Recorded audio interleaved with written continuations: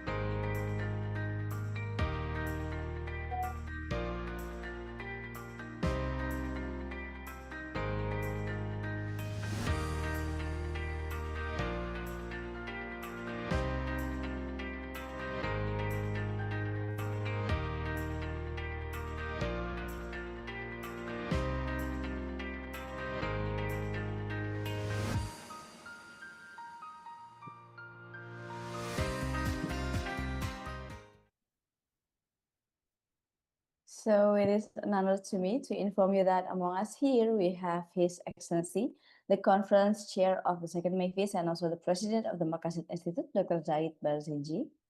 Her Excellency, the Co-Conference Chair of the second MAFIS and Founder and Chairperson of the Research Study Foundation, Associate Professor Dr. Hendrati Dwi Mulyaningsih, SAMM. His Excellency, Deputy Dean of Postgraduate Research and Innovation, ISTAC-IIUM, Associate Professor Dr. Haril Husaini bin Jamil. His Excellency, the Vice President of Research at the Maqasid Institute, Dr. Ildus Rafiqov. And Your Excellency, the keynote speaker for today, Dr. Zaid Barzinji, and also Dr. Asmita Dila, MPD from Universitas Juanda Bogor, Indonesia. Your Excellency, the moderator, Santiramoti STMSM as a founder and also Chief of Operating Officer from Research Knowledge Foundation. Your Excellency, the session chairs, Dr. Samiul Ahbad from University of Kashmir, and the Excellency, distinguished guests, delegates, faculty members, and all participants of the second MAFIS, ladies and gentlemen. So once again, good morning and welcome to the second day of the second international conference on Maqasid Al-Wahy and the future of interdisciplinary scientific research, or the second MAFIS, which is organized by Maqasid Institute, Research Knowledge Foundation, and also ISTAC-IIUM, supported by Research Knowledge System, Review Track, Research Knowledge Institute, Research Synergy Press, Global Research Ecosystem, and F1000 Research. The virtual international conference held on August 26 to 27, 2026 through Zoom platform and streaming live on YouTube. The conference theme for the second MAFIS is Operationalizing Tawhidic Teleological Methodologies for the Islamic Human-Acquired Sciences, and we are welcoming all participants in the second MAFIS coming from over 24 countries around the globe and background to have discussions and networking on the conference.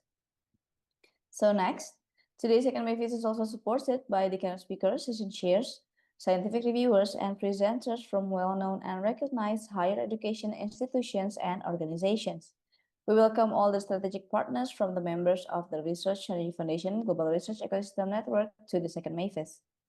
We also welcome all participants, scholars, researchers, practitioners from various countries such as Indonesia, United States, Malaysia, Canada, Turkey, India, Brunei, Nigeria, Egypt, Morocco, Thailand, Japan, Taiwan, Pakistan, Singapore, Bangladesh, United Kingdom, China, Switzerland, Australia, Jordan, Philippines, Belgium, and Maldives, and many more.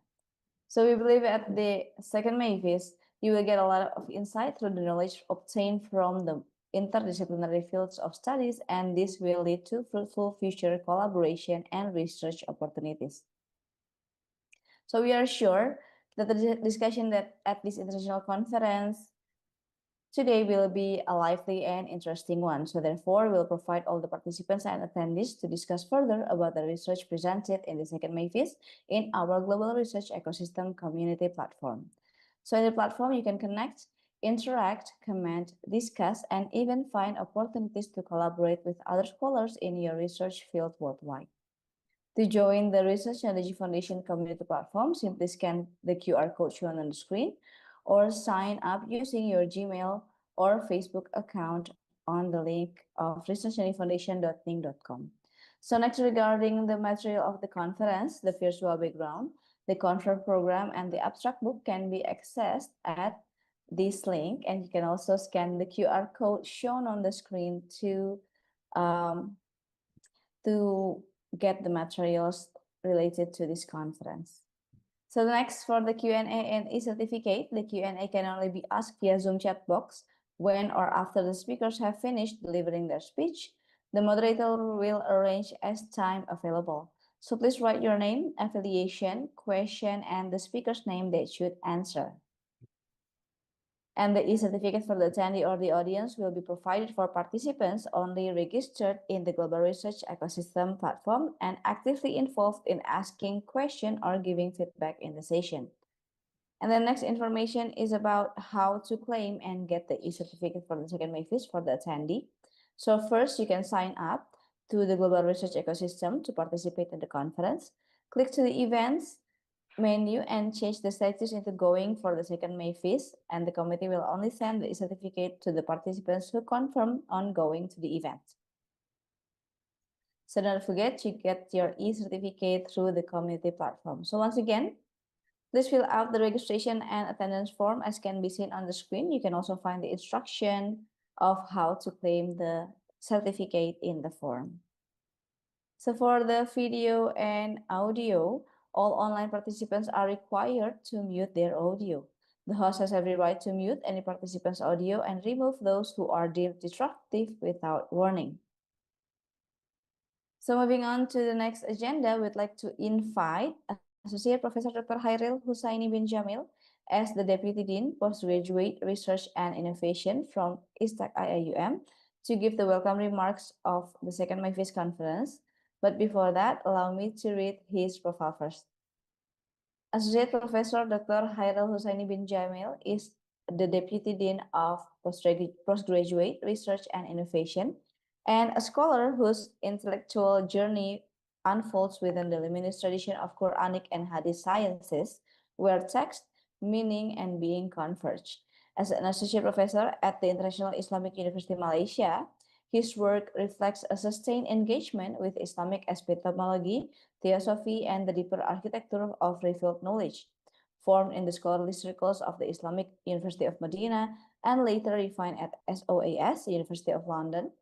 His training bridges classical mastery and critical inquiry, including early immersion in manuscript studies, working with the handwritten legacy of Ibn Hajar al-Asqalani, which cultivated in him a sensitivity to the textures of tradition, while his later research on Al-Hatib al-Baghdadi deepened his exploration of Sunni epistemology, and his scholarship is marked by both preservation and renewal, editing classical texts, advancing methodologies in Hadith studies, and proposing integrative frameworks such as the Tawhidic approach of riwayah, dirayah, and riayah, reflecting a quiet but persistent aspiration to recover the harmony between intellect and revelation, and to re-articulate the harmony for a world in search of meaning. So please welcome Associate Professor Dr. Hairil Husaini bin Jamil. The time is yours. Bismillahirrahmanirrahim. Alhamdulillah wassalatu wassalamu ala abdihi al-mustafa wa ala alihi wa ashabihi wa ala ahli al-mahabbati wal wafa was-safa wa ba'd. Assalamu alaikum wa rahmatullahi wa barakatuh.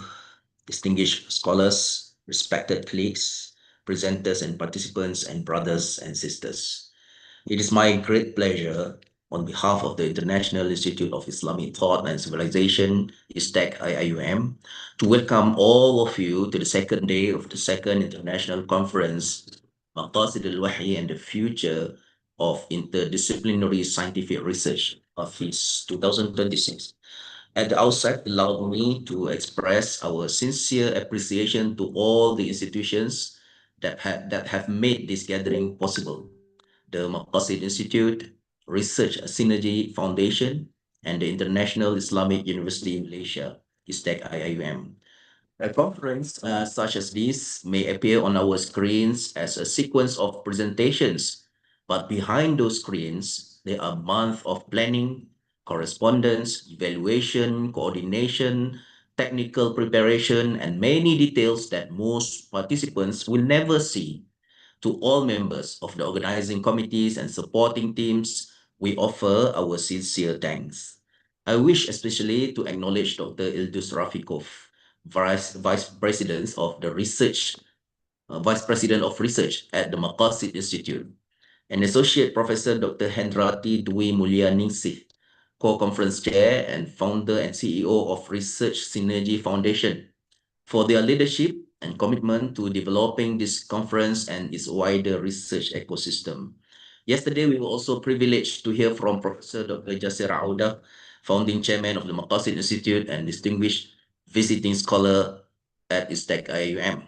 And from our dean, Professor Dr. Hazizan Maknoon, I also wish to thank my colleague, Professor Khalid, who represented ISTAC in the closing of yesterday's program.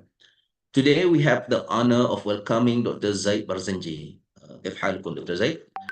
President of the Maqasid Institute, as our first keynote speaker, followed by Professor Dr. Rasmi Tadila, Vice Dean of Research and Innovation at Universitas Juanda Bogor. We are grateful for your presence and look forward to learning from you. Our appreciation also goes to Dr. Samiullah Ghat of the University of Kashmir, who will chair today's academic presentation sessions, and of course, to every scholar who has prepared a paper and entrusted part of his or her intellectual work to this gathering. As we begin the second day, it may be useful to reflect briefly on what the title of this conference itself asks of us. We are not gathered merely to speak about Maqasid as another specialized field within Islamic studies. The expression chosen for this conference is Maqasid al-Wahy. That formulation invites us to ask a larger question. What happens when the purpose disclosed through revelation become not simply objects of study, but an orientation for the production of knowledge itself? Yesterday's and today's programs provide a very good answer to this question. To this question. Studies in Islamic law, but we also have research on education, psychology, behavioral sciences, governance, the blue economy, sustainable development, most design and sanitation, waqf and research funding, Islamic finance, artificial intelligence, and educational policy. This breadth is not incidental. It is, I believe, one of the most important philosophical features of MAFIS. Maqasid should not become another intellectual silo added to the silos we already have. Its promise lies precisely in its capacity to reconnect questions that modern academic structures have often separated: revelation and reason, knowledge and value, means and ends, scientific inquiry and moral responsibility, the human person and society, and ultimately the life of this world and our accountability before Allah. Interdisciplinarity, therefore, cannot mean simply inviting scholars from different disciplines into the same Zoom room, nor it is achieved merely by placing several disciplinary terminologies in the same paper. Genuine interdisciplinary inquiry begins when our questions themselves become large enough to require different forms of knowledge, while remaining sufficiently ordered that we do not lose sight of the purpose for which knowledge is sought. This operation has a particularly close relationship with the mission of ISTAC-IIUM. ISTAC's official vision is to be a world-leading international center for Islamic learning, research, and community engagement in Islamic thought, civilization, and Malay world studies. Its mission speaks specifically of nurturing dedicated scholars who are multidisciplinary, grounded in sound knowledge, wisdom, and the virtues of Islamic civilization and its worldview, for the benefit of the Ummah and humanity. Among its objectives are the renewal of Islamic thought and civilization and the championing of responsible, integrated, multi, and transdisciplinary research. For us, these are not merely institutional statements to be reproduced in annual reports. They describe the kind of scholarly culture that ISTAC must strive to embody. ISTAC carries the word civilization in its very name. Civilization cannot be understood adequately through a single discipline. A civilization contains its conception of God, the human being, and the universe, its epistemology and ethics, its institutions, economy and politics, its arts and languages, its sciences and technologies, its memory of the past, and the imagination of future. This is why I see a natural convergence between the intellectual heritage of ISTAC and the developing discourse of Maqasid. ISTAC should increasingly become a place where Islamic civilization and Maqasid are brought into sustained intellectual conversation, where Maqasid are not reduced to a technical extension of legal studies and civilization is not reduced to the description of historical achievements. Rather, we need to ask, what are the purposes that should govern the construction of knowledge? What kind of human being is our education seeking to form? What ends should guide economics and technology? What is development for? What should artificial intelligence preserve, enhance, or never replace? What makes an institution just?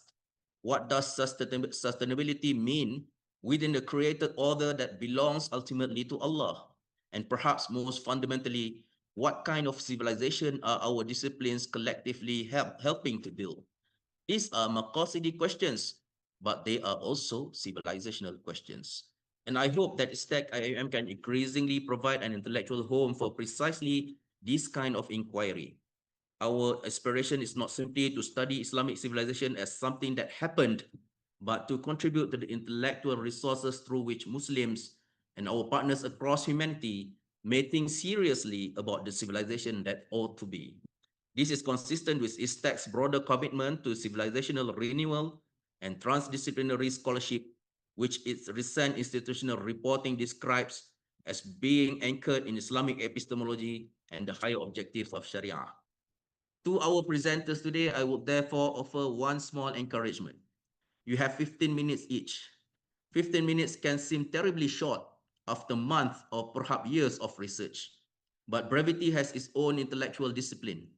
Do not feel that you have to tell us everything that you know.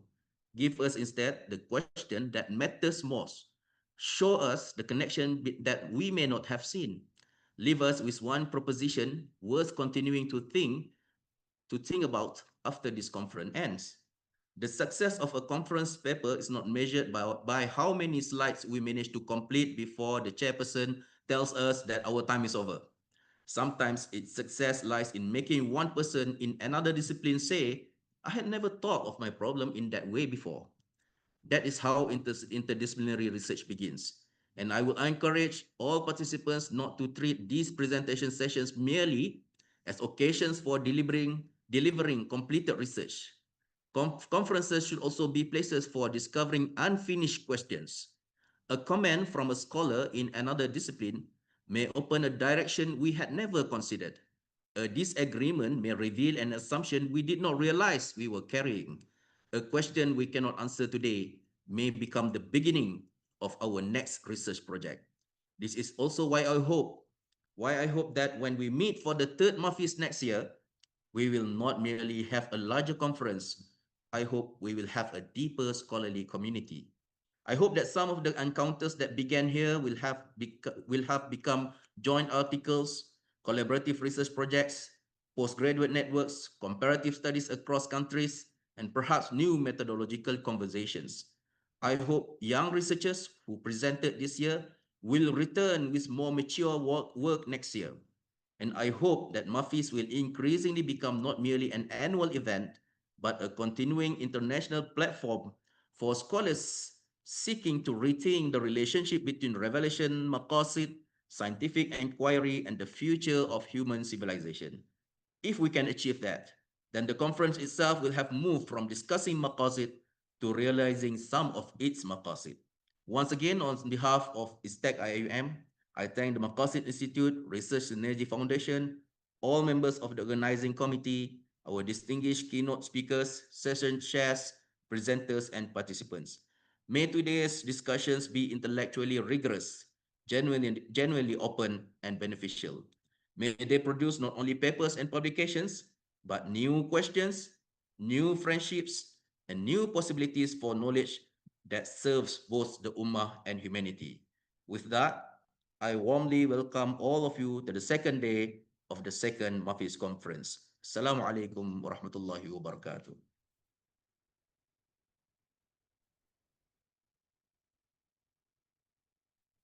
Waalaikumsalam warahmatullahi wabarakatuh, Dr. Husaini bin Jamil. Thank you for your welcoming remarks for the second day of the second MAFIS. So, thank you also for your endless support for this conference from the beginning until the success of this conference. It really means a lot to the organizing committee. So as a token of appreciation, we'd like to give a token of appreciation from the organizing committee of the second MAFIS, and we'd like to invite perhaps Dr. Zaid Barzinji as the president of the Maqasid Institute to give a token of appreciation to Dr. Khairil Husaini bin Jamil. Please welcome. Thank you very much, Dr. Khairil Husaini. We really appreciate your contribution and your steadfast support for this conference, and this is a small token of our appreciation of everything you have done, and especially for your scholarship and the years you put into educating generations after generations of Muslim scholars. Thank you very much. Jazakumullah khair.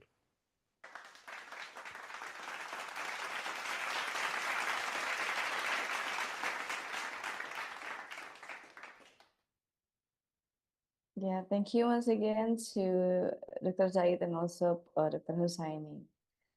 So before we continue to the next agenda of the second MAFIS, we will have the group conference photo session. So for all the participants and the audience, please get ready. You can turn on your camera and also give your best smile.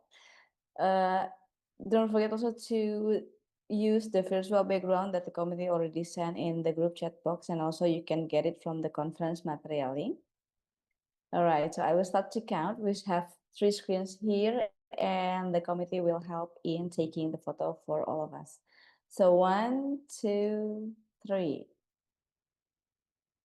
All right, once again, 1, 2, 3. Okay, so thank you for all the smiles and wonderful energy for today's group photo. So hope the positive vibes can be spread to all the people around us. So ladies and gentlemen, distinguished participants and attendees of the second MAFIS, without further ado, now we will move on to our agenda today, which is the keynote speaker session. So today we will have 2 keynote speakers, and the keynote speakers will be moderated by Miss Santi Rahmawati. But before Ms. Santi Rahmawati moderate the session, allow me to read her profile first. Susanti is a founder and chief of operating officer or COO at the Research Technology Foundation. She is actively engaged with scholars around the world for strengthening the global research ecosystem. And as a former of the director of Scholarvein, she creates, maintains, and develops the integrated system for managing international scientific conference and forum since 2017 up to 2025, and already give benefit to more than 16,000 participants coming from more than 87 countries. With a combination of engineering and management science educational background, she has built the optimum workflow for scholars to contribute more to society and humanities. Santi holds her bachelor's degree of industrial engineering from Universitas Indonesia. And furthermore, she had received her Master of Science Management, focusing on entrepreneurship and technology management from Institute Teknologi Bandung or ITB in 2015. Santi has appointed as a gateway advisor in evaluation research or Scopus Q1. She has already been an editor of 3 published books, both published by Routledge, Taylor and Francis, a reviewer in many reputable international journals, an author and co-authored multiple international research articles and book chapters. So please welcome, I will pass the session to Ms. Santi for the keynote speaker session. All right, Bismillahirrahmanirrahim. Assalamualaikum warahmatullahi wabarakatuh. So very good morning, even good evening for Dr. Zaid, particularly at your place, and also good afternoon, perhaps some of the participants.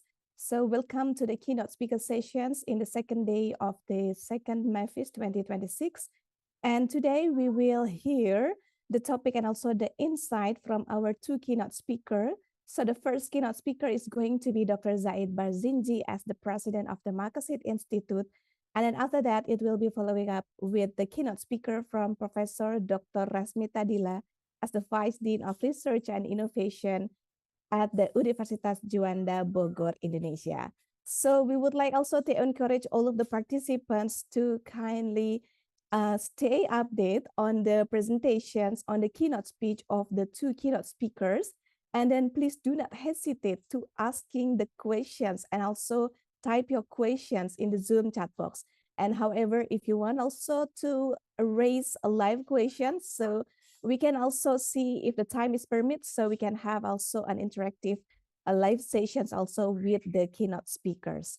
All right. So before Dr. Zaid Barzinji delivering the keynote speech, so it is an honor and also it is a grateful to have him. And I would like also to read his profile first. Dr. Zaid Barzinji is a founder and also the president of the Maqasid Institute, a global think tank dedicated to reinventioning and also revitalizing Islamic scholarship. He is a member of the International Union of Muslim Scholars and the International Islamic Fiqh Academy, and he has over 25 years of leadership experience in educational institutions and also NGOs, and also 15 years of advanced analytics and also AI in banking and finance. So Dr. Barzinji background in Islamic economics with a bachelor degree from the IIUM and also a PhD in economics from the University of Utah, specializing in the international monetary system, positioning him to explore the intersection of faith, finance, and also technology. So he actively contributes to this dialogue through his commentary on business and economic affairs at a major news outlet and his ongoing research on the reimagining economics and also finance, artificial intelligence, and global strategic studies from a Maqasid or higher objective of Islam perspective. So Dr. Zaid also serves on the board of several nonprofit organizations and is actively involved in local and global community development projects. Driven by a belief in the power of the global collaborations and innovative ideas, Dr. Bazinji strives to build a compassionate world for all of Allah creations. MashaAllah. Thank you so much, Dr. Zaid Bazinji, for being here with us today and also sharing your expertise. It is really an honor for us in the second MAFIS. So now the time is yours, Doctor. جزاكم الله خير. السلام عليكم ورحمة الله تعالى وبركاته. بسم الله الرحمن الرحيم. الحمد لله رب العالمين، وأفضل الصلوات وأتم التسليم على الحبيب المصطفى وعلى آله ومن تبعه بإحسان إلى يوم الدين. I am so honored and humbled to be in this incredible group of scholars and researchers and people who have spent so much of their life learning Islam and thinking very carefully and thoughtfully about what does this Islam and our religion and our deen mean in this day and time. I'm really blessed to be in your company, and it is always my greatest honors to be of service to all of you. I am incredibly grateful to this beautiful partnership, productive partnership that we have developed over this conference, and inshallah, and in many other ways with IIUM in general, my alma mater. And I would like to definitely, specify with the gratitude the IIUM rector, Dr. Osman Jamil. May Allah bless him and give him long life, and inshallah, and bless him with good life, ya Rab, and good health. And of course, the leadership and staff of ISTAC, Dr. Hadizan Muhammad Noon, Dr. Khairul Husseini, Dr. Nur Aini, and the rest of the staff. And then, of course, there is not enough words to say about how grateful we are to the incredible work which RSF leadership and staff has done. They're just a beautiful example of the highest levels of itqan and ihsan. I'm really proud to have this incredible membership partnership with them for the second year over the MAFIS conference, and of course also over we are jointly producing the Journal of Contemporary Maqasid Studies, which we just issued. It's we are in the fifth issue, alhamdulillah. Jazakumullah khair al-jaza. And of course, I'm grateful to all the presenters and in this conference and all the participants who are listening to us today. Today, I would like to share with you an important work that we think is going to make, inshallah, a difference bi'awnihi ta'ala, in the direction of where Islamic scholarship is going. So let me execute the sharing, inshallah. And please confirm it is, you all can see it. All right. So my presentation and what I would like to share with you today is directly connected to the essence of this conference and why we just thought that this is the important direction that we need to take and to further the development of Islamic scholarship in what we're calling Maqasid Al-Wahy. What is this Maqasid Al-Wahy? Do we have a definition for it? Do we have a boundary for it? Do we have the scope of scholarship for it? So these were all important questions. We didn't have as many answers to these questions last year. This year we have more, and this is the nature of knowledge that year after year we're going to keep on adding to this, because this is the nature of knowledge, and this is how Allah subhanahu wa ta'ala wanted things to be. So today, the important message or the content I would like to share with you is this: we have at the Maqasid Institute, as a manifestation of Maqasid al-Wahy, we've started thinking about reimagining Islamic economics and finance in light of Maqasid al-Wahy. How do we do that? Where do we start? What do we see as the problem currently with the status quo? And these are all very important questions that Dr. Ildus Rafiqov and myself, we're just not happy with the status quo, and we wanted to do something that is meaningful. So today, I'm going to talk about the crisis that we see in economic thought quickly, and then we move from there to the transition that we'd like to suggest or to add to the tools of Islamic research from Maqasid Sharia to Maqasid Al-Wahy, and then what is Maqasid Al-Wahy, and then the economic phenomena study framework that we are proposing that as an example of Maqasid Al-Wahy based discipline. So the crisis in economic thought. So this is something that we all know about at some level. So here I would like to just touch on it rather quickly. But the basic issue, basic challenge that we see is that whether we are talking about neoclassical approaches or theories, business cycles, to the economy that assumes perfect rationalism, or whether we are talking about Keynesianism and the problem they had with velocity of money and how that failed, and then so we had to come up with a new Keynesian, and we have to come up with post Keynesian, and then post Keynesian are really just all struggling between critiquing the status quo and mainstream economic thinking and finding it to be absurd, and then but failing to replace it with systemically with an alternative view of economics.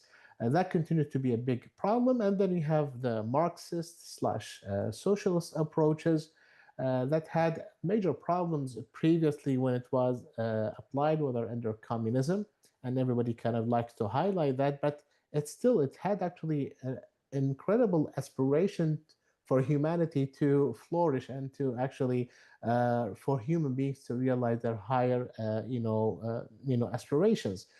Yet they fell into huge contradictions and challenges and could not move this project forward, except in some socialist experiments here and there that are still by and large founded within a capitalist system. So these socialist experiments end up being like a band-aid on a very bad wound.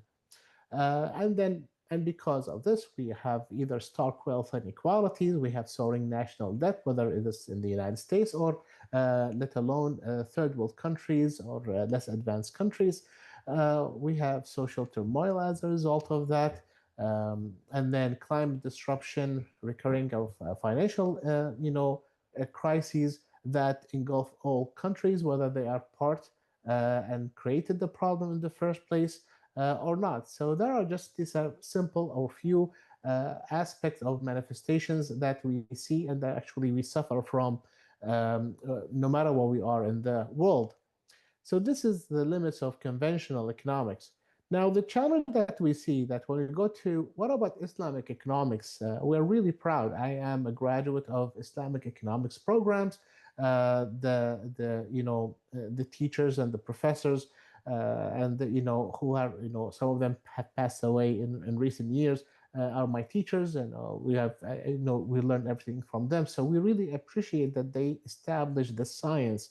However, there is a major issue that in by and large, Islamic economics tended to be either like a response to the problems that which the West is creating, or the secular paradigm is creating, or capitalism is creating. So that was one important way that Islamic economics tried to work.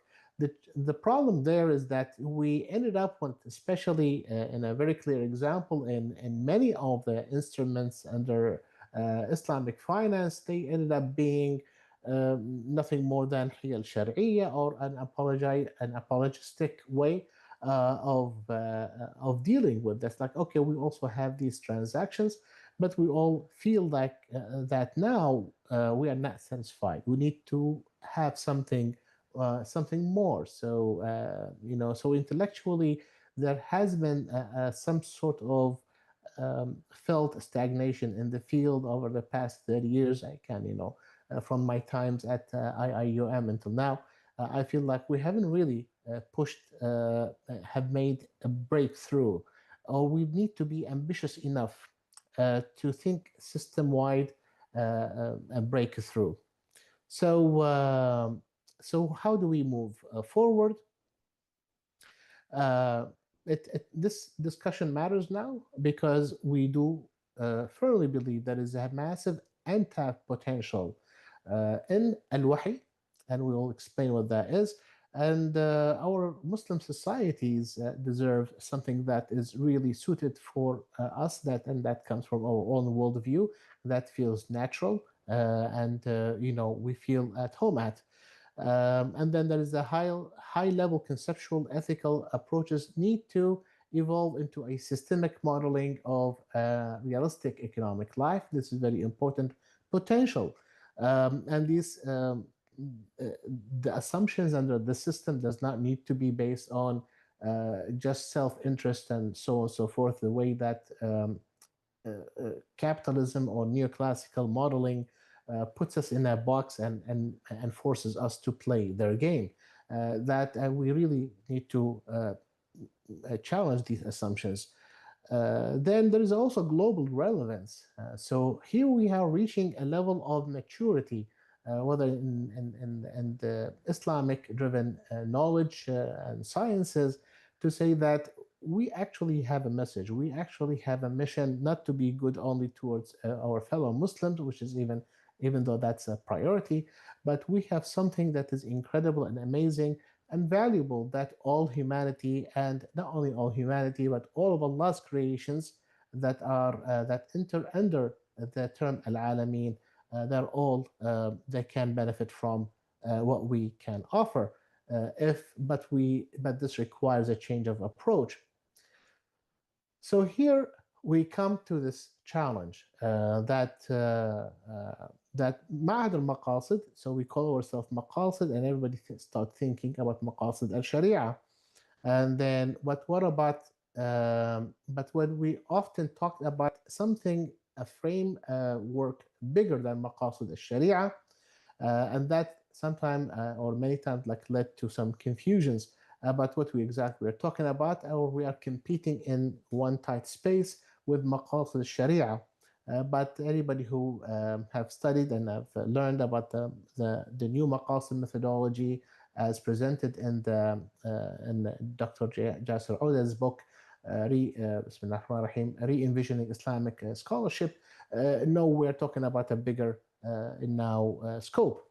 So here we needed to push then, so that's why we came to the conclusion that let's adopt a bigger framework here, a bigger banner to help us work more creatively and with more freedom, and without being tripping over what the scope of Maqasid al-Sharia. So here from Maqasid al-Sharia, if we want to start from that, look, Maqasid al-Sharia is an incredible framework that was developed by some of the best brains in our ummah, starting, if you may, with Imam al-Ghazali, who was Mujaddid of that century. Of course, a lot of people contributed to the development of the field before, and a lot of people contribute to the development of Maqasid al-Sharia afterward. We all know about the work of Al-Shatibi and Ibn Ashur and Al-Raisuni and Sheikh Jasser Ouda, so on and so forth. So all of these people are incredible this is all were incredible contributions. Now, and this is starting from the 5th century of Hijrah or 11th century of the Christian era, then until now. So then this is an incredibly amazing run. But then there is definitely, by design, this Maqasid Sharia was meant for Ahkam Sharia. And you will understand exactly the genius of Imam al-Ghazali and the necessity that drove Imam al-Ghazali to develop these terms and the Maqasid al-Khamsa, al-Daruriyat al-Khamsa, so on and so forth, because the profession of fiqh and usul al-fiqh became so incredibly mechanic and was abused to a great extent that it required the people who are in this field to remember what are they aspiring to, and what are the they have to kind of way to check the quality, or like that their fatwas and their fiqh work and usul fiqh derivations live up to the higher aspirations of the Sharia. So it continues to be important as such for our today's أحكام and شرعية إلى غير ذلك. But what else here? What else is that we are in this day and age, we're dealing with a range of challenges and problems way beyond أحكام شرعية. I cannot solve marital problems only with a fatwa of halal and haram.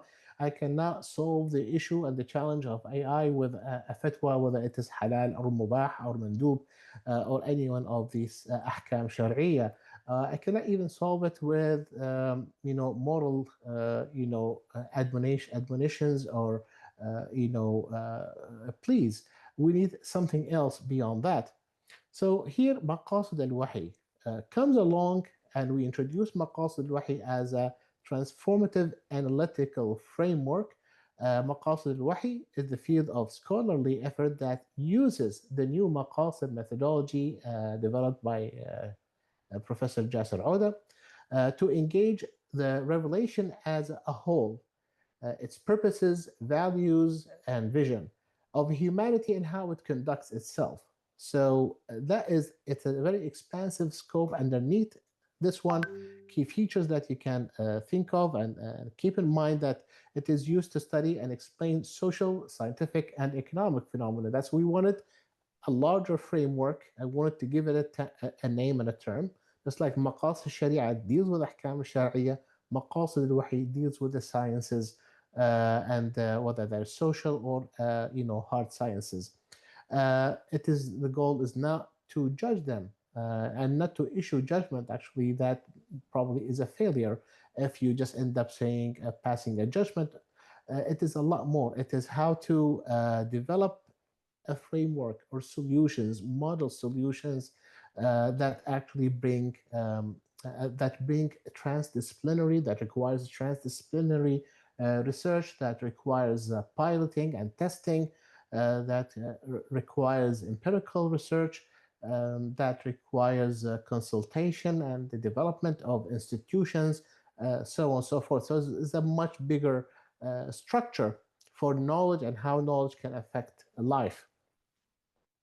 And one such application is we are developing this framework for economic policy and business planning, execution, and evaluation. In this conference, and I'm grateful to Allah subhanahu wa ta'ala that has enabled us to present two papers discussing this Maqasid al-Wahy concept and introduces it formally. Dr. Ildus Rafiqov and myself work on this paper called Maqasid al-Wahy as Foundation for Knowledge, Study through the Maqasid Methodology. So this is a foundational paper for what Maqasid al-Wahy is. This is not the be-all and the end-all of this. This paper is meant to open the door, to establish this term, and to allow your participation in the development of this term and probably applying what this stands for. Just like our Ustadha Hiba Abdul Jawad, which is the VP for Education at Maqasid Institute, took Maqasid Wahy term and applied it and the Maqasid methodology and applied it to the educational field. So this is another example of applying Maqasid Wahy, and I strongly urge you to go back to these two papers and read them carefully. Furthermore, so here is a definition for Maqasid al-Wahy that I would like to share with you all, and inshallah we can also discuss. So Maqasid al-Wahy denotes the divinely communicated order, Amrullah, encompassing the spiritual, material, moral, and civilizational principles with which Hayatun Tayyibah is established and maintained across all domains of observed and unobserved reality, or what we call the creation, Alam al-Ghayb wa Shahada, as communicated through all forms of Wahy. This is important, that all forms of Wahy, and the forms of Wahy are either the textual and nas, whether it comes from the Quran al-Karim and or the Sunnah al-Nabawiyah, and the cosmic ayat of Allah subhanahu wa ta'ala, ayat al-kawniyah, which is the science embedded in the creation. This is going to be very, very important, is how do we integrate and how do we really work. But this is what Maqasid al-Wahy is trying to capture. By al-Wahy, we mean this our main sources of knowledge is coming from the Quran al-Karim, a Sunnah, and our observation. But the way we observe, the way we understand, the way we integrate, this is all going to be the challenge of that the Maqasid methodology deals with. So this is the definition. Maqasid al-Wahy, from an epistemological foundation, then again, we're talking about the centrality of the revelation. So the revelation, the Wahy, as described, it is Quran, Sunnah, and the ayat of Allah fil kawn, and reading the two books. So we say the centrality of the revelation that quickly lead us to the al-jam' bayn al-qira'atayn, or the reading of the two books, which we have been developing several approaches to it. One of it even like reading the book of nature line of work that we have under our education. If you go to our maqasid.org, our website, and you look, we have all that work done by Sheikh Muhammad Folds, which is an example of exemplifying what reading the book of nature. So that was then a challenge for Ildus and myself in the field of economics, is how are we going to read the Quran al-Karim and applying it in this combined this reading. That leads us to purposeful connectivity, which is one of the major issues, major aspects of the Maqasid methodology, that that we are all connected, whether it is as a familiar relations, whether we are connected in terms of sciences, whether we are connected in business relations. All of these are forms of connectivities that is incredibly important. So silat al-raham this sila wal mantiq al-tawasuli is all important foundational aspects of this maqasid al-wahy and maqasid al-sharia. So here, the ultimate objective that we hope to share with you about and inspire you to serve is maqasid al-wahy as a ultimate objective is a human flourishing on earth in harmony with the creation. Of course, this is all as addressed by as we learn from Al-Wahy. A quick comparison here about the different approaches that we have. So new classical economics, traditional Islamic finance and economics, and Maqasid al-Wahy. I'll focus here again the Maqasid al-Wahy, that the primary objective is hayatun tayyiba and shared flourishing. When it comes to core methodology, it's transdisciplinary, revelation, and reality.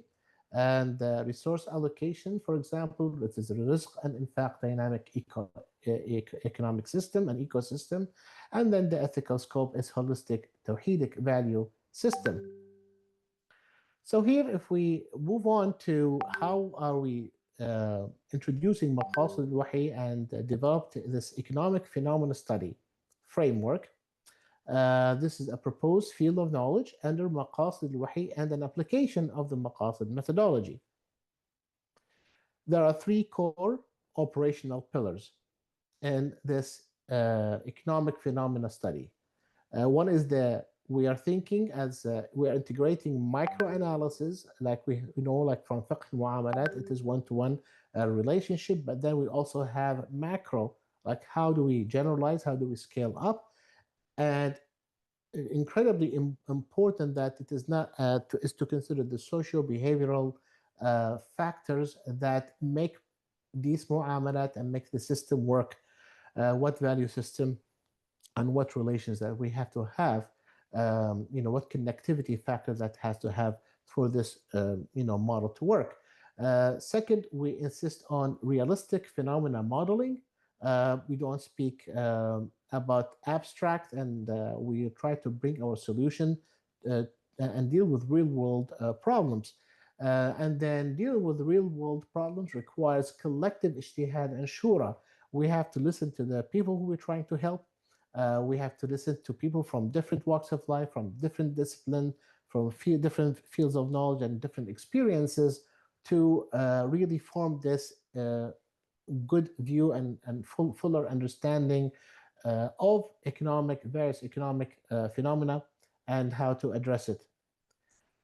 Under this, we have identified 8 areas of research that we need to apply and work on.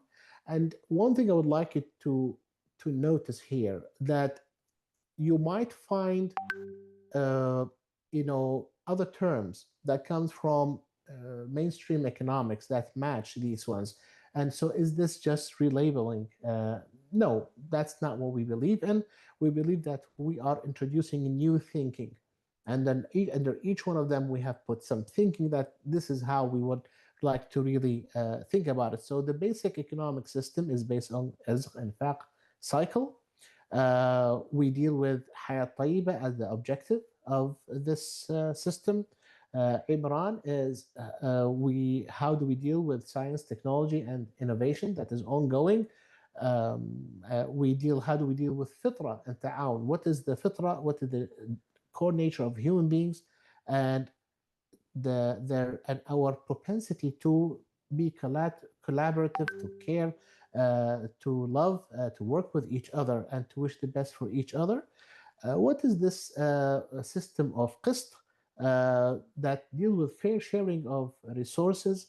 And that is a huge issue, but it needs to be dealt as part of a system, not as part of like individual cases.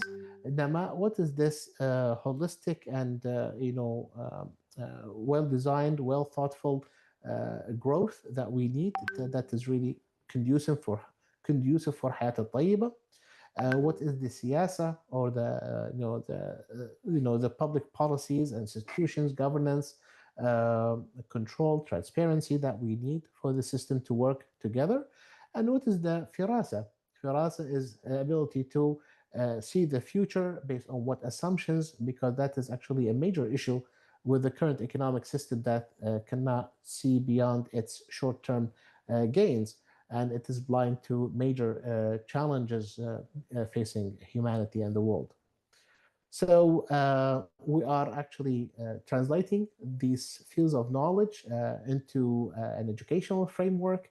We have actually developed a whole micro-credential program made of 5 full-length coursework that Ildus and myself are happy to share and to teach at various educational institutions. So we are actually moving this thinking and this knowledge forward, and we are very excited about this. We are introducing Islamic finance from a Maqasid perspective, inshallah, with the American Islamic College, so on and so forth. And then the conclusion, the aim of this research is that integrating divine guidance with rigorous analysis of the real world to provide alternative solutions to real economic problems and a vision to achieve Hayat Tayyiba for all. With that being said, I'm here invite you all to let's build this together. Let's put this field of knowledge together. And inshallah it will be a rewarding journey bi'awnihi ta'ala. Thank you all for your patience and for listening, and I'm happy to take any questions or you may have. Jazakumullah khair. Allahu alam. Jazakumullah khairan, Dr. Zaid, already giving us many information and also insightful thought about the reimagining Islamic economics and also finance in light of the Maqasid Al-Wahy. Actually, Dr. Zaid, we have received many questions, so many questions in the Zoom chat box, alhamdulillah. So it means that all of the participants are paying attention and really curious about more detailed information from you, Dr. Zaid. So perhaps I'm going to address several questions coming from the participants. All right, yes. So, okay, this is coming from the colleagues, Jahidul Islam, brother Jahidul Islam. So the question is, from the perspective of the Maqasid Al-Wahy, is it permissible for an Islamic banking to be connected to and utilize the ATM network of the conventional banks allowing its customer to withdraw cash and also perform other basic banking services through conventional bank ATMs. And if the Islamic banks pays a network or transaction fee to the conventional bank for using its ATM services, how should this fee be evaluated from the perspective of the Maqasid Al-Wahy and the Islamic commercial jurisprudence? And could such connectivity actually serve the Maqasid al-Shari'ah by increasing accessibility, convenience, and the financial inclusion for customer of the Islamic banks, particularly where a separate Islamic ATM network is not economically or geographically feasible? Yes. No.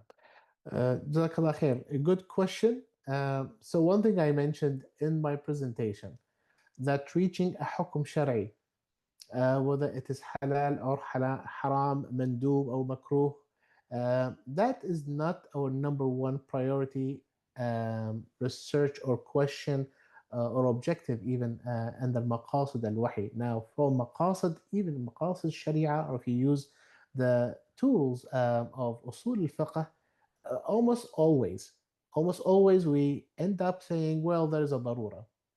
And because of this darura, we have to permit this transaction or this technology or this setup or this. So we always end up with fatwas covering the extremes. One fatwa tells you it is halal, one fatwa tells you it is haram. For that matter, if you want to take the example of tawarruq or so on and so forth, there's so many examples of this that people, cryptocurrency, that if you want to say it is haram, there is a fatwa for it, and then it is halal. So then how do we proceed with this? Now, we do want, for example, if you want to conduct a research on the matter and you tell us that, look, there's a general position that there is a darura that makes this technology and this service important, and we have to use. But then if you find through comprehensive research, transdisciplinary research, that no, this, if you can challenge this assumption. You said this is really darura, and then here, the darar is, the manfa'a or maslaha is higher than the darar. Then I will just ignore the darar and go with the manfa'a. Now, if you can prove that this is not true, that the darar is more than the maslaha, then that is definitely a valid way of challenging this. I remember just like one of the papers I reviewed recently for International Islamic Fiqh Academy, where the paper starts by saying about the evil of riba. It is huge evil and destroy societies and communities and this and that. And then the second section, okay, we're going to use LIBOR to benchmark the murabaha system of this banking operation. It's like, but you just said it is incredibly harmful. So this is the challenge that for me it is not satisfactory. Now, what is satisfactory? What Maqasid al-Wahy wants to say, and I was asked also, for example, whether this question or whether even the question of tawarruq, for example, so that, look, the question that you ask is coming from a real need of individuals and businesses and institutions like banking. And tawarruq also exists because of real need. Our challenge here is that can we think of a better solution? And that's where I want the effort to go into. Because one approach is just reactive. It just sees response to problem and answer problems. And we live in a civilization that mass produces problems and expects you to answer these problems one after another sequentially. And by the time we answer a question like this, we have to bring a whole ulama group and fatwa councils and this, and sit down for months to answer one question, one issue, while technology and development is passing us. Alternatively, we think Maqasid al-Wahy is an offensive strategy. It's a strategy. Let's think about what we want. We want Hayat al-Tayyiba. Okay, how does this look like? How can we design it and build it?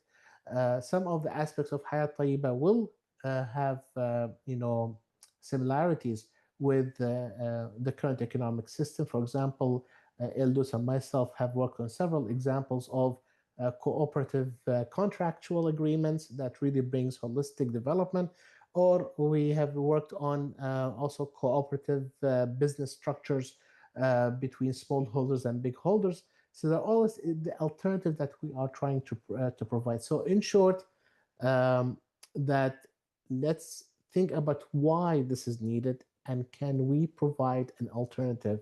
That's what I really concern myself with at the Maqasid Institute and from this economic initiative. Okay, thank you so much for the questions. Thank you so much for the answer, Dr. Zaid. And if you want to know following up the questions, you may also feel free to contact the Maqasid Institute, right? All Sure. right. So, Dr. Zaid, we go to the next questions, and it's coming from our brother Najamuddin Nasuhan from UNM Indonesia, Universitas Negeri Makassar, Indonesia. So the question is, in one of the slides that you show us that this crisis is not just an economic crisis, but also a moral and also social one. So the core sociological question is, if materialism fails to provide justice and stability, how can we base our economy on value that protect faith, life, intelligence, bloodline, and so on, and wealth? So Maqasid, which support our society, Najamuddin, UNM. Yeah. Allah yajzak khair.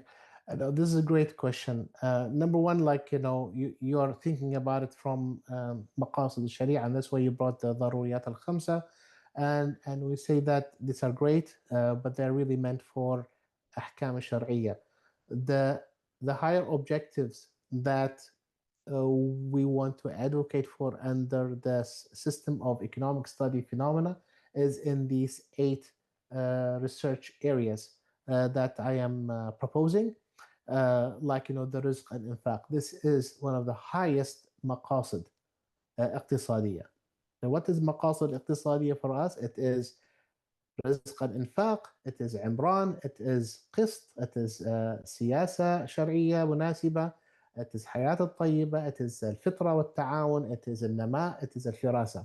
These are the objectives that we are trying to introduce in this system.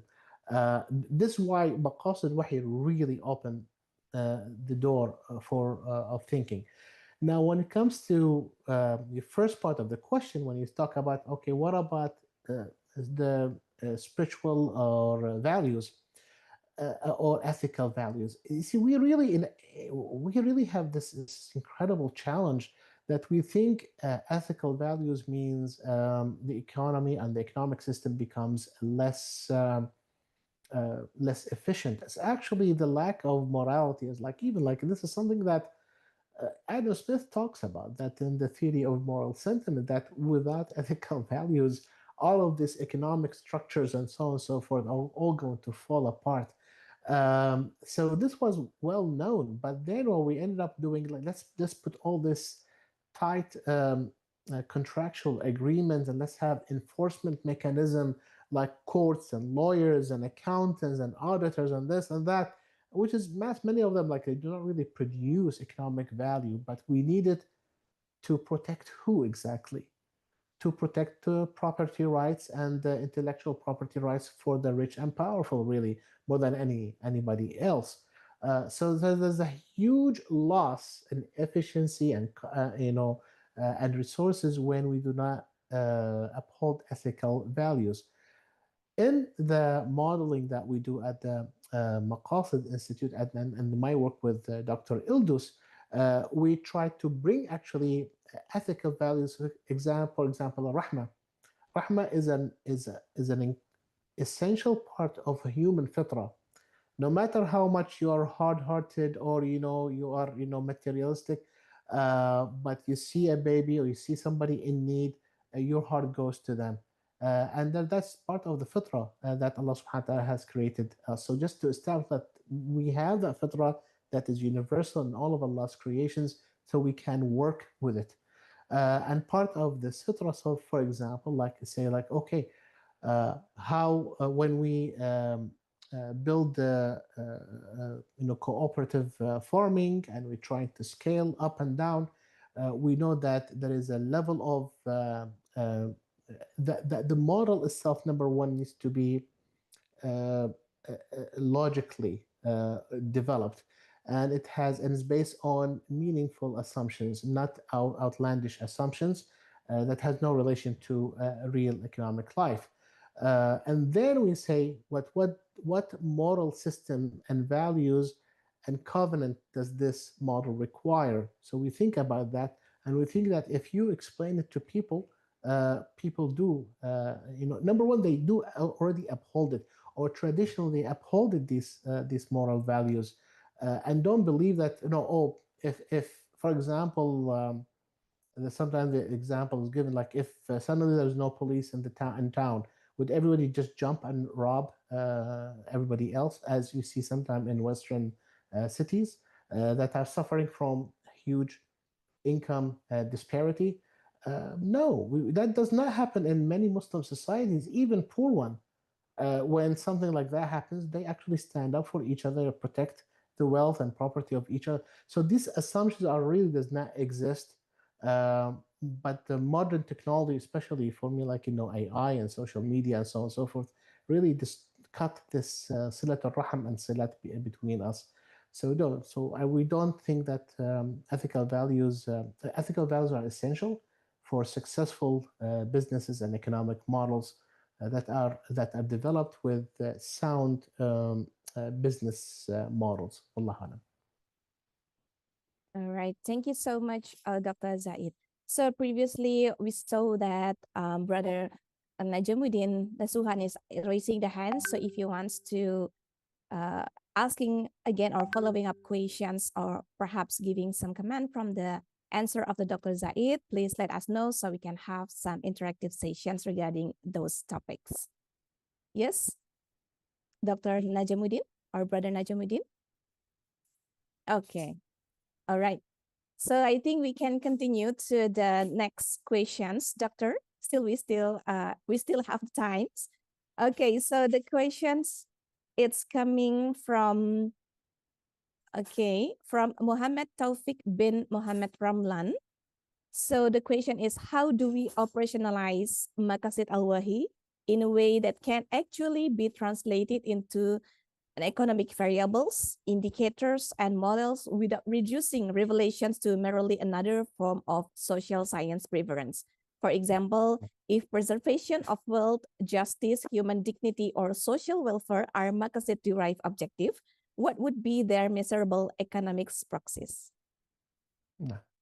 So this is a very good question, and I think Dr. Ildus and myself are actively working and looking at ways to what are the index, what are the numbers that we should look at, and this is why there's a whole field of we're calling firasa, as well as the right measures. But then our challenge is that what exactly do we mean by this? That's why the definition of Hayat al-Tayyiba is an important work, which we also have prioritized. I know Dr. Ildus is working on it actively as of now.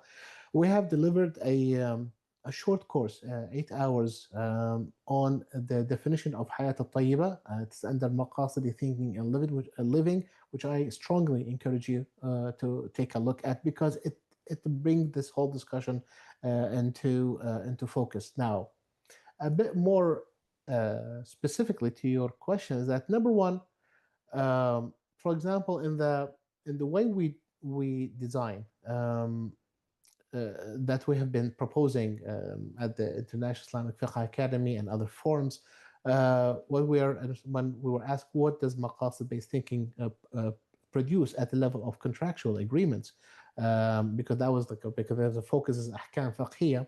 So the example that we give them there, which is cooperative contractual agreements, there we said that instead of, the current model tends to think micro level and tend to pit different actors against each other. There's no much collaboration and cooperation between the different parties.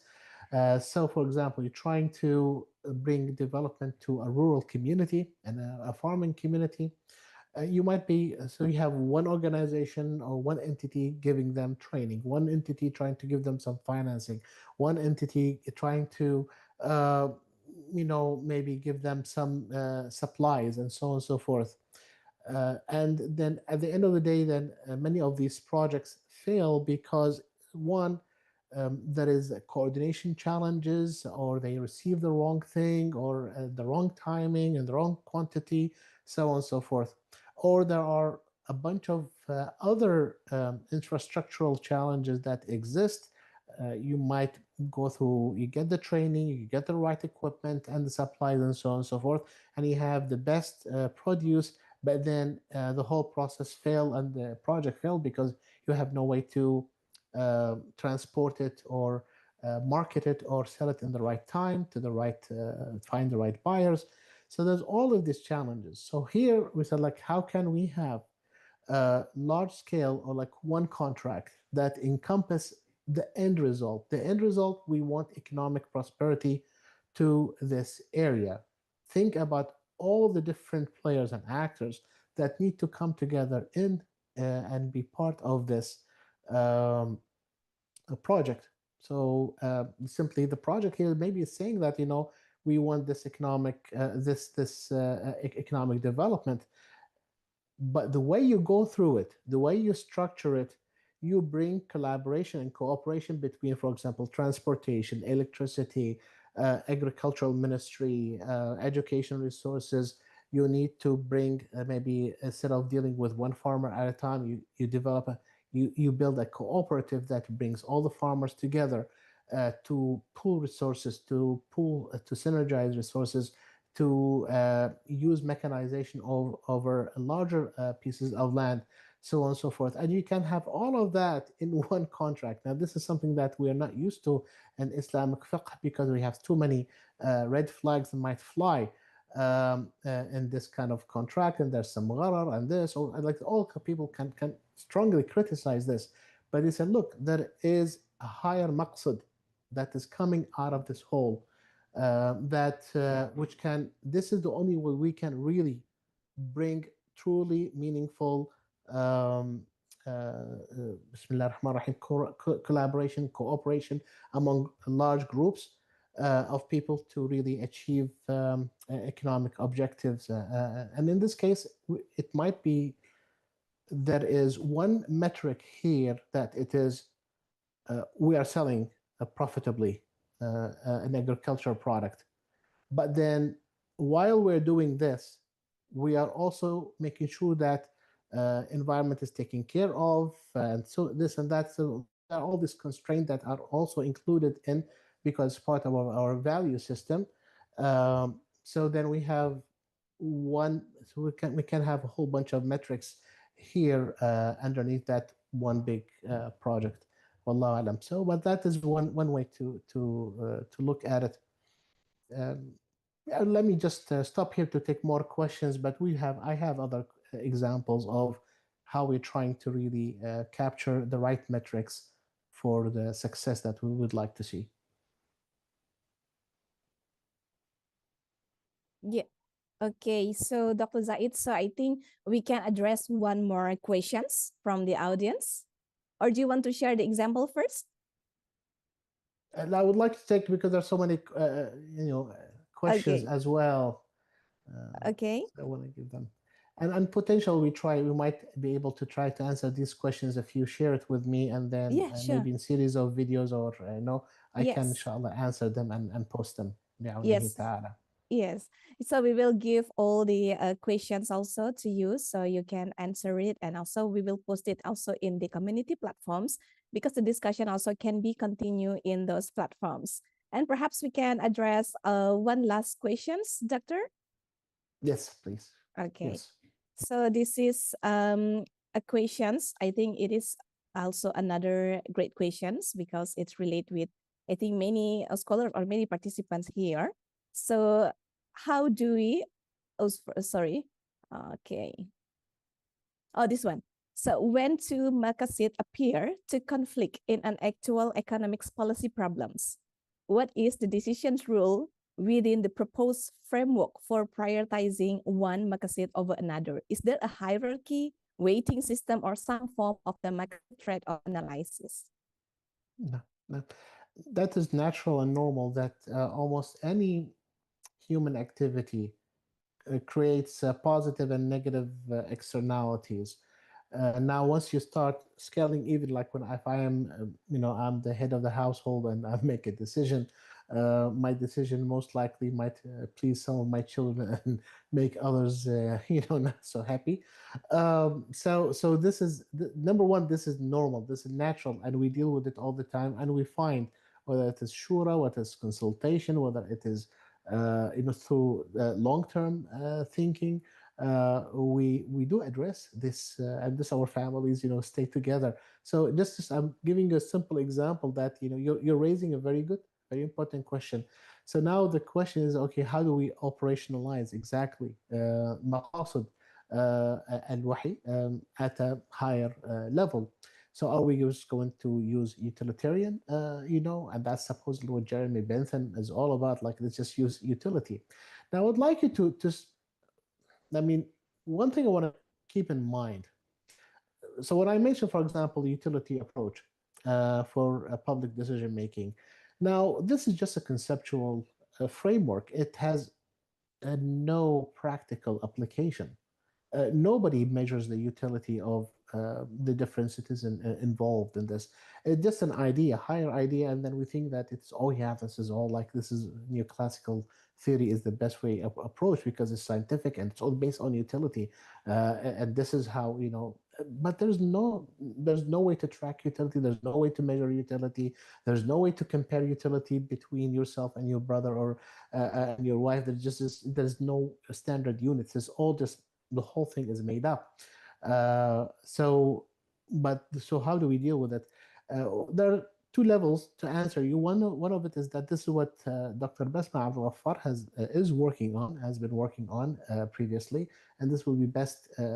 But how do we basically maqasid as an approach for public policy? And this is one of the areas that we want to address. It is very challenging to discuss these issues in abstract. What do we have? Because in reality, like, do you want to spend money on education or do you want to spend money on defense or healthcare and so on and so forth? There's that issue. So there are two things here. Like one thing that Maqasid al-Wahy does, and I've personally experienced it, is that sometimes we come from basically a mind and a worldview of scarcity. And that's why we are limited. Yes, there's some level immediate scarcity does exist, but also there is Allah subhanahu wa ta'ala's rizq and benevolence. And what that means is that sometimes you want something so badly, but actually you're asking for the wrong thing, or you want something badly, but the solution is completely a different. You can get what you want completely differently through different means. So there is scarcity. One of the things that we reject is now my challenge, my jihad, if you want, is how, Ya Rabbil Alameen, helping. So how happens through this process of shura and ijtihad. Talk to the people, go to the ground, see the real problems, understand it, understand from different points of view, and inshallah we are able to address it. So I'm not decision maker, I'm only solution provider here. So this is instead of thinking about the challenges, think just how to open horizons. And this the whole Maqasid al-Wahy is based on this re-envisioning. I mean, the first step is that, can you envision a better status quo for everybody involved in this, in our communities, in our societies, and how do we go about realizing and turning that vision into reality? Wallahu alam. Alhamdulillah that we already cover up most of the questions, although there are still the rest of the question which is not yet addressed, but we will certainly send to you, Dr. Zaid, to you, and also hopefully that you can answer it, and then we will post it in the community platforms. Jazakumullahu khairan to all of to you, particularly for already giving the insight and also already inspiring us, and also already state in the presentations before by you that there are at least 8 research cluster that can be working on perhaps after this conference is finished. It's aligned with the Dr. Hussaini welcome remarks. Yeah. So this is not the end of our communication, our connections, particularly in studying more about the Maqasid Al-Wahy, the biggest framework from the Maqasid Al-Sharia, perhaps Maqasid Sharia. So by that, thank you so much, Dr. Zaid, on behalf of the organizing committee. It is an honor and also grateful to have and also to learn from you. Thank you so much. Jazakumullahu khairan, Dr. Zaid. Thank you very much.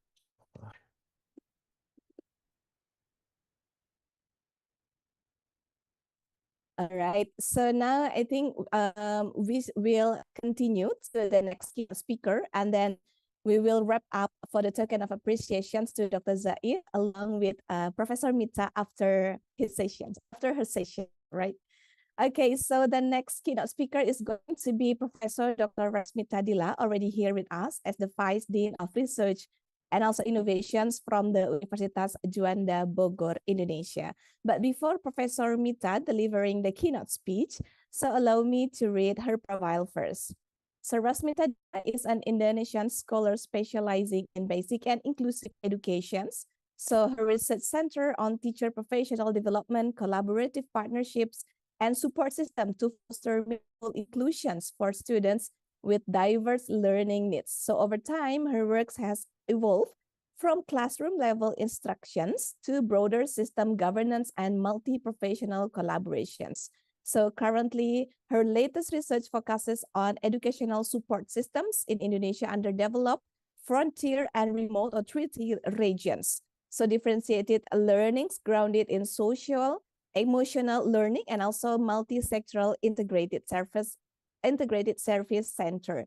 So her international profiles include visiting scholars appointment at the University of Helsinki at 2020, IIEP, UNESCO, University of Kentucky, and also Leiden University, alongside ongoing works with the Team Finland Knowledge Program. So a former Vice Rector for Research and Community Service, he currently coordinates the Integrated Service Center for Inclusive Educations and Disabilities. All right, and also she has extensive portfolio in the Scopus Index publications, the Web of Science, the research articles, books, and of course patents, earning her the Academic Leaders Awards in Educations.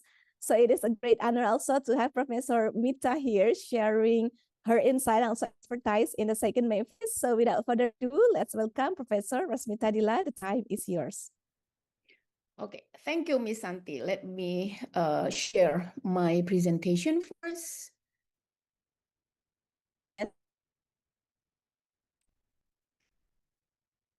Okay.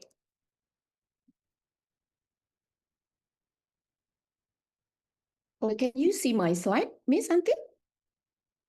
Yes, but perhaps in the slideshow mode, Prof? Okay. Okay. Yes, okay. Okay. Wait. Sometimes it's technical error for my signal, so I think, wait. Just... Sorry. Oh.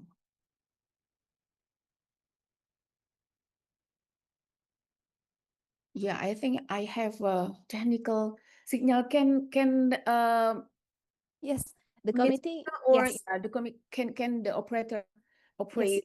Yes. Wait, I stop share. All right. So the committee can help in sharing the screen. Okay. For the already right now? Yes. Yeah, okay. We can see it. Yeah. Okay, I don't know. Sometimes it's happen for the technical error. Okay, so Bismillahirrahmanirrahim. Assalamualaikum warahmatullahi wabarakatuh. Rabbi shrah li sadri wa yassir li amri wahlul 'uqdatam min lisani yafqahu qawli. Good morning, everyone. It is a great honor for me to be part of MAFIS 2026. Thank you to committee, especially for the conference chair, and also Research Energy Foundation invited me as one of the keynote speaker today. And also Dr. Zaid, nice to see you for the powerful presentation. And it's not coincidental that we meet here as a Maqasid Institute. I learned a lot this morning from your presentation. So, of course, you present from the economic financial perspective, and today I would like to present the topic from the education perspective. So, next. Before I start the presentation, I just want to inform and would like to introduce from Universitas Juanda as my university, at my home base, Universitas Juanda Bogor. And I would like to inform you, all the participants, that Universitas Juanda is private university that we develop of the 21 character value of Tawhid. As we know that Tawhid is the ultimate our faith, but Universitas Juanda we develop what are the values of Tawhid, and then we have here 21 character value of Tawhid. So we can for the future we can make a collaboration about of course Maqasid and also Tawhid as our monotheism value. So when I first look at the theme of this conference, one word that immediately caught my attention is about the teleology. So why in my topic is about the, can you please to for the previous slide? Previous for the, yes. This is my topic about the operationalizing Tawhidic theology in inclusive education.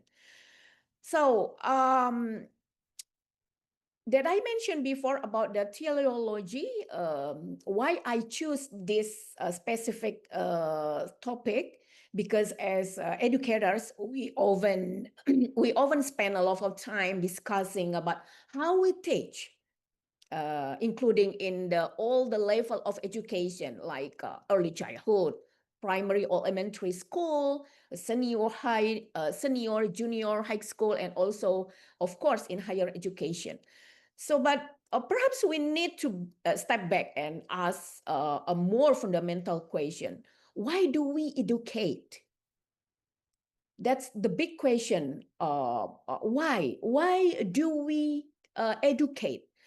What is the ultimate purpose of education? That the important question from this topic. And today I would like to explore this question from my field, which is inclusive education. So let me begin with the simple question from this important inclusive education perspective. Why should inclusive education matter from the Tawhidic perspective? Next. Okay, next. Okay, so why inclusive education is a Tawhidic question? This is very important question when we talk about the between the Tawhidic and also in the education perspective. In my experience working in inclusive education, we often talk about access. And every country have their own policy about the education in the global. That every citizen have the same access to go to the school, for example, but a simple example. We ask whether children, we ask about the question whether our children can enter the school when we talk about the access, whether they can join the classroom, and also whether teachers have the resources to support them. That always the question in our mind, for the parents, for the community, this question always in their mind. But I think there is a deeper question. What happens after our student, our children enters the classroom? So when we see in my slide about the why inclusive education as a part of the Tawhidic question, I have a lot of research in inclusive education, and I found the problem as my background, why I do the inclusive education research. And if I make it relation with the Tawhid equation, the problem in education can become fragmented about the knowledge without ethics, achievement without dignity, access without participation, and also inclusion as a policy. Just a policy is not about the practice. And I found from every countries that, including Indonesia, that inclusive education policy is just a policy, not as how to practice it for all the level of education. And how about the Islamic concern in Tawhidic worldviews? Sometimes we found about the fragmentation between the faith and knowledge, and intellectual and morality, individual and society, human difference and human dignity. So from this problem and the question, and then from my previous question, what happens after our student enter the classroom? Can our student participate? Can our student feel respected? Can our student learn? And then most importantly, from the problem and the Islamic concern, the question is, can our student develop his or her potential and contribute to others? So inclusion is not simply about putting everyone in the same classroom, but it is also about how we understand the dignity and purpose of every human being. So the next question from this problem and the Islamic concerns, the response is, how do we design learning so that every learner can participate, belong, learn, and contribute? And then this brings us to the question of the worldview. Okay, next slide. Talking about the Tawhid gives us a very important starting point. So it reminds us that knowledge, humans being, morality, and life are not separate realities. From the Tawhidic worldview, when we talk about the Tawhidic is unity of Allah, knowledge, dignity, and from this worldview, we can ask a teleological question. When we, through the teleology or Maqasid, what is education ultimately for? Then we move to the next question about, if education as a purpose, how do we translate the purpose into the educational practice? That a very specific question from the pedagogy. This is where my proposed pathway begins as an outcome, Tawhidic worldview, and then a teleological purpose, pedagogical design, and human flourishing. So the key move about how we can translate worldview and purpose into observable educational choices. So, but if we talk about the purpose in Islamic framework, of course, we need a concept that can help us articulate that purpose, and then to be outcome, a good outcome, and then this, when we talk about all this outcome, this is where Maqasid becomes important. So I highlight some the some the learning that I learned from the Dr. Zaid about the Maqasid, and yeah, I do believe that he is an expert of the Maqasid. So I just make how the Maqasid operationalized to the education perspective. So from this Tawhidic teleological pathway, and then we talk about what are from this pathway as a Maqasid, as an educational compass. So next slide. Okay, here. Maqasid as an educational compass, if we talk about the proposed mapping for inclusive education, yeah, as a classic Maqasid, there are 4 here that I highlight in this inclusive education. Here's Al-Din, how we can protect faith and moral orientation. And then we can learn support about the meaning, and also worship and ethical responsibility. And then Hifz al-Nafs, protect life, and then dignity and well-being, safe participation, freedom from humanization, violence and inclusion. And then third, Hifz al-Aql, protect intellect and learning, accessible learning, critical thinking, multiple ways to learn and demonstrate understanding. And Hifz al-Nazal, protect a future generation. Education build responsible relationships, character, and social continuity. Maqasid, very simple, refers to purpose of objectives. So in the context of Maqasid, we are concerned with the purpose and benefit that Islamic teaching seek to protect and realize. So for education, I think Maqasid can function as a kind of compass. Yeah, I think it helps us to what should education protect, and what should education develop, and what kind of human and social good should education contribute to. Yeah, I can give for the example. If we talk about the protecting life and dignity, then an inclusive classroom cannot tolerate about the humiliation and exclusion, of course. And we talk about if we talk about the protecting intellect, then every learner, every student should have meaningful opportunities to develop and demonstrate their intellectual potential. So now we have the word why.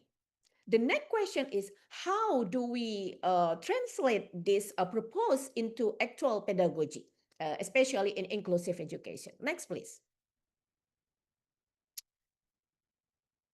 So, from purpose to pedagogy, we know about universal design for learning, or UDL. This is where my own area of expertise comes in. I have a lot of research about the as a substance from the UDL, and I have so many relation with the inclusive education. We can have very beautiful philosophical ideas about dignity, inclusion, and also human flourishing. But as educators, we have to ask, what does this look like in the classroom? That's the big question from my previous question. One framework that I find particularly useful is Universal Design for Learning, or UDL. And then we can see about the UDL. We talk about the engagement. We talk about the representation and action and expression. UDL basically tells us that every student, variability should be anticipated from the beginning. Instead of designing learning for an imaginary average learner, or maybe we think about the slow learner, and then trying to fix the barriers later, we design learning with diversity or disability in mind from the start. For the example, engagement. In engagement, when we use the UDL, in UDL, we provide multiple ways how to motivate learners from the beginning of the instruction until the end. How to build belonging between the teachers and the student, and also sustain participation, how to build active participation for all the learners, for all the students, not only for the all student, but how to make a good participation between the teacher and the learners, and how to build, how to make or encourage the positive encouragement, engagement, motivation to all the students from the teachers. And from the participation, of course, there is a connection, a good connection between the teacher and the students, and also student and between students. And from the engagement, how to provide multiple ways to access information. As a good teacher, when the teacher have a good instructional media, methodology or instructional method, and also good resources, good materials, how to make all these resources open to all the students, make it open, make it access to all students, including the student with disability. And also how the student can make knowledge from the teacher, and then easiness to the teacher explain all the material, especially the concept of the subject, for the example, and use method, use a media, and then reduce unnecessary barriers. So inclusive education is how all the students or all learners can learn together, avoid the barriers that not only mandatory or obligatory from the teachers, but all the students as a member of the classroom, they have to how to give the empathy, give a sympathy for the student with disability, for student with disability, for the example, that how this inclusive education represent all the students. And then action and expression, how the teacher can provide the multiple ways to practice, of course, for the inclusive education. All the students can play together, learn together, and also make all the subject have a good decision in not only for individual, but also in the group, in the classroom. And also make this practice easily through the communication. For the example, in one classroom, maybe there is the student with disability with the deafness, and also a slow learner student, but yeah, they have their own communication. They have their own different communication, but how the teachers can handle of this student, make it better in the inclusive classroom, is how the teacher can make a real action, a positive action, and also expression to all the students, not talking about the this own differences or disability, but how the teacher can give the fairness, can give all the subject communication with all differences. No discrimination is one word that in inclusive classroom can all the member in the classroom provide for all these inclusive classroom students. So, and once we look at inclusion as a matter of design, our understanding of the classroom begins to charge. And then we can talk about the what changes when inclusion becomes a design principle. Okay, next slide, please.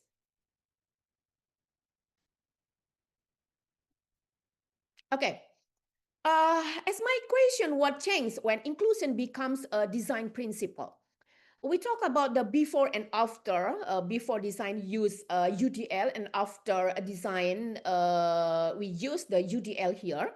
And let me make this very practical. There is a before and after design. Traditionally, when a student struggles, we often ask, what is wrong with this student? What is wrong with this learner? Why she or he different, so different with the others? But in UDL, encourage us to ask a different question from the what is the wrong with the list? What the wrong with this learner? What is wrong with these students?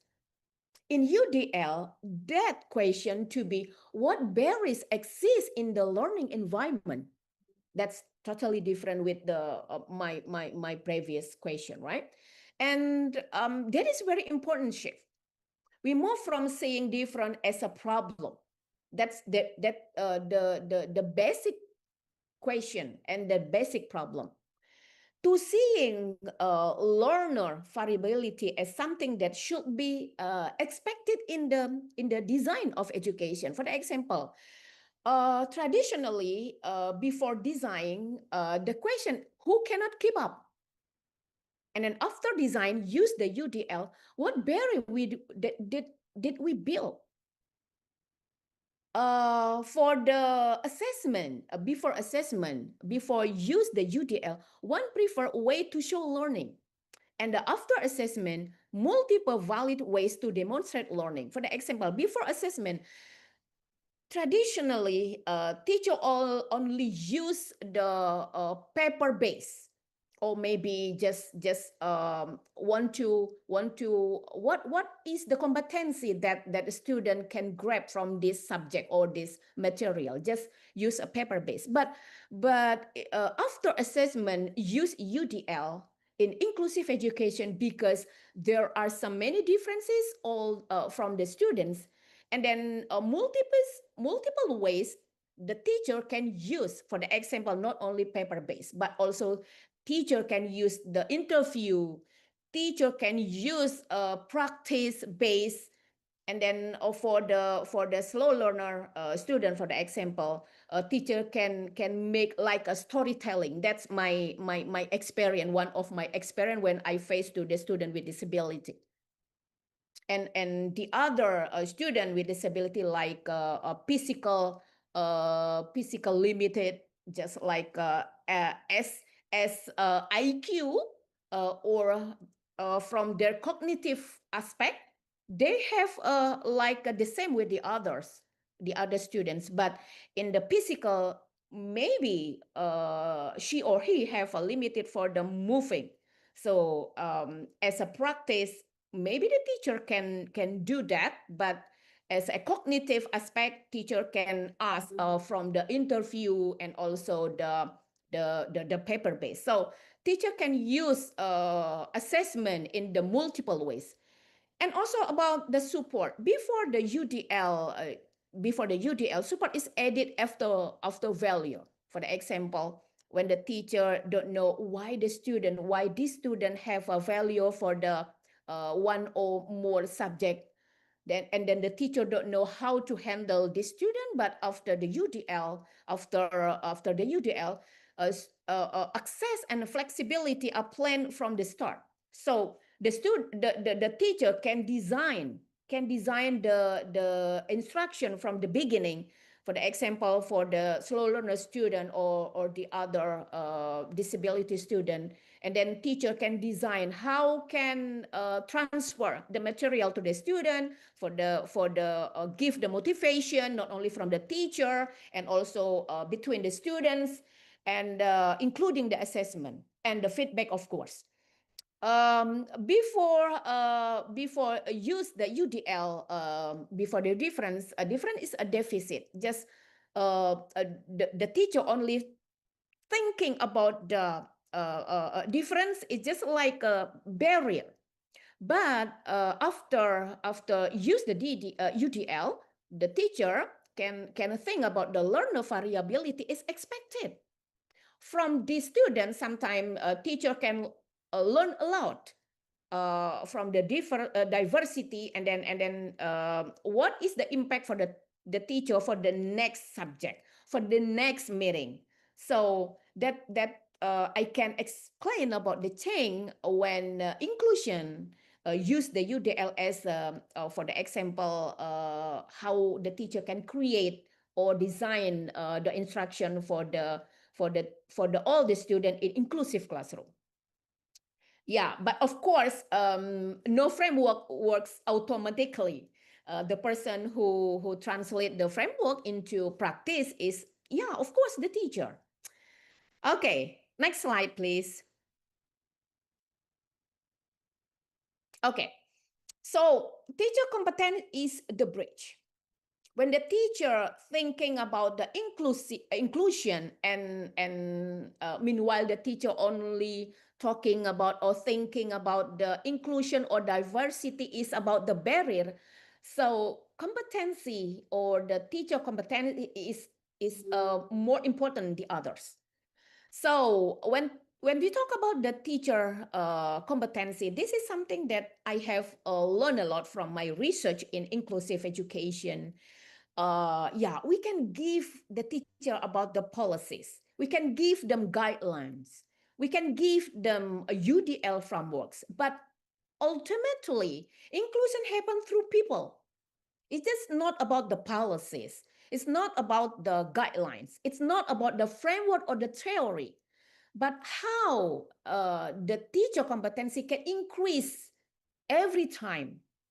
Yeah, it because teacher is not talking about the or transfer the knowledge to the student, but teacher have to can touch every student, every learners with disability, including with the student with disability.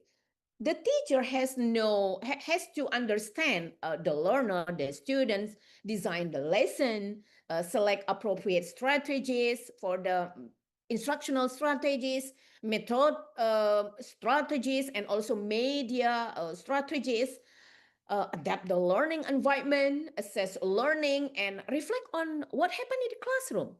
So when we talk about the teacher competence, we talk about the knowledge. What the teacher have to know about the inclusive classroom. What the skills that teacher have to increase every time, because there is a 10 for the student with disability every year. They have a 10 to increase.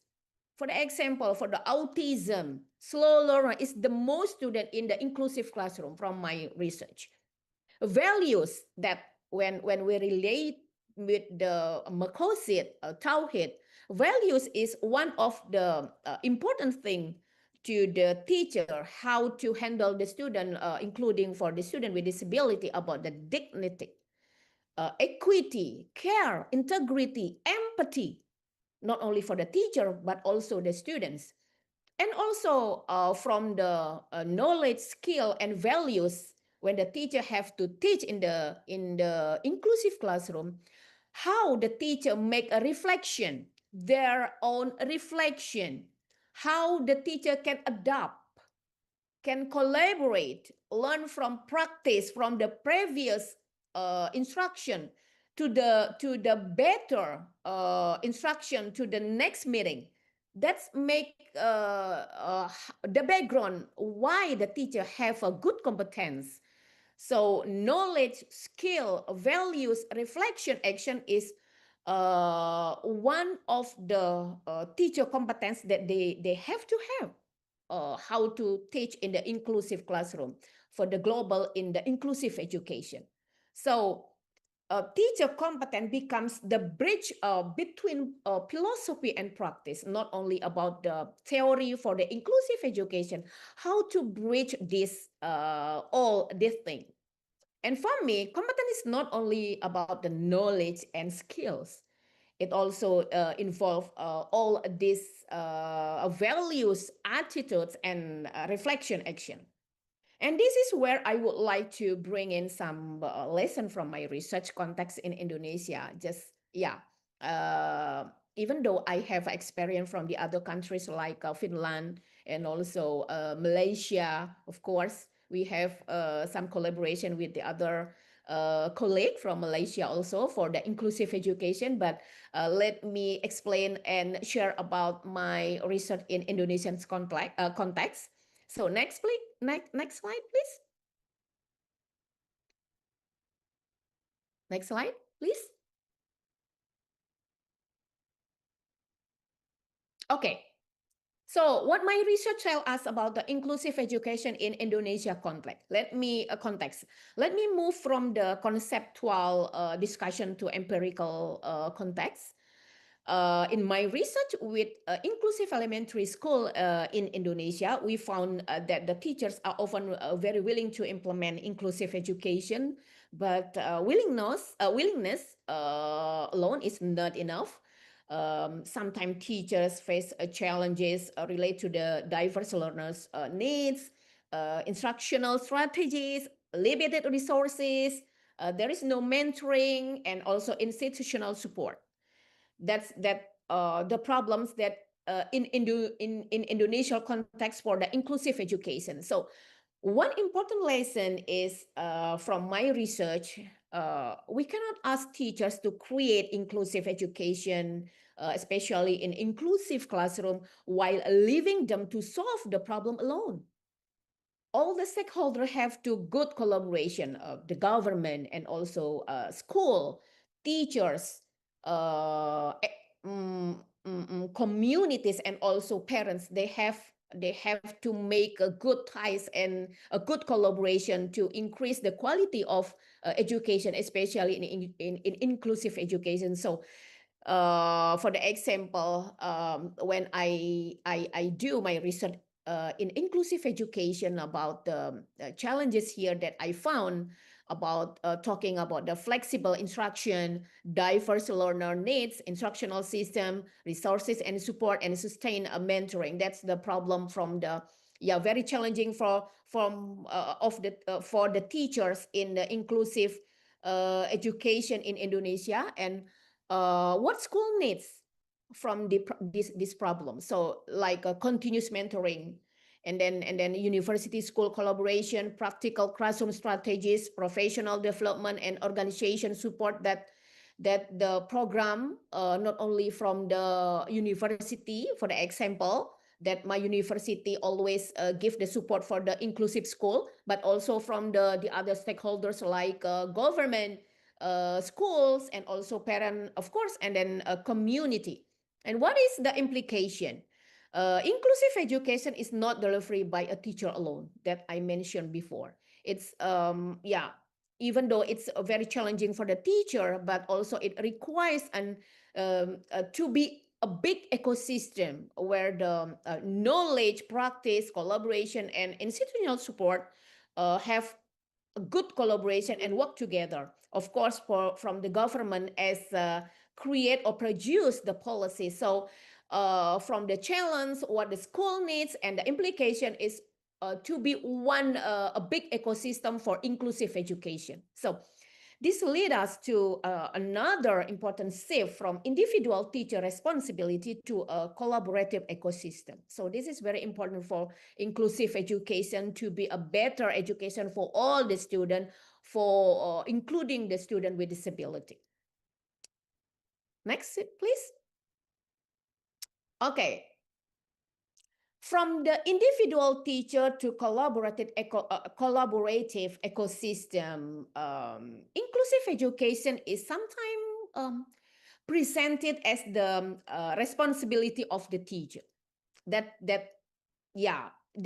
ideal, but in reality, the teacher is only one part of the system. That make the teacher just like handling, for the example, handling for the student with disability, but they don't have a good competence and different background from the education, make the teacher sad about that.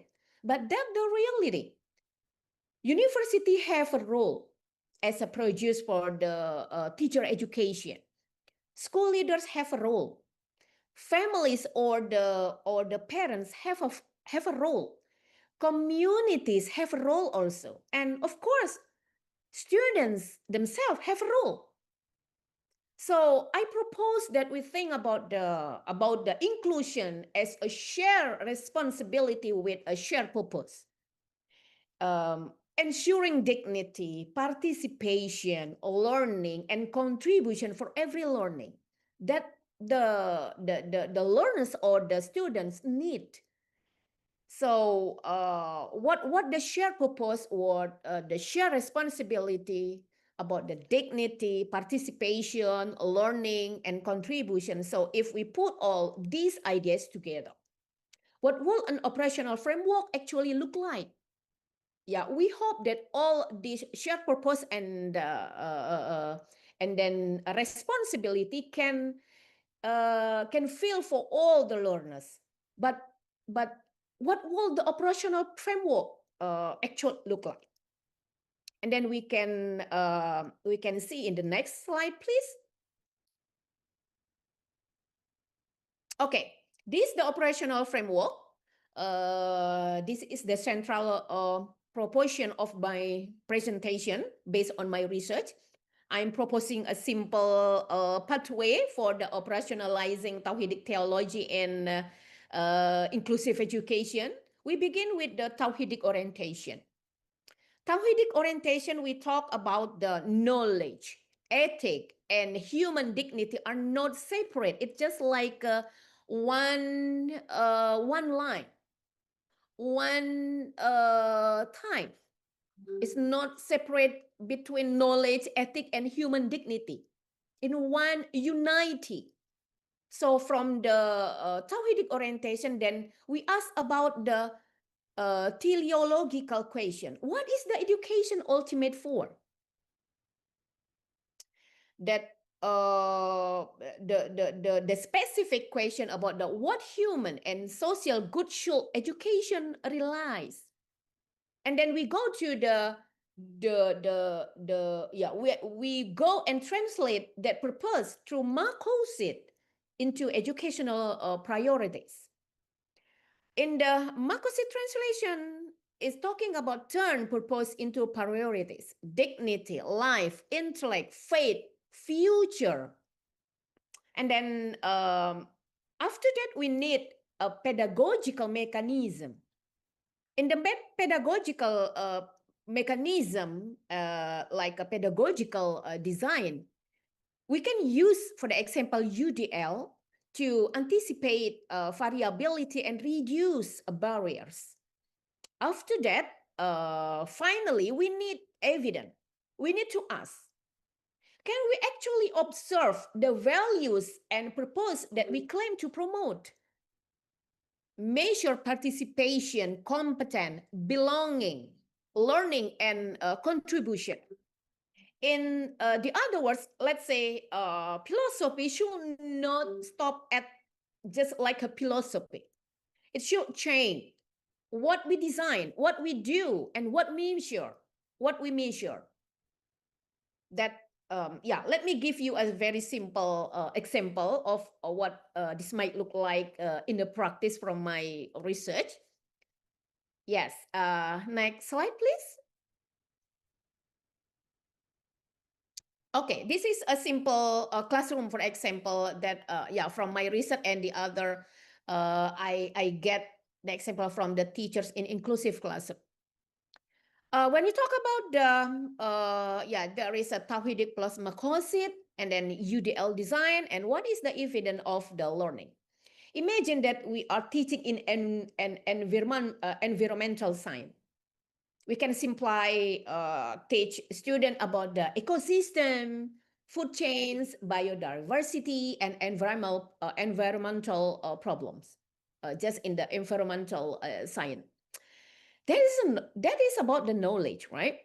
But from the Tawhidic and Maqasid perspective, we can ask a deeper question to the students as a teacher. What is the purpose of this knowledge? For the student, why we learn for this material? Perhaps we want that student not only to understand about the nature, of course, but also the recognize responsibility, stewardship, and value of life. Then after we talk about the Tawhidic and the Maqasid from the UDL design, help us think about how different students can access that learning and demonstrate their understanding in different ways. And then we can hope that student can they can watch, they can read, they can observe, and then make a decision from this question, from this subject. And then they can, from the example process, from the discuss it, and then investigate it, and then at the end of the meeting, they can make a presentation, they can make a solution, they can make a decision together from this study. And then we go to the evidence and learning. So the purpose guide the learning, while the pedagogy creates access to that purpose. And then for at the end of this meeting, from this classroom example, and then the student, of course, they make a collaboration. There is a conceptual understanding between the teachers and the students. For the most important is between a student and a student, collaboration, participation, proposed action. And then from this different pathway, they can share the meaningful goals. Sometimes the student have a different perspective, but how the teacher can handle these differences and then make the differences like a meaningful learning. So from this simple classroom example, we can make this operational. Another question becomes unavoidable. How do we know that it's work? It's just like a framework theoretical, but how we can make sure, we have to make sure, how do we know that it works? Okay, next slide, please. And then what should we measure? This is particularly important for the researchers, researchers. If we say that education promotes dignity, inclusion, and human flourishing, we cannot leave this ideas only for the philosophical level. We need evidence. We can ask, can learners access the learning? Are they participating? Do they feel that they belong? Are teachers becoming more competent? Do learners have agency? And ultimately, does learning enable them to contribute? So these measures, so operationalization means moving from the abstract values to observable evidence. And then brings me the three main message I would like to take home today as a conclusion. Okay, for the next slide, please. Yes, this is the conclusion from my presentation today. If I could summarize this presentation, is just three ideas. They will be this point one. First, what view give us direction? Tawhid remind us that knowledge, ethic, and human dignity should not be separated. Point two, purpose and design. Maqasid help us think about what education should protect and develop, while UDL give us a practical way to design for learner variability. And then third, as a point three, design and evidence, design must lead to evidence. If our educational philosophy is meaningful, we should be able to see its effect in our teacher competence, of course. Learner participation, collaboration, belonging, agency, and also contribution. And so far for me, inclusive education is not simply about allowing everyone to enter the classroom, but it is about designing education in a way that recognizes every learner's dignity, enables participation and collaboration, and expand their capacity to contribute. So yeah, this messages that you can take home from my presentation. And yeah, the next slide is references that you can access from my presentation, and of course my research. If you have to know about the research talking about this topic, and then you can access my research. Next, please. Maybe the participant or the audience want to know about the selected references. Yeah, there are some references that are used in this presentation. Feel free to open and access the references.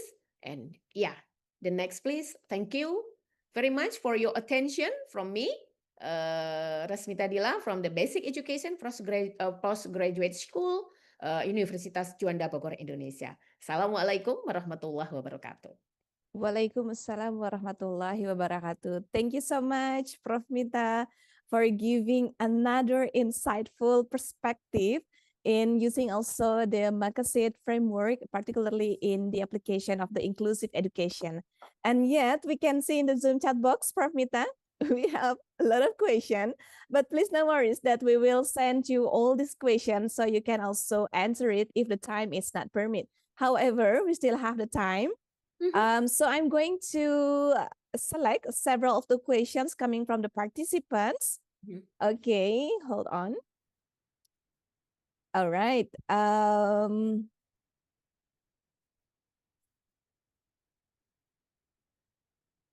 Okay.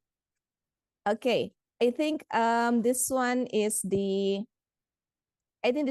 also one of the questions coming from the colleague Muhammad Taufik bin Muhammad Ramlan. Okay, the question to Prof. Mita. So could Tawhidic theological be operationalized through the framework of the Maqasid al-Sharia? And for example, could inclusive educations be evaluated according to how effectively it preserves human dignity, intellect, agency, and social well-being? Yes, that's a great question. Okay, thank you for the great question.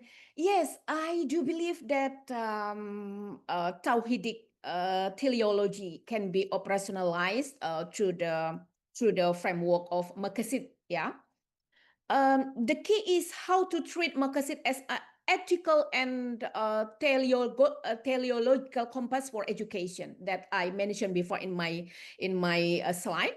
For the example, in inclusive education for the inclusive classroom, we can ask to the teacher, especially to our teacher in inclusive classroom, whether our educational practice actually protect and develop important perspective of or a dimension of human well-being. From my presentation before, for the example of his al-nafs, for instance, can be connected to the protection of learners' dignity, safety, and well-being for the hifz al-nafs.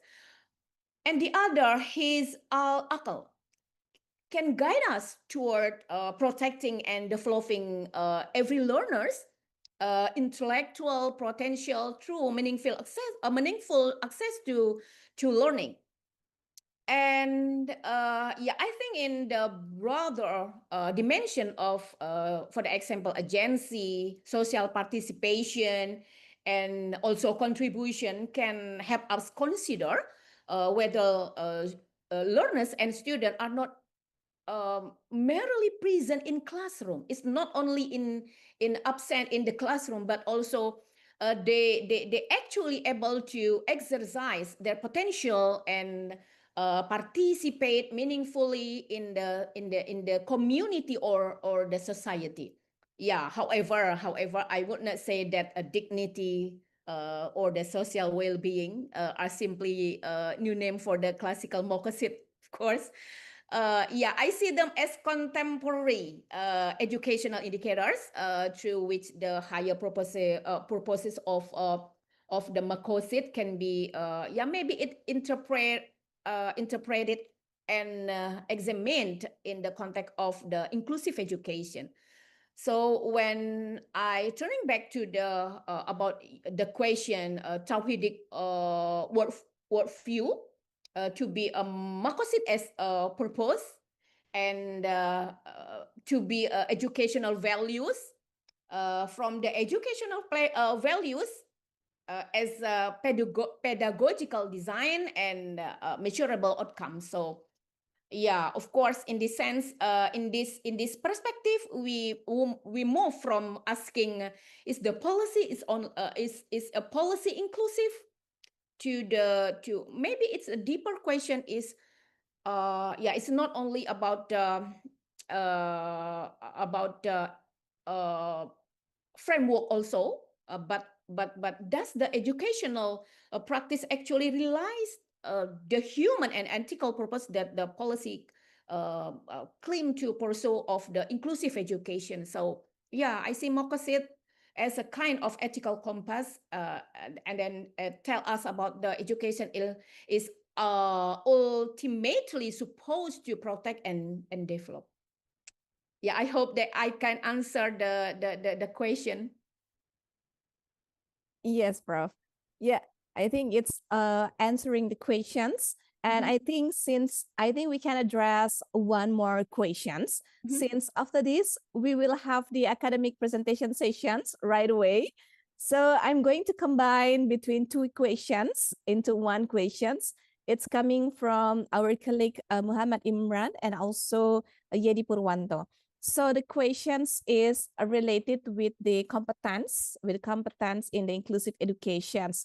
And particularly, for example, like teacher competence requires a combinations of knowledge, skill, value, and also reflective action. So in many developing Muslim countries, teachers training program lack of these holistic elements. So how can we effectively reform our current teacher training programs to embed these specific competencies? Or another thing is actually what other competencies are required for the inclusive educations to be practically applied based on your perspective?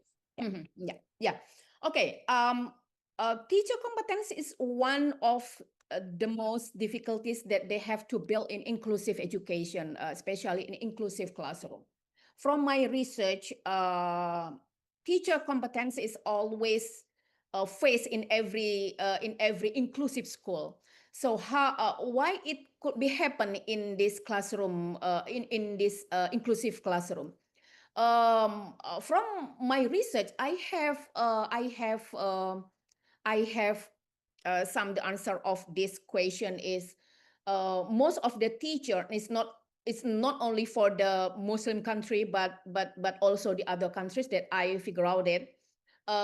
Most of the teachers in Indonesia context, most of the teacher is not coming from the background for the inclusive education. So they have a different competency. For the example, when they have to teach in the inclusive elementary school, they only have a global, I mean, like a micro as a global education sciences. They don't have inclusive education when they was a student in the higher education. They don't have access to inclusive education subject when they as higher education student. So when they have to teach in an elementary school, especially in inclusive elementary school, they don't have a competence for the example handling to the student with disability, how to handling a student with the autism, a slow learner, ADHD. It's very difficult to handling these students. So from this lack of the competence of the teacher, and then the teacher make the same instruction in one inclusive classroom. So and then I create the research how to make a mentoring program for the inclusive, for the example, inclusive elementary school, how to make a mentoring program. University as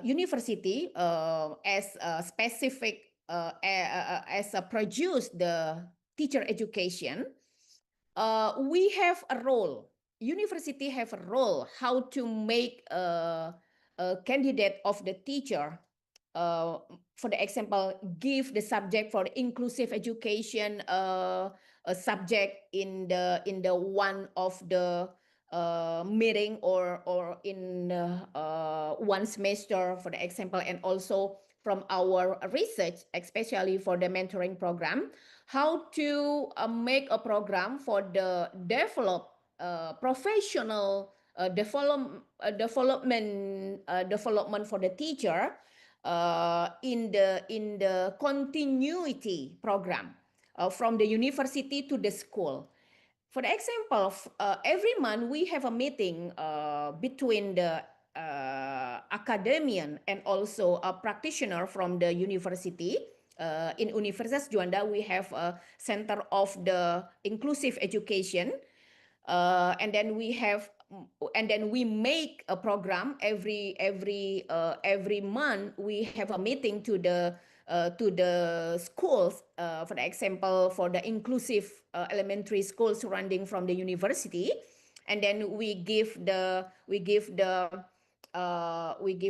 like practical for the teacher how to handle the student with disability, for the autism, ADHD, and then make their competence increase every month, every time, and then the teacher always have a place to ask when they face the problem, when they don't know how to design the instruction in inclusive classroom. And then when we measure from this program, a mentoring program, what do the teacher always make their impact from this program, and then the teachers give us the input from the mentoring program, and they very happy because they have a new knowledge, they have a new skill how to make the quality in their classroom to be better than before. So yeah, I think the continuing professional development is needed by the teacher, and then yeah, we can hope from the university as the institutional that produce the teacher teacher education, and then they have already and have a good preparation when they have to be a teacher in an inclusive classroom. Yeah, I hope I can answer the question. Yes. Okay, thank you so much, Prof. Mita, for answering the questions from the participants. However, that we will post and we will send you all the questions coming from the participants, and we do hope that you can answer it. And then we will post it in the discussion forum of the Global Research Ecosystem Community platforms. All right, thank you so much, Prof. Mita, for sharing your insight and also your expertise, particularly in the inclusive educations in the perspective of operationalizing the Tawhidic theology. Okay, thank you so much once again. Jazakillahu khairan, Professor Rasmita Dila. And now I'm going to give back again the forum to our MC, Miss Fina Zefrin. Please welcome, Miss Fina. Yeah, so thank you very much, Miss Santi, for moderating the session. And also, we already learned from our keynote speakers today, Dr. Zaid and also Prof. Rasmita Dila. So, as a token of appreciation to the keynote speakers today, allow us to invite Dr. Ildus Rafikov to come forward and then give the token of appreciation to the keynote speakers today. Bismillah ar-Rahman ar-Rahim. Well, thank you. Thank you very much to both of the speakers. Of course, to my dear brother and colleague, dear brother, Dr. Zaid Bazanji. Thank you very much for delivering the keynote speech. And this is something that we are working together. And, I really appreciate that you have delivered something to the audience, and maybe it will become an interest for many of you, inshallah. Everyone here in the audience are welcome to connect with us on the topics, especially on the topics of Islamic economics and finance, and our program called Reimagining Islamic Economics and Finance. So thank you, Dr. Zaid. And also to Professor Rasmita Adila, thank you very much for your participation and for your talk on on education on what is that? The inclusive education and pedagogy using the Maqasidi perspective. Again, this is something that we are interested in and would like to probably connect with you. And we have a person that actually presented a paper yesterday, and it would be an interest for you as well in terms of developing the framework based on the Maqasid Al-Wahy. So thank you very much, Prof. Rasmita Adila, for your presentation. Thank you. Thank you. Alhamdulillah.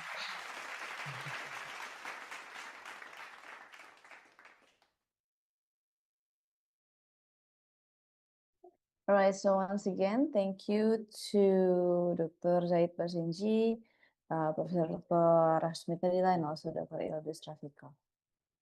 So, ladies and gentlemen, distinguished participants and attendees of the second MAFIS, moving on, so now I would like to announce the preparation of the academic presentation session. So the academic presentation session will be held in this main room, and the main room will be led by a session chair. So the session chair for today will be Dr. Samiul Ahbad from University of Kashmir, and we are still waiting for Dr. Samila to be with us today. So meanwhile, we are waiting for Dr. Samila to come. Allow us to share his profile first.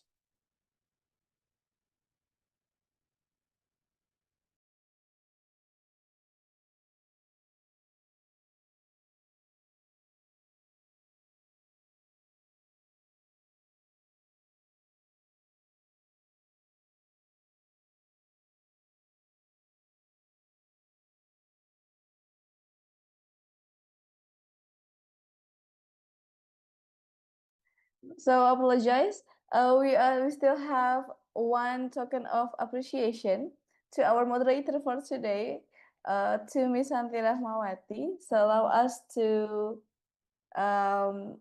invite again Dr. Ildis Rafiqov to present the token of appreciation to Ms. Santi Rahmawati to moderating our keynote speaker session for today. Ms. Santi, thank you. I mean, as always, subhanAllah, it's really a pleasure working with you and working with RSF, subhanAllah. Thank you. Thank you very much for everything that you're doing. All right, thank you so much. Jazakumullah khairan, Dr. Ildis Rafiqov, and really glad also to have collaborations with you and also the Maqasid Institute. Thank you so much.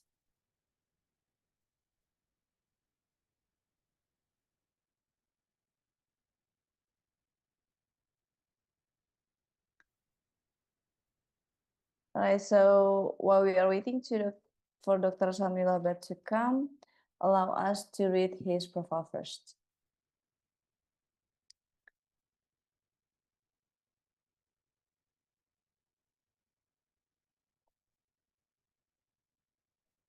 So Dr. Samila Ahbad serves as an assistant professor at the Shahi Hamadan Institute of Islamic Studies, University of Kashmir. His academic specialization encompassed Islamic history, Islamic civilization, Islam and Orientalism, and Muslim responses to Western ideologies.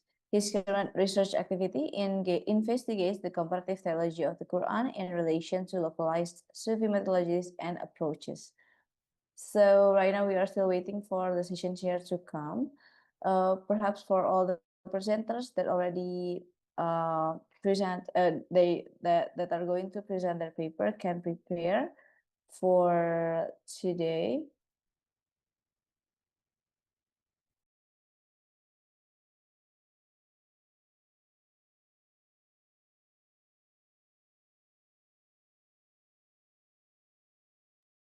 Okay, so please give us a few minutes to check on the connection of the session share. Right now we are going to wait perhaps for around 5 minutes. And then we're going to play the profile of the conference, the profile of the Maqasid Institute, and also the profile of the Research Najib Foundation.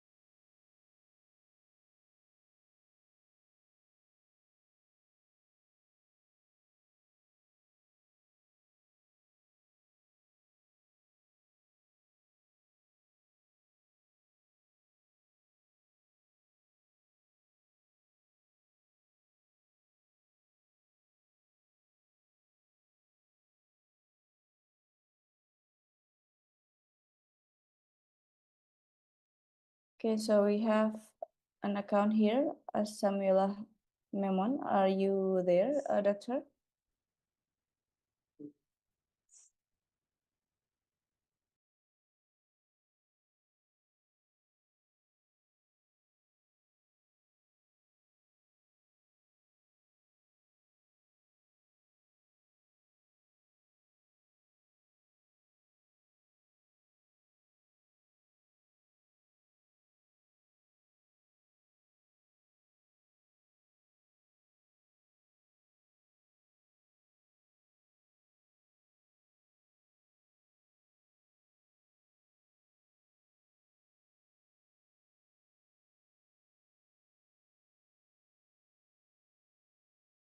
We are still waiting for Dr. Samila to come.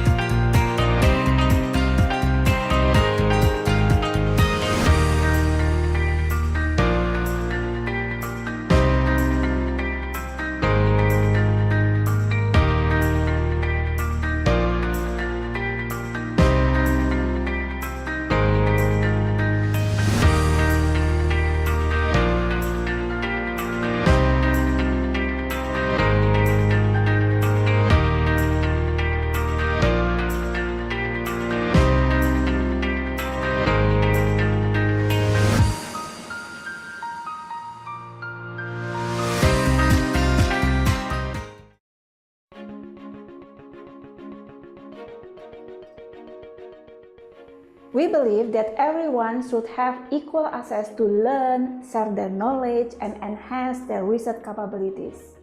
Enhancement, empowerment, creating impact and value are the most needed aspects that researchers and scholars encounters. Recently, upholding integrity in the scientific process has become one of the issues that we are aware of and need to be tackled. To tackle the problem arising in the research communities, we should collaborate among all stakeholders to accelerate the impact to our society. Thus, Research Synergy Foundation support and commit to all stakeholders by creating a global research ecosystem. We are a digital social enterprise platform that focuses on developing a global research ecosystem.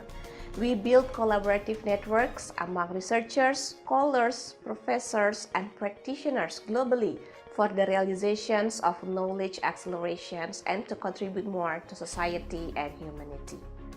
From 2017 to 2021, more than 20,000 scholars have participated in our programs from Asia, Australia, Africa, America, and Europe continents. With the average of the increasing number of members by more than 5,000 each year, we continuously strengthen the global research ecosystem by having 4 support systems that are ready to help members from across the world. First, we have Scholarvein. It's a system that we developed for scholars to contribute more. Supported by an established IT system and professional team. One of the superior services we provide is the Integrated International Conference Management and Operating System.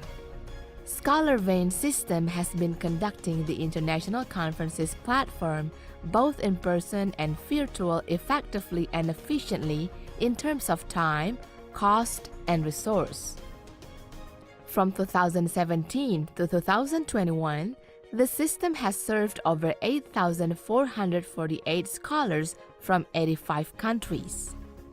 Scholarvein coverage areas include but are not limited to the online submission system, pre, during, post of conference, scientific review system, global marketing system, and publication system. All-in-one scholar system for transparency and credibility in every scientific forum and activity. Reviewer Track is a home for thousands of researchers and reviewers from all around the globe, with whom we partner to create a global network to assist in the assessment and feedback of your research. Artificial intelligence powers our reviewer track, ensuring that the scientific process runs smoothly and reliably. The main goal is to emphasize the importance of the ethical process of blind or double-blind peer review. Call for reviewers and collaboration with our university partners are just a few of the projects under Reviewer Track. We also provide reviewer workshops and training, annual reviewers recognition event, and many more. We already have Dr. Samyula here with us. So, Assalamualaikum, Dr. Samyula. Assalamualaikum warahmatullah. Yeah, so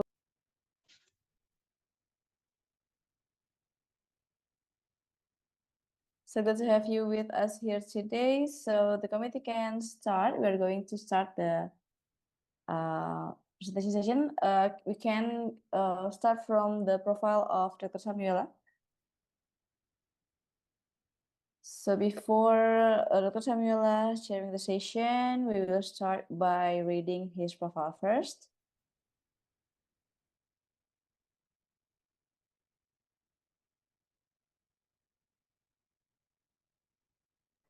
Dr. Samyula Bhatt serves as an assistant professor at the Shahi-Hamadan Institute of Islamic Studies, University of Kashmir. His academic specialization encompasses Islamic history, Islamic civilization, Islam and Orientalism, and Muslim responses to Western ideologies. And his current research actively investigates the comparative theology of the Quran relation to the localized Sufi methodologies and approaches. So to Dr. Samyula, Thank you for being with us today. So today, this main room will consist of 8 presenters from the track Islamic Political Thought and Governance, track Sustainability Studies, Islamic Economies, Islamic Finance, Maqasid al-Sharia, and Islamic Education. So thank you once again, Dr. Tamila, for your support in this conference and for being with us today. So from now onwards, I will pass the session to be led by you, Dr. Tamila. Now the time is yours to share the session. Please welcome Dr. Tamila Bhatt. You may start by reading the guideline for presentation as shown on the screen. Please welcome once again, Dr. Tamila Bhatt.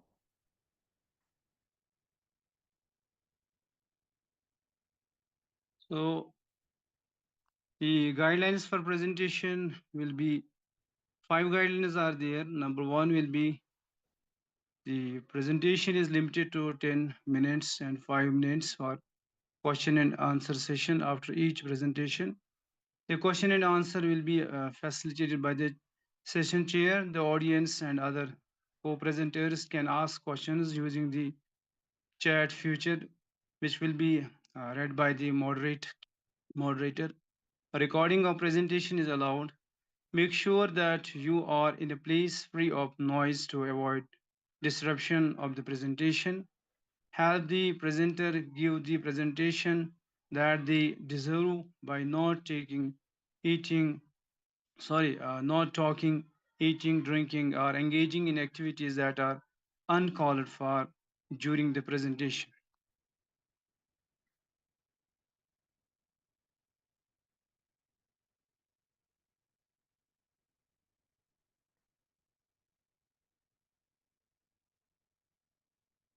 Give me a few minutes.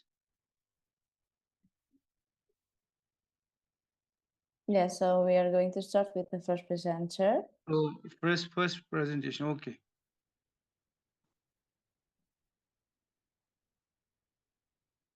The first presenter will be Mr. Azra Asmi Haji Zakaria with the title of From Khalifa to Policy, Operationalizing Maqasid Al-Wahy in Asian Blue Economic Governments, the case of Brunei Darussalam. You may start your presentation.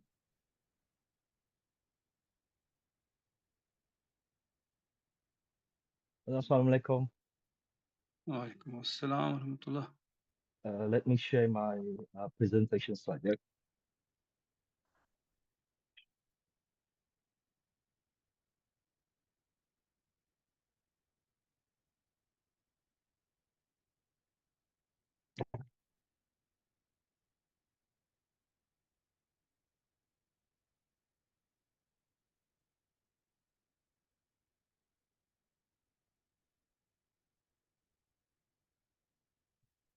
Can everyone can see my slide presentation?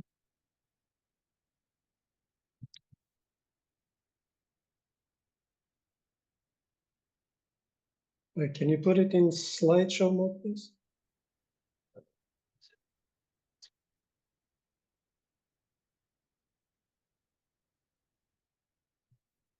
Okay.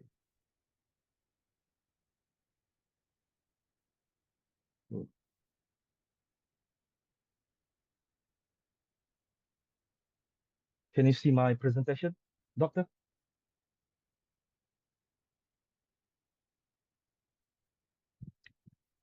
Put it into slideshow mode, please.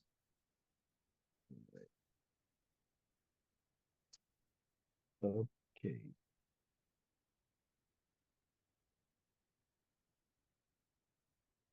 Okay. Can everyone see my presentation now? Okay, proceed. Okay. Sorry for that. Okay. Assalamualaikum warahmatullahi wabarakatuh. Good afternoon, distinguished scholar, especially to Dr. Yasir Rauda, Chairperson, Dr. Samuela, respective academic peers, and members of MAFIS 2026 committees. My name is Azrul Azmi bin Haji Zakaria. Today, the mission of this deep dive is to represent a framework that attempt to resolve a silent yet profound crisis at the intersection of international maritime law, regional economic policies, and Islamic governance. My paper, From Khalifah to Policies, Operationalizing Maqasid Al-Wahy in ASEAN Blue Economy Governance, focuses on the specific sovereignty and empirical landscape of my beloved country, Brunei Darussalam. Over the next few minutes, we will explore how we can move beyond purely secular resources extractive paradigm to establish what I conceptualize as purposive ocean sovereignty, translating the sacred metaphysical mandate of Khalifah into actionable structural public policies, inshallah.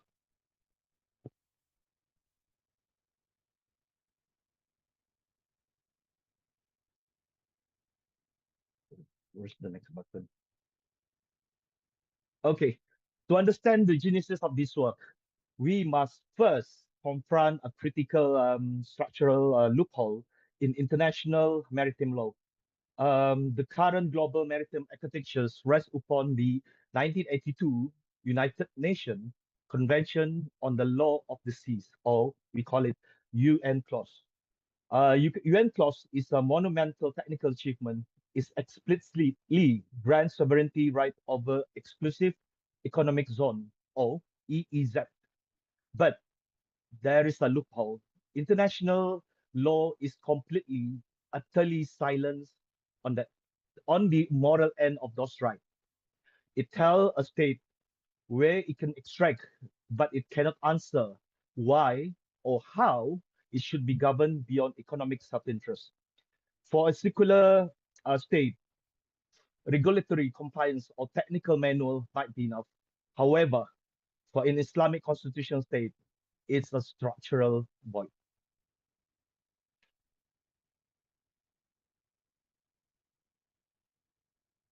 Okay, now we look closer to the ASEAN on 2023 Blue Economy Framework. Comprehensive as it is, it targets sustainable fisheries and blue innovation. Yet again, it suffers from two crippling knowledge gap. First, no mechanism to protect artisanal fisher from commercial expansion. Second, nothing tell a coastal citizen why the ocean well-being should matters beyond economic calculus. We see the empirical proof of this failure in the regional Coral Triangle Initiative. There's a chronic mismatch between conservation aspiration and real institution, real powers. Why? Because secular conservation lack a norm strong enough to transform ecological well-being into a binding sacred obligation. Personally, technical management without a normative ethical core is not a governance. It is merely administrative extraction. And I repeat, administrative extraction. To fix this, we don't need a minor regulatory tweak, but what we need is a fundamental methodological shift. This slide present a conceptual comparison between a secular resources management and what I define a purposive sovereignty grounded in Maqasid Al-Wahy on the right side of the screen. Under the secular UN clause baseline, sovereignty is absolute and human-centric. The ocean is just a resources territory. Its success is measured purely by gross domestic product optimization and macro compliance rate. The motivation to comply, regulatory penalty, and raw self-interest. But look at the paradigm shift. We can view ocean governance through the lens of Maqasid Al-Wahy, the purposeful objective of divine revelation. Sovereignty is no longer obsolete. It is derivative. It's a trust, an amana, exercised under divine accountabilities. The ocean become a divine endowment. Our evaluation metric shift from the mere GDP to a moral coherence. Our time horizon expand past short-term economic cycle to strict compromising intergenerational equities. This is anchored in the Quran, Surah Taha, verse 6, stated that to him belong what in it is to him belong what is in the heaven and earth and what is between them and what is beneath the soil. Therefore, if absolute ownership is divine, human sovereignty can only ever be derivative, conditional, and purposive. Yesterday, I encountered a very good question from the audience during one of the presenter. He stated that how do we operationalize this without falling into abstract theologies? I realized that we just cannot copy and paste the classical theology into a modern public policy. Therefore, we move beyond classical Maqasid al-Sharia, the taxonomic five essential tradition of Al-Ghazali and Shatibi. While historically magnificent, the classical tradition is retroactively evaluative. It's act like an audit, looking at the past legal ruling case by case to determine if the action was permissible or provident.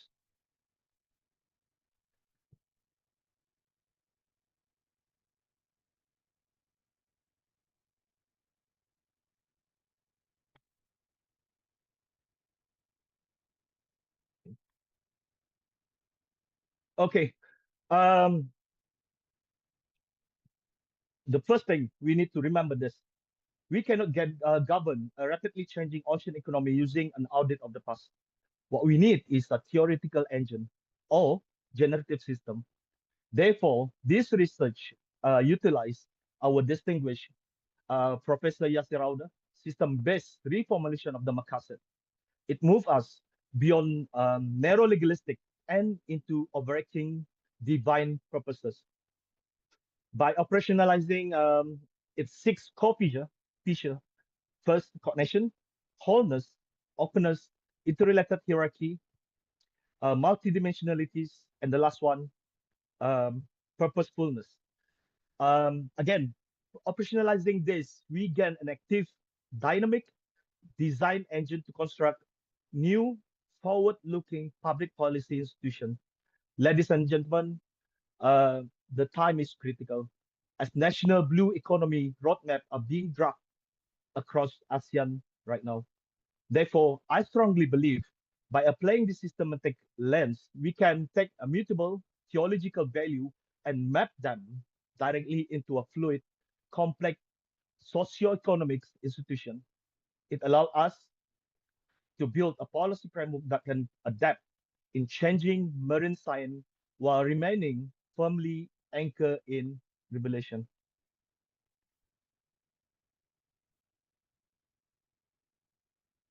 Ladies and gentlemen, I represent to you all the architecture's manifestation of this synthesis, the Bahar framework. Bahar actually means sea and ocean in both Arabic and Malay language. The term bridge the classical Islamic scholar that birthed the Maqasid with the historical maritime reality of Malay archipelago. This is not a cosmic branding. This is framework deliberately built upon twin civilizational heritage. The dual lineage provide a framework with something Western transplanted model completely lack. First, civilizational, and second, epistemological legitimacy. It speaks to a policymakers, the fishermen, and the citizen of Malay archipelago in an idiom that native to their history, faith, and worldview.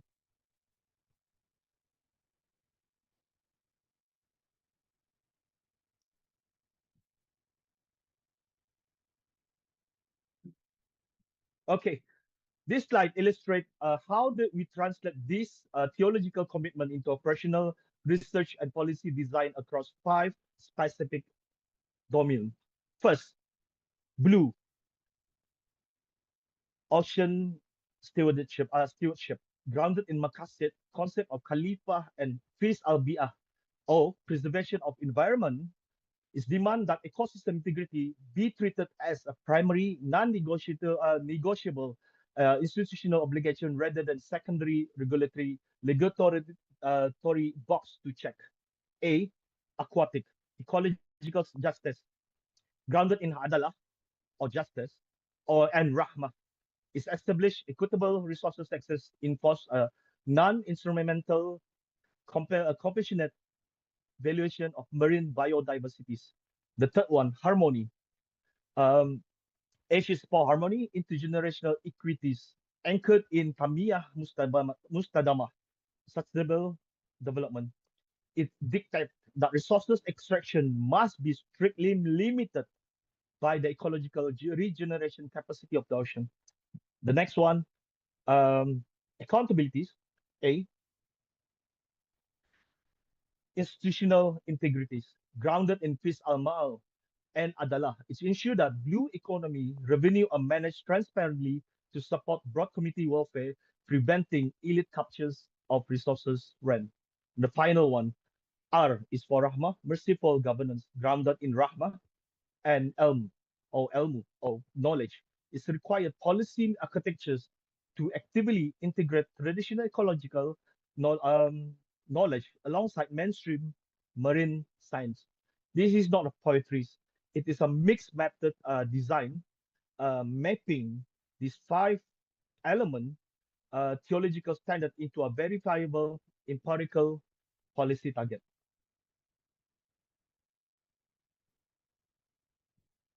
Okay, writing this beautiful moral philosophy on the whiteboard is quite easy part.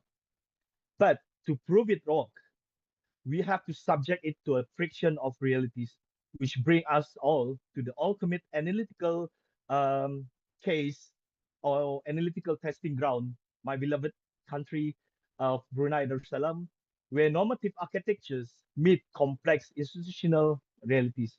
There's 3 reasons why I represent Brunei Darussalam as the ultimate analytical case. First, Brunei possesses a distinct constitutional identities under the state of Melayu Islam Raja or Malay Islamic monarchy. This makes the Bahar framework perfectly aligned with the state foundational concrete. Second, Brunei claimed a massive 200 nautical mile exclusive economic zone. This zone encompasses the vital, ecologically sensitive Brunei Bay alongside highly lucrative offshore hydrocarbon field such as oil and gas. The last one, our national vision, Wawasan 2035 or Brunei Vision 2035 explicitly mandate the development of dynamic and sustainable economy guided strictly by Islamic value. I strongly believe Brunei does not need to rewrite its identity to adopt Bahar. It simply needs to operationalize it, existing constitutional promises.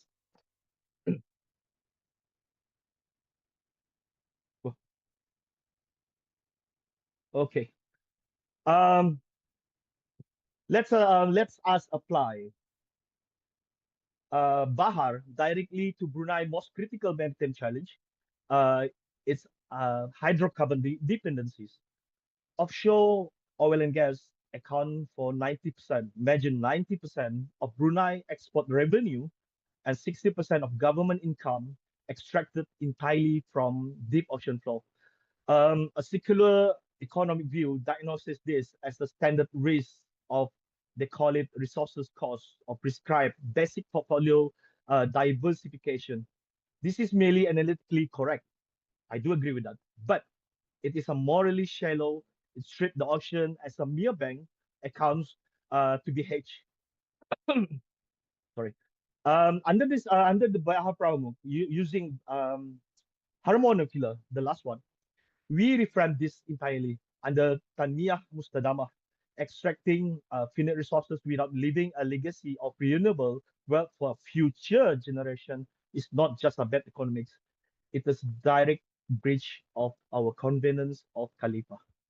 Therefore, transitioning carbon rent into a renewable marine asset such as sustainable aquacultures, offshore wind, tidal energies, and a blue carbon market become a binding theological duty. By aligning development of by aligning development economies with sacred duty, we create a far more durable long-term policy commitment.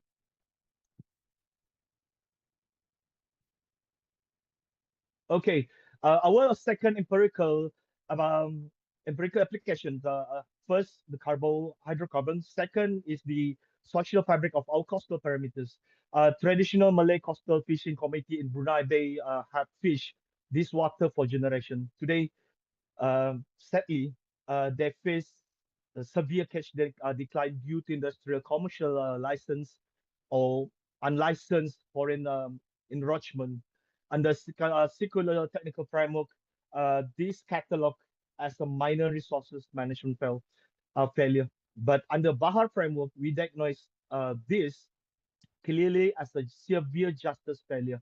The policy solution, the aquatic pillar, is twofold. First, we must legally recognize generational historical custodial claim of local fishermen via the classical Maqasid concept of maslahah or public interest. Second, we mandate licensing, structural, and strict catch quotas that explicitly shield these artisanal communities from aggressive commercial displacement. Therefore, we must legally shield these vulnerable traditional communities from commercial displacement as a matter of sacred Maqasid obligation. While Brunei is our analytical anchors, Bahar actually designed as an Asian wide blueprint. The maritime potential of our region is staggering. Millions of square kilometers of EEZ, or hundreds of millions of coastal citizens. Let's take a look of Brunei neighbor countries, the beautiful, rich resources nation of Republic of Indonesia, which govern a massive 2.7 million square kilometers of EAZZ, more than 270 million of population. Sir, Sorry. She can speed up a bit because the time is Okay. limited. All right. To recap, Indonesia, Malaysia, and one question: how about non-pluralistic, non-Muslim state of the Philippines, which consists of 88% Christian population? That's the beauty of this this framework. To conclude, looking back at the ground of what we have covered today, we started by exposing the moral loophole of the heart of global ocean law. We explore the conceptual leap to purpose of ocean sovereignties, where the ocean is divine trust rather than human properties. The next one, we examine how the mechanism of Bahar framework enforce ecological limit and prevent elite captures, and we saw how slamming these ideas into my beloved country, Brunei Darussalam, as oil and gas dependencies and local fisheries. As I close, let us reflect on the ethos of this entire analysis. First, it derived from a Surah An-Nahl, verse 40, stated that gratitude in governance is not a private sentiment. It is expressed through the absolute quality of our institutional custodianship. Therefore, I believe ultimately a good governance is not simply about complying what is required. It's about fulfilling the purpose of what we have been entrusted to govern. That is where governance become an amanah or trust. That is where Maqasid give governance its purposes. Wabillahi taufiq wa hidayah. Assalamualaikum warahmatullahi wabarakatuh. Thank you very much. Terima kasih and syukran jazilan. Yeah, thank you very much. So we have several questions here, Mr. Azrul. Okay. Perhaps we can arrange one or two questions from the participants. So from Muhammad Imran, Assalamualaikum. So the question is, how can we practically use the Islamic concept of Khalifa or stewardship to design modern environmental policies for marine protection and the blue economy?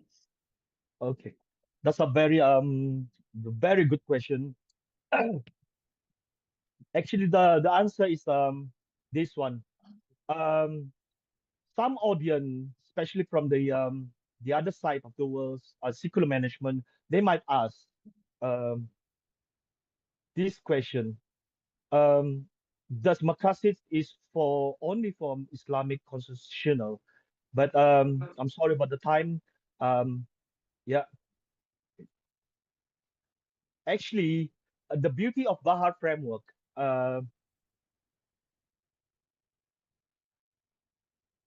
Give me a few seconds, yeah. Okay, the beauty of ASEAN Bahar framework, as I stated in ASEAN White Blueprint, some audience might ask, how about the Christians populations? Therefore, I stated, took an example as the Philippines, which approximately 88% of population. This is where the strategic core of the framework lies. Example, let's go back on the previous slide. This is the beauty of system-based Maqasid approach. The aquatic or Adalah pillars focusing on distributional justice and protection of small-scale coastal communities act as a universally traceable, politically secular entry points. It's aligned, I repeat, it's aligned perfectly with the ASEAN social cohesion target and the UN Sustainable Development Goal without requiring any theological pre-commitment. Therefore, I strongly believe the Bahar that framework I represent today is not only for Muslim communities or Muslim institutional, but it's go beyond that. That's the beauty of it. Thank you very much. Hopefully I did answer your question. Yeah. Okay, Dr. Azrul, so though there are very many questions here, but we apologize that we cannot address more because we are running out of time, but still you can read the questions from the chat box, and later on we can also send you the link to our forum discussion where you can answer the question. Or perhaps if you would like to leave your email in the Zoom chat box perhaps sparks collaboration between you and one of the participants. So thank you very much, Dr. Azrul, for your presentation. Thank you very much, moderators. Assalamualaikum.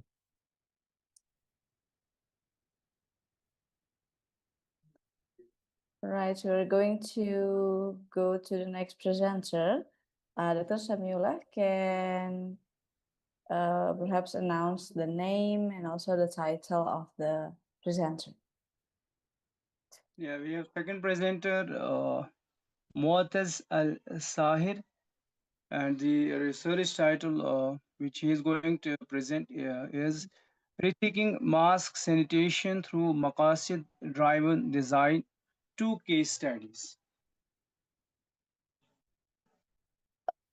Yeah, sorry, so for the second will be Sorry. Yeah. So Yeah, Dr. Ms. Nur Syafana Fauzi. yes, I missed that. I just jumped to this paper. Basically, is Saya Zana Fauzi. Her topic research title is Reframing UN's Sustainable Development Goals, SDGs, and Islamic governance perspective.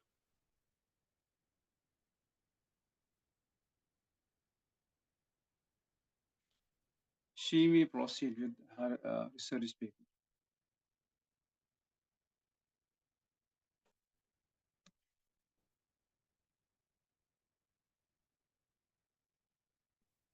Assalamualaikum, can you hear me?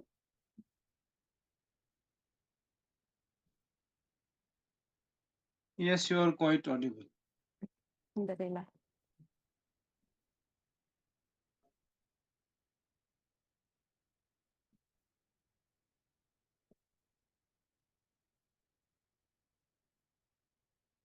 Bismillahirrahmanirrahim.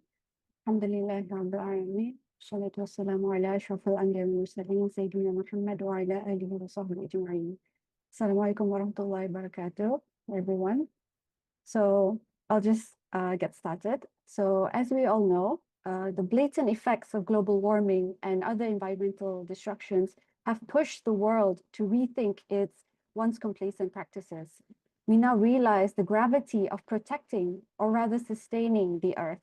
And we often hear the terms sustainable and sustainability.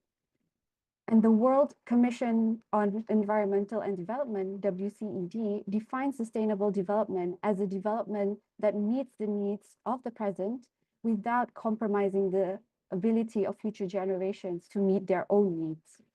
This report sets the precedent that sustainability is not merely a trend, but rather a collective expectation as well as a continuous endeavor that every member state should strive to emulate. So here we have the SDGs, which I am sure we are all familiar with. So driven by the 2030 Agenda for Sustainable Development, all UN member states have adopted 17 Sustainable Development Goals, SDGs, as a collective and collaborative effort to ensure a livable, peaceful, and prosperous world. The 17 SDGs are interconnected and revolve around protecting the environment, developing the society, and strengthening the economy. Rockstorm and Sukhdev visualize the SDGs as a three-tier wedding cake, with biosphere as the base layer, society as the middle layer, and economy as the top layer. While some researchers would argue that it is sufficient to consider these three areas, the environmental, the social, and the economic spheres, however, I would contend that Islam can offer a much more comprehensive framework beyond these three areas. And this proposed Islamic framework is much needed, particularly for the Muslim world currently experiencing a conceptual crisis. And to quote Abdul Hamid Abu Sulaiman, who wrote, "The crisis of the Ummah is not one of capabilities and resources, but rather one of concepts. This conceptual crisis is not a crisis of beliefs, values, or principles, but rather a long-standing crisis of thought and methodology brought on by a change in the Ummah's political foundations and the resultant distancing of the intellectual leadership from any sort of societal responsibility. The Muslim world, therefore, needs a proper methodological and more importantly, an operationalizable framework underpinned by Islam's two principal knowledge sources, the Quran and the prophetic Sunnah." And so this paper aims to reframe, sorry, stop. Okay. So this paper aims to reframe the SDGs, particularly from an Islamic governance perspective. Now, the Islamic governance framework that I am about to reveal and apply is developed by my Sheikh, Professor Amin Zahrin, who used to spend 12 weeks explaining his whole concept of IG, which I will try my best to concise and summarize in 5 minutes, inshallah. So in a series of paper, Zahrin conveyed his ideas on the quintessential model of an Islamic system of governance, ISG, as the conceptual Medinian polity, manifested by via the Prophet ﷺ's taqrir, or tacit approval. And if the Prophet ﷺ was silent on something, it meant that the words and behavior of the companions were tacitly approved by him ﷺ, and were therefore considered permissible in Islam. Zahrin argues that since the Prophet ﷺ's taqrir does not concern the Prophet ﷺ's behavior per se, but rather the companions' actions, and so by extension, their actions would reflect the behavior of the whole Medinian society, moving Islamically acceptable actions and behavior up from the individual space to the socio-political space. Now, born out of the Prophet ﷺ's taqrir is the prophetic Medinian polity.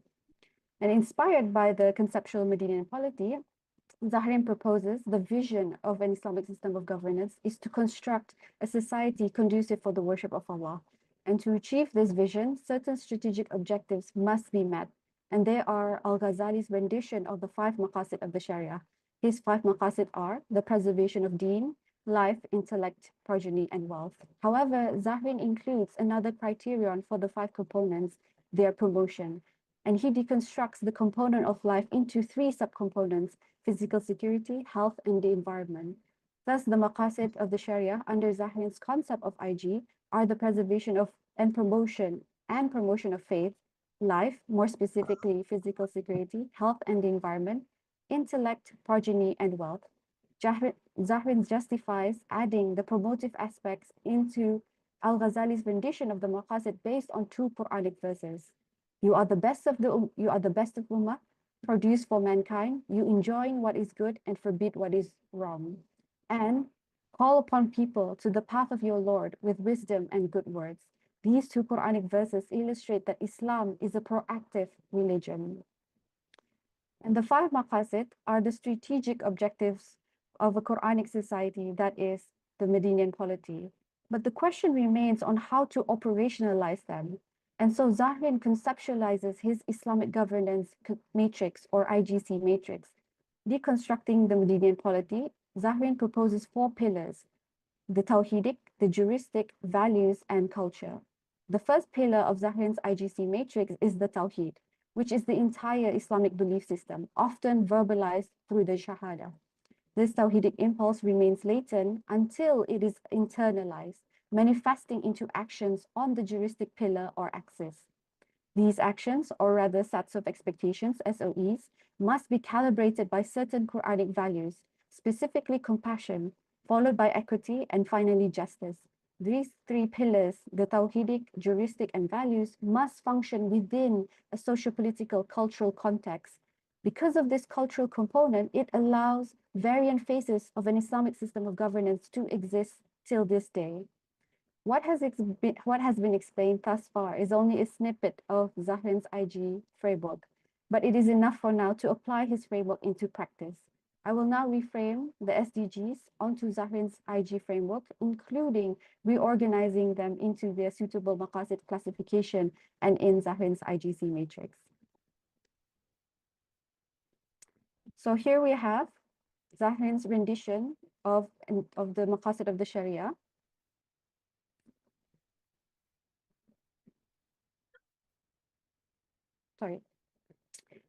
Which is the preservation and promotion of faith, life, more specifically physical security, health and the environment, intellect, progeny, and wealth. And to start with the maqsad of faith, it is clear that none of the SDGs fall under this maqsad, which is unsurprising given that the SDGs were formulated by a neutral, or rather secular, international organization. However, while none of the SDGs prioritize the preservation and promotion of religion on the global level, the maqsad of faith should remain as one of the objectives on the governance level of a Muslim state. Under physical security, SDG 16, peace, justice, and strong institutions, represent the need for legal enforcement in order to offer peace and dispense justice when needed. Upholding peace and justice ensure a socio-politically stable society. In terms of health, several SDGs fit the bill, and there are SDG 2, zero hunger, SDG 3, good health and well-being, and SDG 6, clean water and sanitation. The goal of achieving and maintaining good health and well-being is self-explanatory, whereas zero hunger is tied to malnutrition. Our body needs food and water as sustenance and nourishment for life, and hunger signals that need. Prolonged hunger leads to a severely deprived and malnourished body. And more important than food is water. Our body can survive without food for as long as a week. However, without clean and drinkable water, our body will only survive for 3 days before our organs fail. Sanitation is also important because bacteria and viruses thrive on unsanitary conditions, causing various diseases. As for the environment, SDG 7, affordable and clean energy, SDG 13, climate action, SDG 14, life below water, and SDG 15, life on land, aim to protect and preserve the environment in the long run.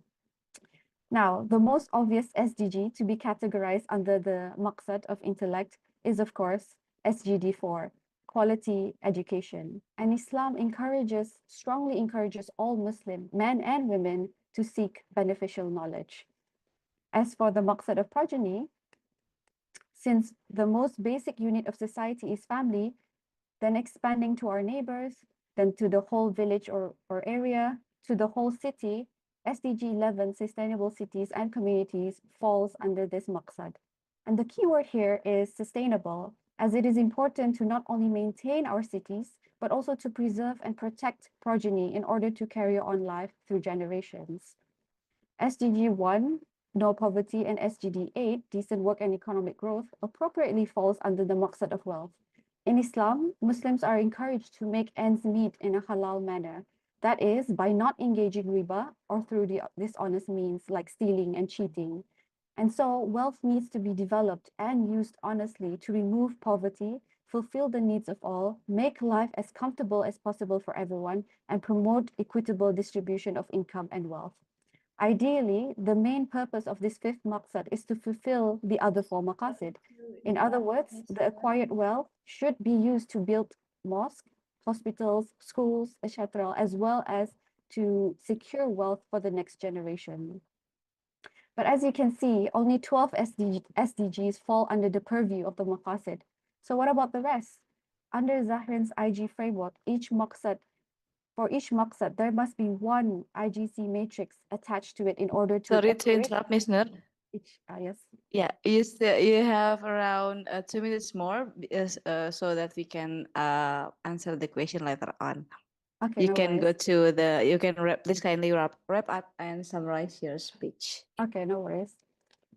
So under Zahrin's IG framework, for each maqsad, there must be one IGC matrix attached to it in order to operationalize each maqsad. So imagine this IGC matrix being attached to each maqsad, and each maqsad's juristic sets of expectations must be calibrated by certain Quranic values, which are compassion, equity, and justice, as you can see under the values axis. SDG 5, gender equality, should be practiced in every maqsad. For example, both men and women should be able to go to the mosque to pray, even though it is only optional for the women. Similarly, both men and women should be physically safe and secure. Both want good health and well-being, both want to protect the environment, and both should be allowed to pursue their education, to marry, and to acquire halal wealth. Whereas SDG 10, reduce inequalities, reflects equity under the values axis. As for SDG 9, industry, innovation, and infrastructure, and SDG 12, responsible with consumption and production, they belong in another theory under Zahrin's IG framework pertaining to the human agency and tools as facilitators of governance. Last but not least, SDG 17, partners for the goals, reflect the collaborative nature of the Maqasid, which Zahrin regards as the Maqasid Collaborative Framework, or MCF. In conclusion, the SDGs are now better organized from 3 limited key areas to the more comprehensive maqasid of the Sharia. And a faith dimension is also included to increase religiosity in an increasingly secularized global world. The SDGs may remain as they are, as global goals, but on the governance level of a Muslim state, the 5 maqasid remains as the strategic objectives under which certain SDGs can be viewed as targets for 2030.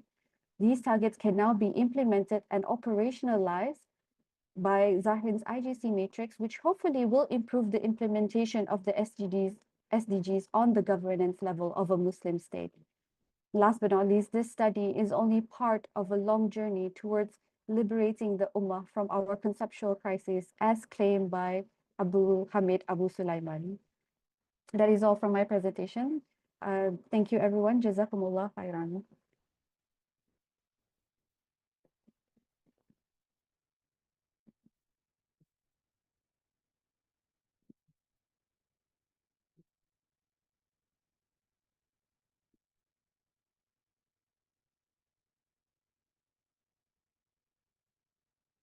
Dr. Samiola, do you have any comments perhaps for the presenter before we go to the question?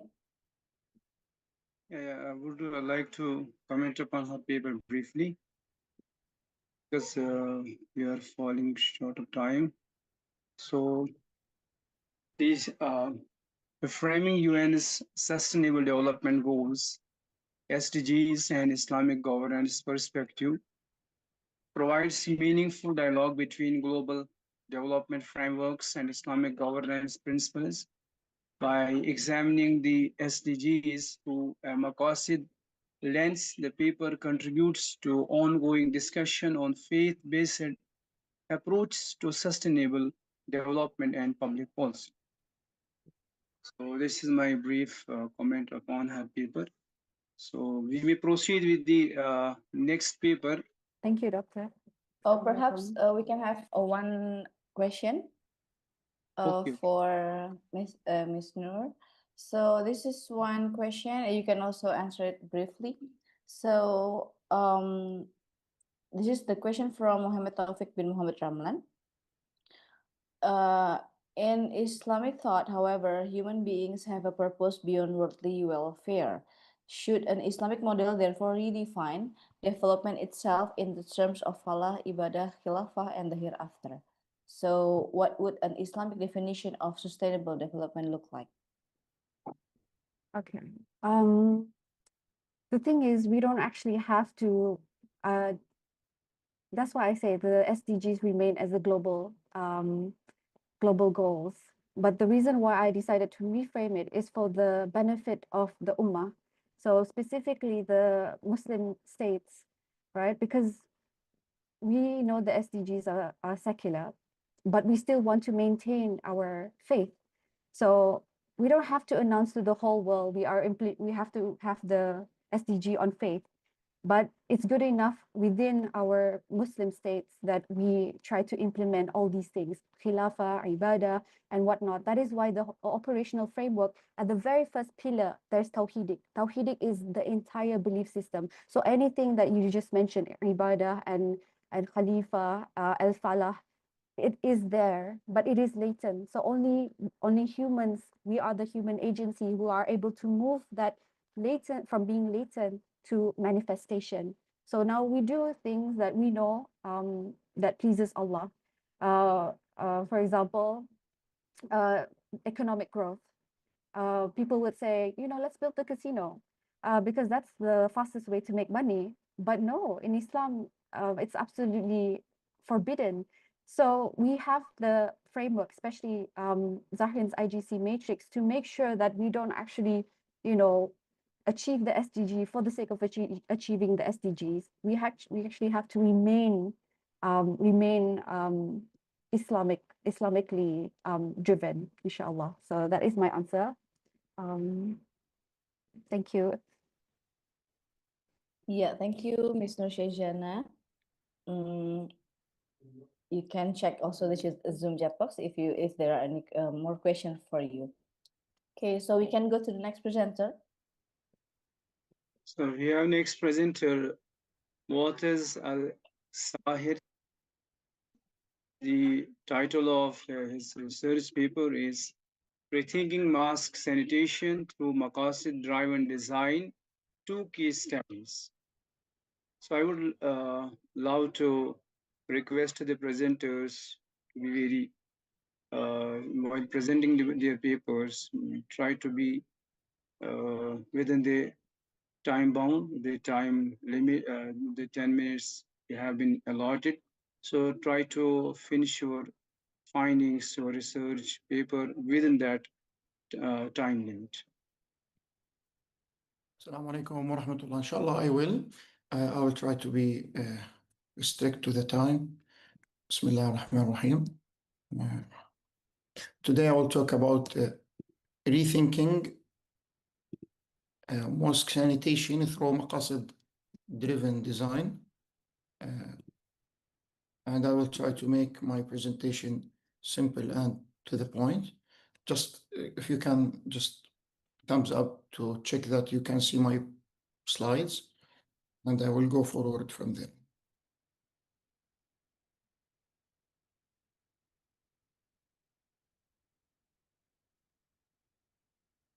Okay, can you see my slides, please?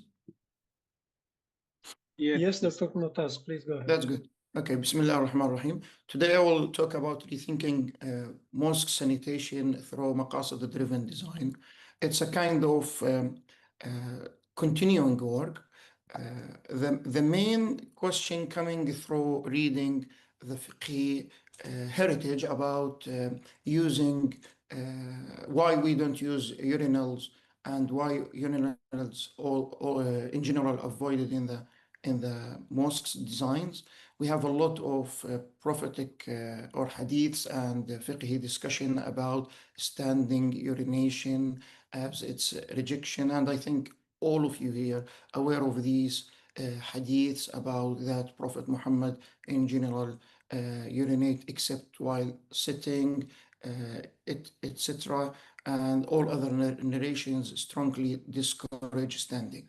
What I'm here trying is not to discuss the hadiths and all Islamic traditions and fiqh discussion, but I'm talking about directly the impact of these heritage to the water and sanitation hygiene and specifically urination design, that in general the public theology, the public Muslim practice is not preferring for standing urination.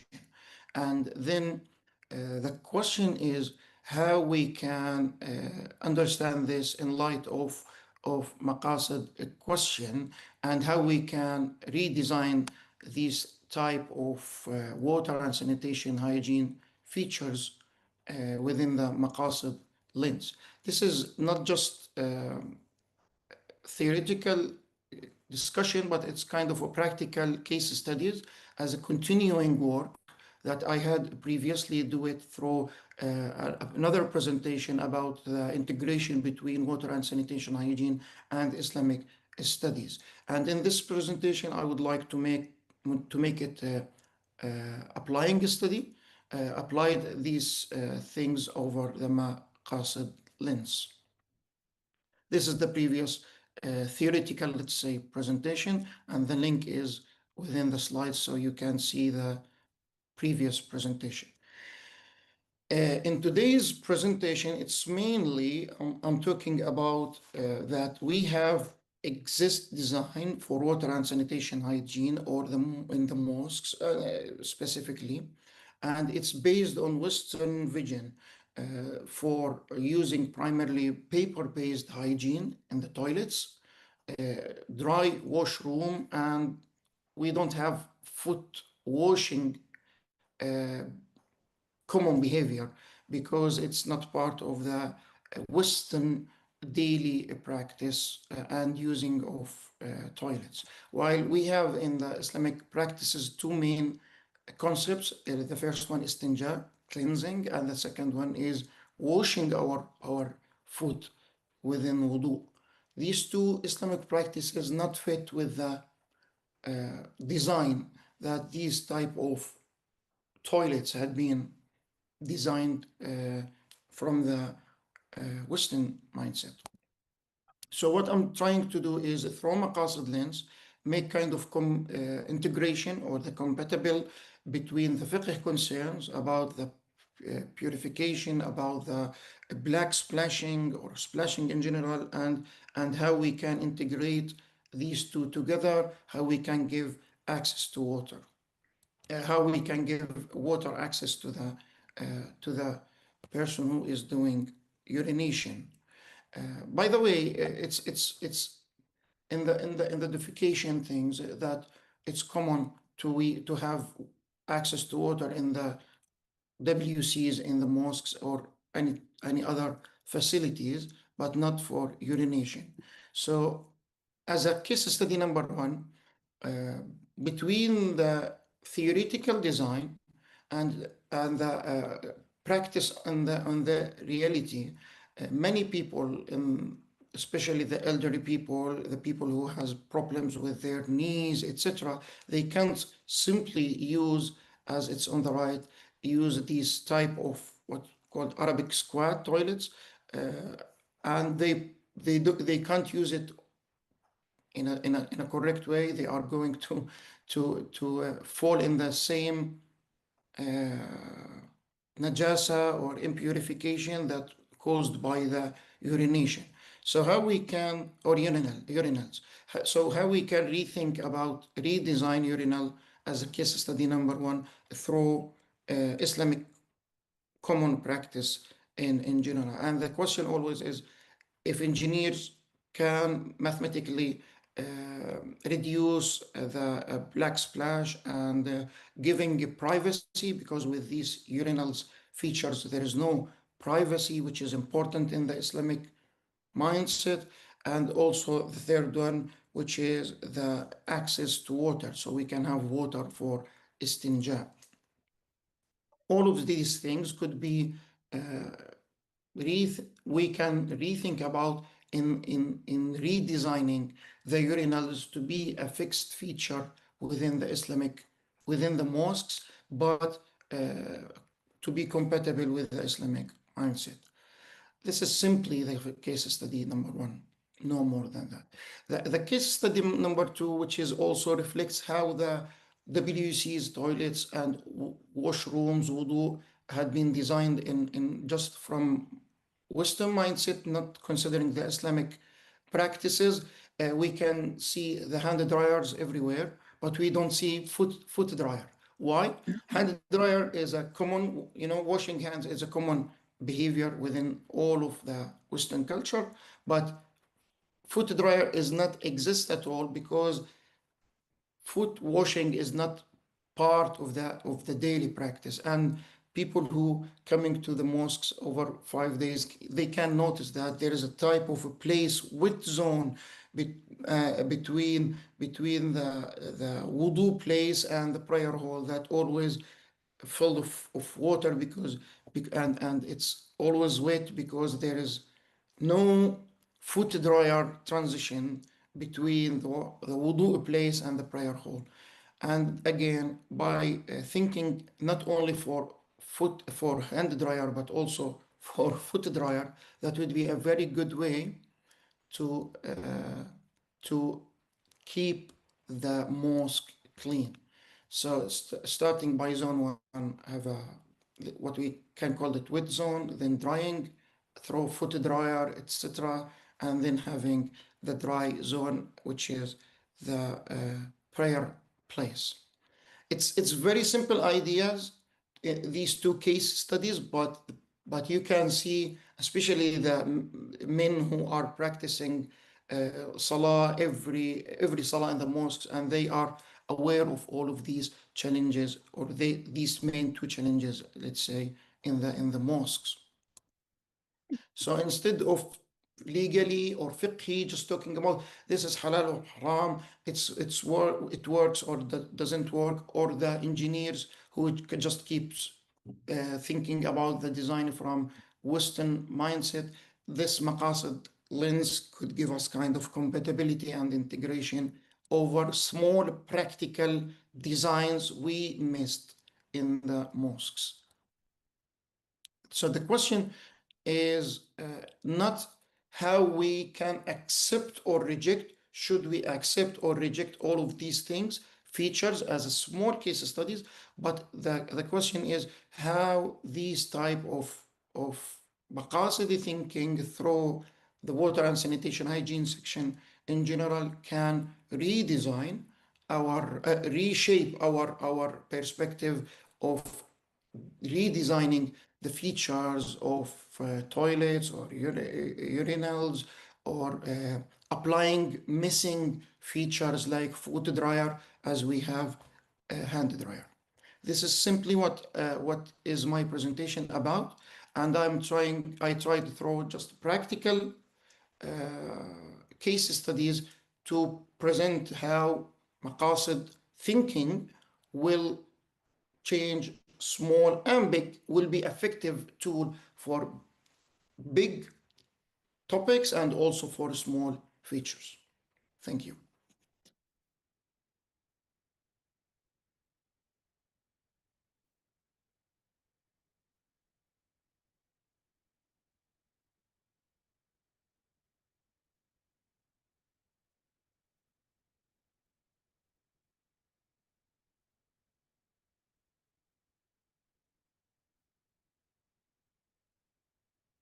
Yes, thank you for the presentation, Doctor. So perhaps Dr. Samula has something to say or some insight.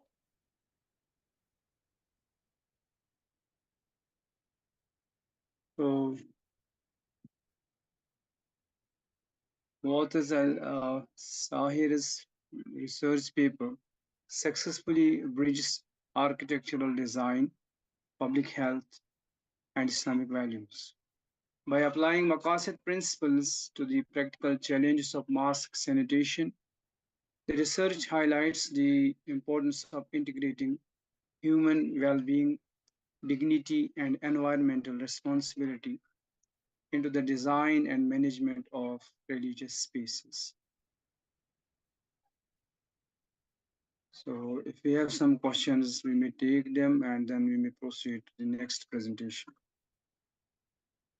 I don't expect a lot of questions. It's just simple presentation and with simple points. Yeah, please.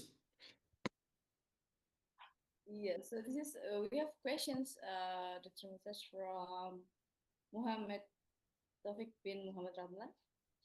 So would you consider his al-nafs or preservation of life the primary maqasid underpinning mosque sanitation, or would you argue that his al-din is equally fundamental because cleanliness facilitates acts of worship?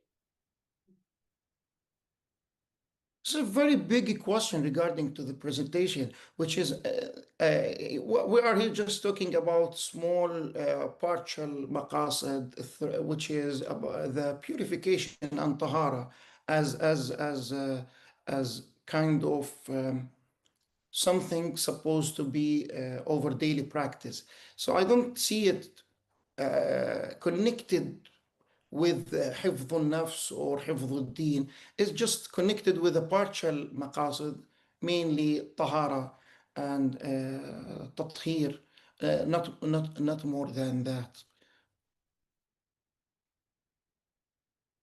And here always my concern about مقاصد is what I'm thinking with مقاصد, using it as a tool for practical things and avoid just be mazed or stuck with the huge topics and the huge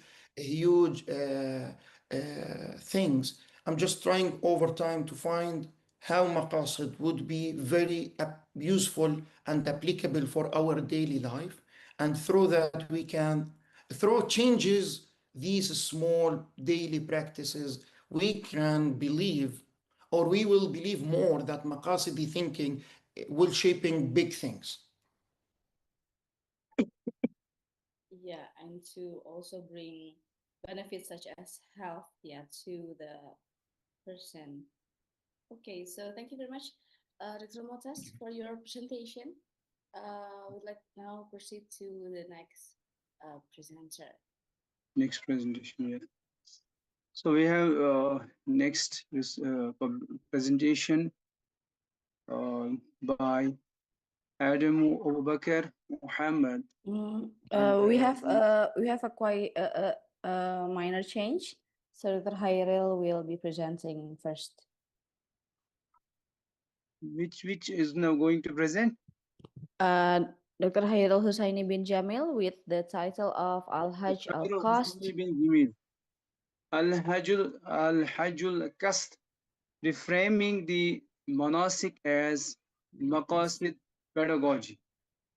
So this is a change from Abu Bakr Muhammad to Khairil Hussaini bin Jamil. Now, Khairil Hussaini bin Jamil is going to present his research findings Al-Hajjul Qasd, reframing the monastic as Maqasid pedagogy.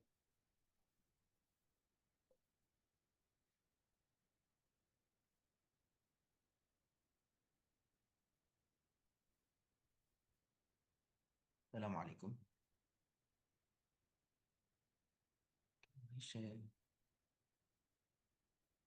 How to share my presentation? Okay.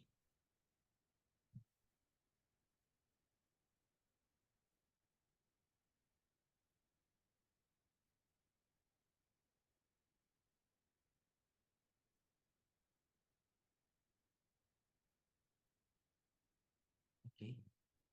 Bismillah. So can you see my slides?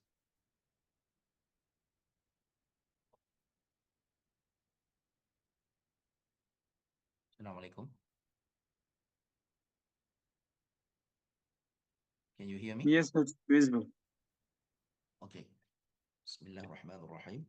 So this presentation is titled Al-Hajj Al-Qasd, Reframing the Manasik as Maqasid Pedagogy. Now, we know that Hajj has long attracted Muslim scholars in terms of many aspects. They have discussed the fiqh, they have discussed the benefits, the educational, the wisdom, and many other aspects of Hajj. Okay? So what you can see here, the first slide is actually trying to frame the theology of Hajj and trying to discuss the Hajj and the question of purpose. As I mentioned here, traditional scholarship focus on cataloging the doctrinal, juridical, intellectual, and social purposes of Hajj. And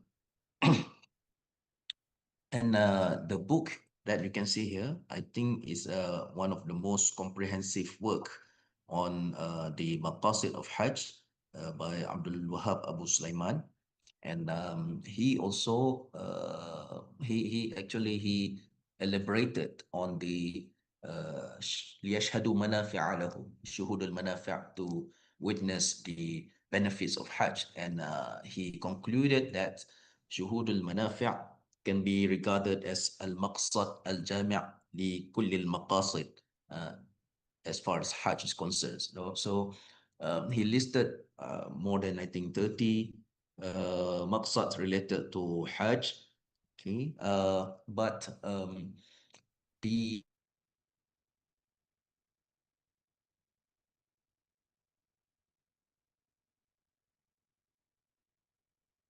inquiry here is looking at the purposes of Hajj, the maqasid of Hajj.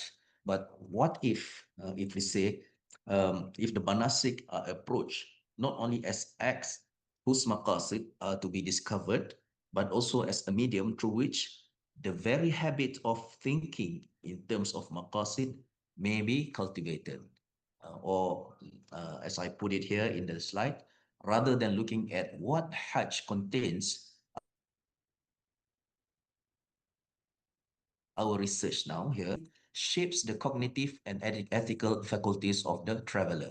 So how the Hajj itself can become a pedagogy to teach maqasid methodology, or to instill maqasidic paradigm in the person who performs Hajj. So what we are doing here is trying to contrast between these two. First, the traditional discourse on Maqasid al-Hajj, but here al-Hajj as Maqasid, al-Hajj al-Qasdu. Why I mentioned al-Hajj al-Qasdu? Because when you look at Ibn Faris, look at the semantic of the word Hajj, Ibn Faris begins with al-Hajju al-Qasdu. فَالْأَوَّلُ al-Qasdu. If you look at Ha, Jim, Jim. فَالْأَوَّلُ الْقَصْدُ وَكُلُّ قَصْدٍ حَجٍ. Every act of qasad is Hajj. So if we speaking of maqasid, we are actually speaking of many Hajj, many forms of Hajj. And the Hajj here is referring to intention, to direction, to destination, and is a travel, is a movement. And I mean, we are not trying to rely on semantic argument, but this semantic entry can enrich our understanding of Hajj, and also we can look at it from various aspects, from various perspectives. First, when we say Al-Hajj al-Qasdu, it reflects the intention. Okay, the intending, the directing oneself and moving purposefully toward a noble destination. Then the word hajaja also carries the meaning of mahajja, the path. Taraktukum ala al-mahajja, the clear, well-trodden road or path along which the destination is approached. So we have a clear path here. and also the word hujjah, the proof, the evidence, proof, or argument that leads to al-haq al-matlub, okay, the truth that we seek. Okay, so all of these are related or can be related to the act of inquiry, to the act of seeking, or what we can say as a purposive thinking. Purposive thinking. And why I included niyah or nawah here, because when you look at the semantic of niyah, Ibn Faris again, he mentioned a niyah under nun, waw, and harf al-mu'tal. Ibn Faris identifies one semantic principle as a niyah maqsad li shay. Okay, so a niyah also is related to the word maqsad. An-nawal amra yanwihi idha qasada lahu. Okay, an-niyah al-wajh alladhi tanwihi. Niyah is thus the wajah towards which one directs oneself. So I have spoken on wajah in some other spaces, and what is tawajjuh and how tawajjuh directs our attention, and tawajjuh as the primary spiritual pillar in Islam. But here I want to put all these vocabularies together, all these concepts together to make an entry or to place an entry to the idea of purposive thought or purposive thinking or purposive paradigm. Okay, so we can say the end must in some measure be present to the beginning if the movement between them is to remain properly directed. Okay, so here, as if we are saying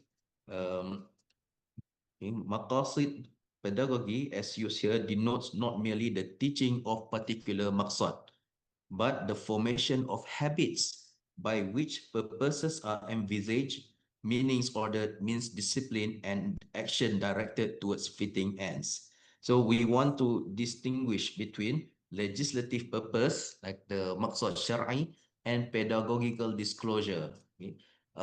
So we are not saying that now all the hikam or the wisdom or the lessons that we reflect from manasik are the original intention why the manasik are legislated, or why it is sharia. It is the sharia. We are not trying to replace the original intention of manasik, but we want to add some more to the concept of manafi'. So what are the benefits that we can learn from Hajj? One of the benefits that we can learn from Hajj is that the Hajj itself, the manasiks themselves, are educating the Hajj or the pilgrims in Maqasid paradigm. Okay? So they can learn many things. For instance, here in the first pillar or in the first act, that is niyah, okay? Bringing the absent future and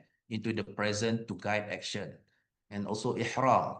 Okay, so ihram kind of focus on and restriction, and also in ihram we are not saying that preventing ourselves from those who are those acts that are haram.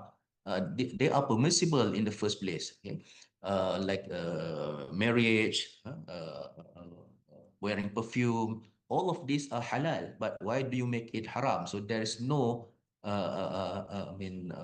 no rational justification, except that it is the deep submission. It is like the ultimate submission, al-ubudiyah al-mutlaqa, the ultimate submission to Allah subhanahu wa ta'ala. In a similar way, it's kind of, when we want to do something, we focus on that subject, or if we are doing research, we can say, focus on the problem statement, don't look at some other things, just focus on this question and try to conduct the research to solve the question. Okay, and talbiyah in a sense can be regarded as guiding ourselves in the key concepts. When you have vocabularies, for instance, talbiyah, you say labaik, you say la sharika lak. So in the acts of research, of inquiry, you have to have the key concepts that you must not deviate, or you must not confuse the key concepts or whatever in the Islamic worldview. You can refer to Al-Attas and some others in that sense. And with regard to tawaf, okay, I am trying to relate tawaf with al-jam'a bain al-qira'atain by Taha al-Ani, and we circumambulate the Kaaba, and our right hand is reading the universe, reading the context, and our left, the place of our heart is very near to the axis, very near to Allah, to Bait.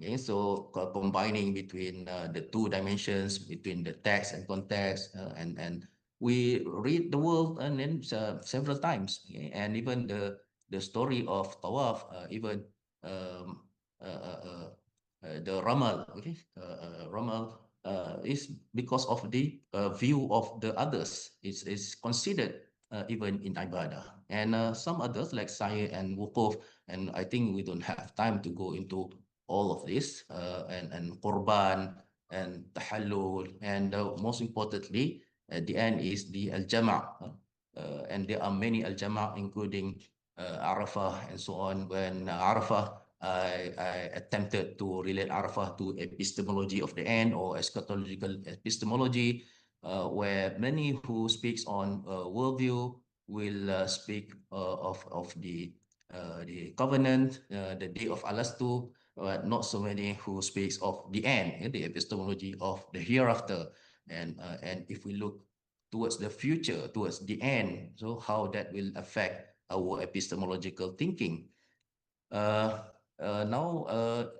part of the research is trying to put this Maqasid pedagogy in conversation with Maqasid methodology. So Prof. Jasir Ada, Jazakallah Khair, has elaborated and systemized everything and provides a rigorous map to analyze text, extract intents, and evaluate outcomes. But this pedagogy is to focus on forming it, how to transfer this Maqasid methodology to the person. So it's pedagogical rather than providing a theory.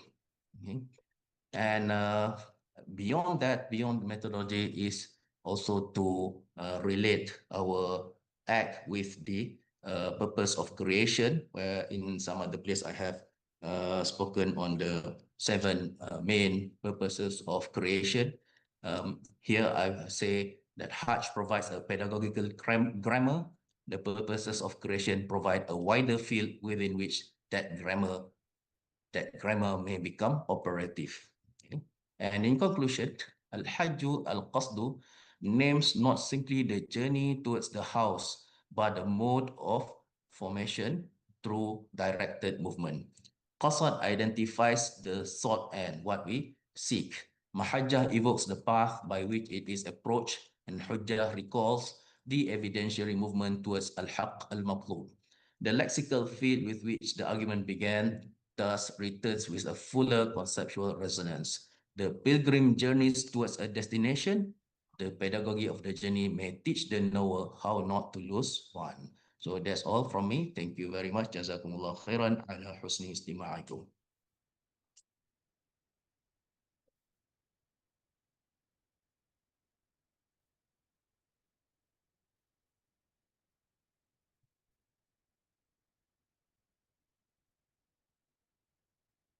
Jazakallah khairan. So this was a nice presentation. This presentation, the paper basically presents a refreshing and insightful interpretation of the pilgrimage experience by viewing the rituals of Hajj through the framework of Maqasid pedagogy. The study highlights the transformative, educational, and character building dimensions of worship, thereby enriching our understanding of religious practice as a process of holistic human development. Again, thank you very much. If you have some questions, so we may proceed with the questions, and then we will move to the next presentation, inshallah. Okay, let me help in reading the question to Dr. Hussaini. So this is quite long, Dr. Husaini. You can also read it in the Zoom chat box. So from Ismail, given that the manasik are predominantly ta'abudi or devotional acts accepted purely out of submission beyond rationale, does reframing the Hajj rituals through a maqasid-based pedagogy, which emphasizes rationality and inner wisdom, risk degrading the primary value of absolute submission into a mere exercise in spiritual self-improvement? Yeah, I think this is very common in many of the discourse on maqasid, whereas you'll have the two extremes, the extreme on one side and the extreme on the other side. And we will always say la ifrat wa la tafrit. So there are things which are ta'abudi, devotional acts as you mentioned it, and they are ma'qulatul ma'na, and there are things that, okay, we can say that this is the zahir, the rituals, but of course, there are also wisdom behind it. There are also manafi', there are also ibar. Okay, so if you, preserve both the zahir and batin, there is no problem in it. It is in fact in the act of Qurban and of Quran and the ayah that the meat and the blood.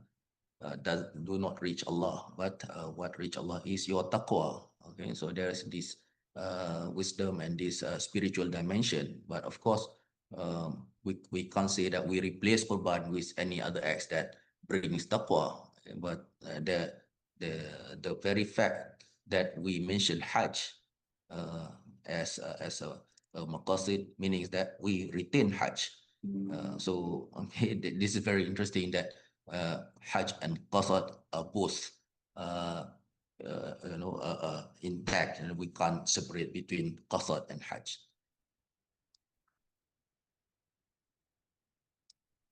All right, we hope that it answers Mr. Ismail's question.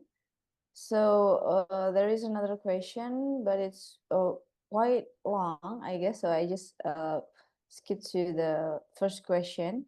So what is the conceptual relationship between Al-Qasid in Al-Hajj Al-Qasid and the technical concept of Maqasid al-Sharia? Yeah, if I understand the question correctly, yeah, given that as I said again that as I've said earlier, that I'm not trying to rely on semantic argument, although it is quite convincing. But when we say that the Hajj itself means that it is an intention, it is a movement towards a destination, and it with all the manasiks together, it contribute or it forms sort of framework. Then this framework this framework is the framework where you can relate the maqasid of Sharia within that framework. You can integrate maqasid of Sharia within that framework. You can see, the works or the literature on maqasid al-Hajj, there are many, and even the book that I mentioned in the beginning, al-Manasik, al-Maqasid fil Manasik, you can see the Hifzul Mal, Hifzul Nas, and everything mentioned within the Maqasid of Hajj. But as I mentioned, I'm not trying to look at the Maqasid of Hajj, but looking at how the acts of Hajj itself is training our mind to think in a Maqasidi way. You're right. Thank you, Doctor, for the answer. And later on, perhaps you can also see the questions in the subject box, and we can also later on make forum of discussion in our global research ecosystem community. So once again, thank you, Dr. Husaini, for your presentation. All right, Dr. Samila, so we can go to the next presenter, which is Mr. Adamu Abu Bakar. Adamu.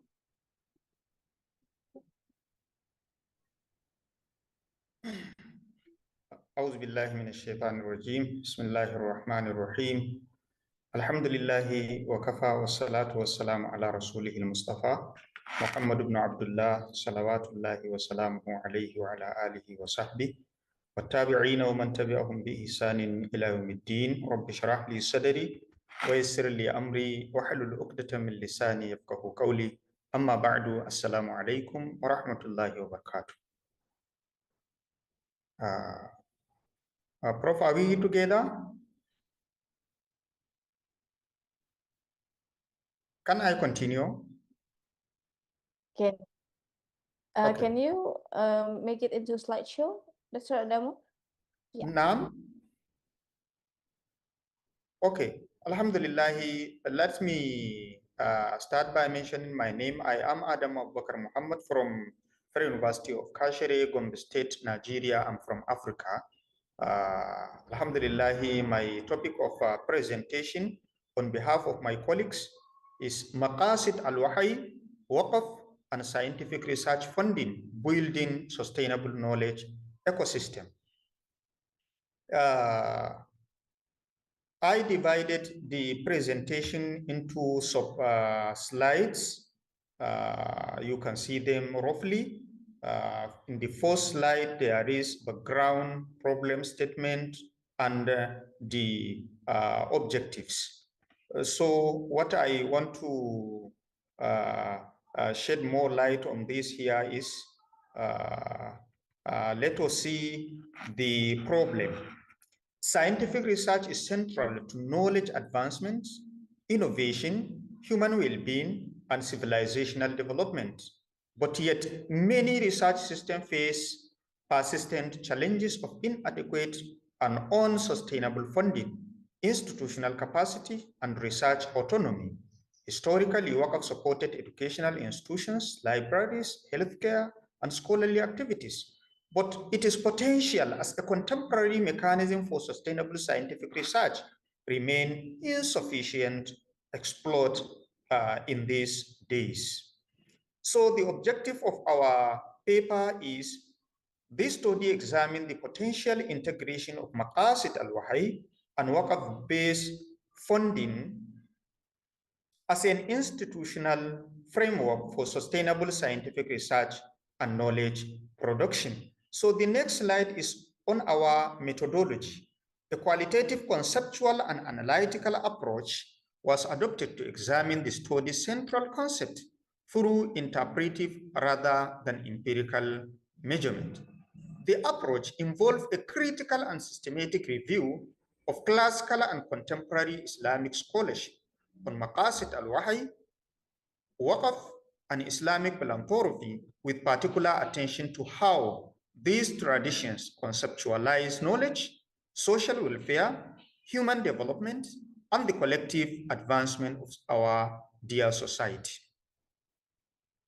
This Islamic intellectual foundation was then examined alongside contemporary research and innovation system to identify conceptual convergences and then institutional gaps and opportunities for integrating Islamic knowledge traditions with modern structures of research, knowledge production, technological innovation, and sustainable development. The analytical process therefore moved beyond merely describing the literature to interpreting, comparing, and synthesizing key ideas across Islamic and contemporary knowledge traditions, thereby providing the conceptual basis for developing an integral framework for positioning Maqasid Al-Wahy, Waqf, and then Islamic philanthropy as potential mechanism for supporting research, innovation, and broader societal development.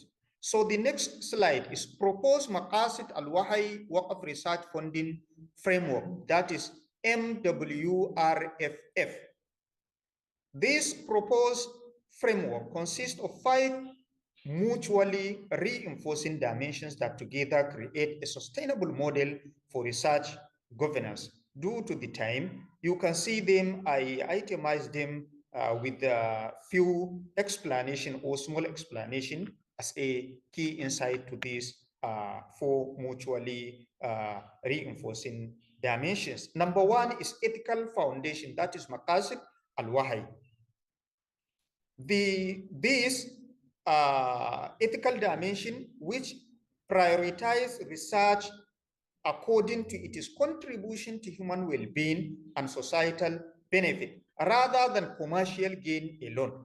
You see, contemporarily, most of the researches that are conducted, which are totally not based on Maqasid Al-Wahy, they are normally commercial gain research researches. So people are conducting research to gain recognition. People are conducting research to attract the government agencies, to attract the industries, at least to come and see the wonderful in their researches in order to have money. But based on Maqasid Al-Wahy, let us prioritize our research according to the contribution to human well-being. We have a lot of opportunities under these Maqasid Al-Wahy research priorities. Because of what? Now globally, more especially the United Nations, are putting more concern and emphasis on conducting research based on SDGs, Sustainable Development Goals. And all these Sustainable Development Goals designed by UN and other global countries, they are in line with the Maqasid al-Sharia. And Maqasid al-Sharia is part of Maqasid al-Wahy, because you can't find Wahy, you can't find Sharia until you go deeply and search that Sharia into the Wahy. So Maqasid al-Wahy is a mother of Maqasid al-Sharia, to my understanding. And all these UN SDGs, they are under Maqasid al-Sharia. So we Muslims, we have a lot of opportunities to prioritize our researches according to their contribution to human well-being and societal benefit, rather than commercial gain alone. So the second mutual dimension is sustainable financing through Waqf. The major problem of conducting researches in nowadays is issue of financing. How to have support to go to the field, to go and visit many areas to conduct your research. You need transport money, you need money to buy books, you need money to buy research materials, you need money to buy this, you need money to buy that. So without money, you can unable to conduct a research. So having a financial body that finance or assist researchers to go and conduct their valuable research is very, very important. So that is why the second mutual dimension is sustainable financing through Waqf. And then the third one is institutional governance. If you want to conduct a research, you need a body that can make your research to be institutional-based research and to govern the findings of your researches. That is why, according to the framework emphasizes robust governance based on transparency, accountability, professional development, independent oversight, and measurement or measurable institutional performance. So the next one, that is the fourth one, is collaborative knowledge ecosystem. This fourth component recognizes that contemporary scientific innovation increasingly depend upon collaboration among multiple stakeholders. The framework therefore adopt an expanded knowledge ecosystem in which universities no longer operate independently, but interact continuously with governments, industries, Islamic financial institutions, philanthropists, community organizations, international research agencies, and religious institutions. Such partnership facilitate interdisciplinary research, knowledge transfer, technology commercialization, policy engagement, and broader public participation in scientific development. So the last mutual dimension is societal and civilizational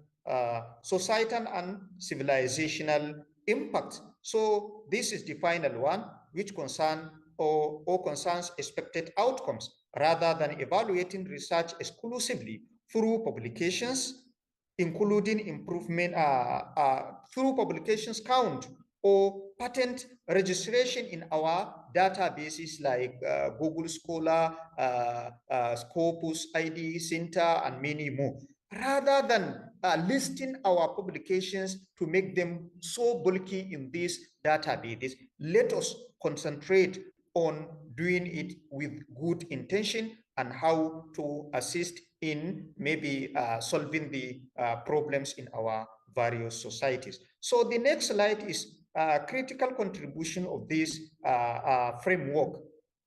The principal contribution of this framework lies in integrating 4 bodies of scholarship that have largely developed independently. Number 1 is Islamic epistemology, which defines the ethical purpose of knowledge. Secondly, Maqasid studies, which explain the higher objective of divine revelation, because the first revelation received in Islam is the issue of reading, seeking knowledge.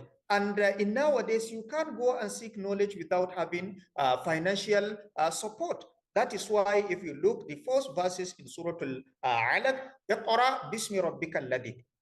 Bismi rabbika alladhi khalaq. So the word Iqra, go and read. You can't read while you are staying at home, because you need to go and find a scholar. You need to move from your place to the place where you can go and seek knowledge. So you need financial support. That is why merging Maqasid Al-Wahy with Waqf support funding is very, very important in nowadays. So the third body is what? Waqf studies, which provide sustainable institutional financing. So the last one is knowledge ecosystem theory, which explains collaborative innovation and research governance. So by bringing this perspective together, the framework offers a comprehensive model through which scientific research can be financed sustainably without breaking, governed transparently without having any corruption, and then directed ethically based on Islamic teaching and evaluated according to its contribution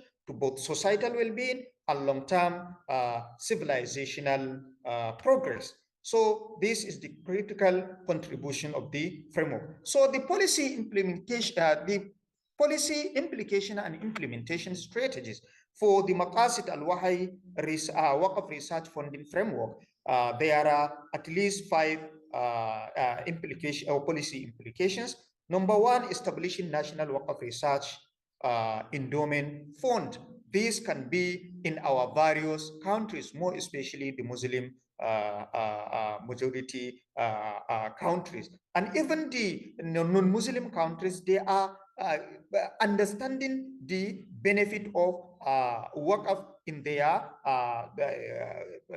country development. So the second thing is integrating our contemporary universities with Waqf institutions. So it's more better in each and every university. Let us have Waqf institution in that university in order to support similar of these researches. Once the departments or faculties receive complaint from students from low-income family, these Waqf institutions can come in and then at least help in financing the studies of these students that are coming from low-income families. So the third one is aligning research priorities with Maqasid Al-Wahy. So let us concentrate how to align our current researches to give them priorities based on Maqasid Al-Wahy. Think about the Maqasid Al-Wahy in one perspective, try to conduct research, and then allow our colleagues from across the globe just continue conducting researches that are prioritize the issues of Maqasid Al-Wahy in our researches. And then second to the last among these listed 5 policy implications is what? Promoting interdisciplinary research work. People from English language come and collaboratively join with people from mathematics to conduct a research. People from agriculture come and jointly collaborate with people from Islamic studies to conduct a research.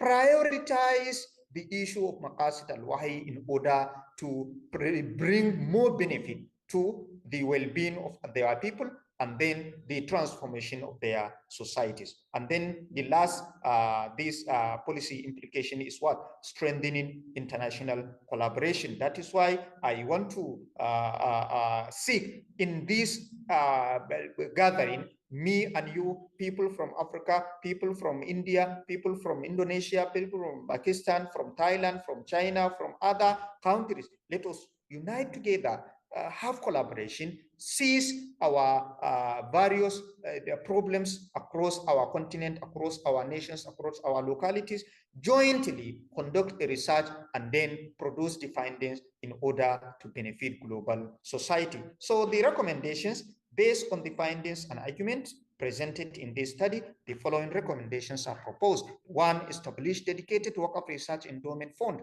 not only in the national level, at our state level, regional level, local government level, our societies level, even in our families. Maybe we are about 20, 40 families in our people in our family. Let us have a work of research fund, at least monthly contribution, quarterly contribution, yearly contribution, or whatever, even daily contribution to assist doing something at least to transform our family, our society, and our area. And then the second one is strengthening university worker partnership. Higher education institutions should establish specialized work of research and innovation offices responsible for mobilizing endowment locally, regionally, nationally, and internationally, coordinating donor engagement, maybe to engage, to have a meetings, to tell them their priorities, and then seek their funding, and then managing research chairs and supporting interdisciplinary scientific programs. And then the last one, align research priorities with Maqasid Al-Wahy, as I mentioned earlier. So the conclusion of our presentation, this paper explores integrating Maqasid Al-Wahy with WAQF to create a framework for financing scientific research and promoting sustainable knowledge ecosystem. It asserts that knowledge in Islam is a trust and a moral obligation essential for human flourishing and social justice.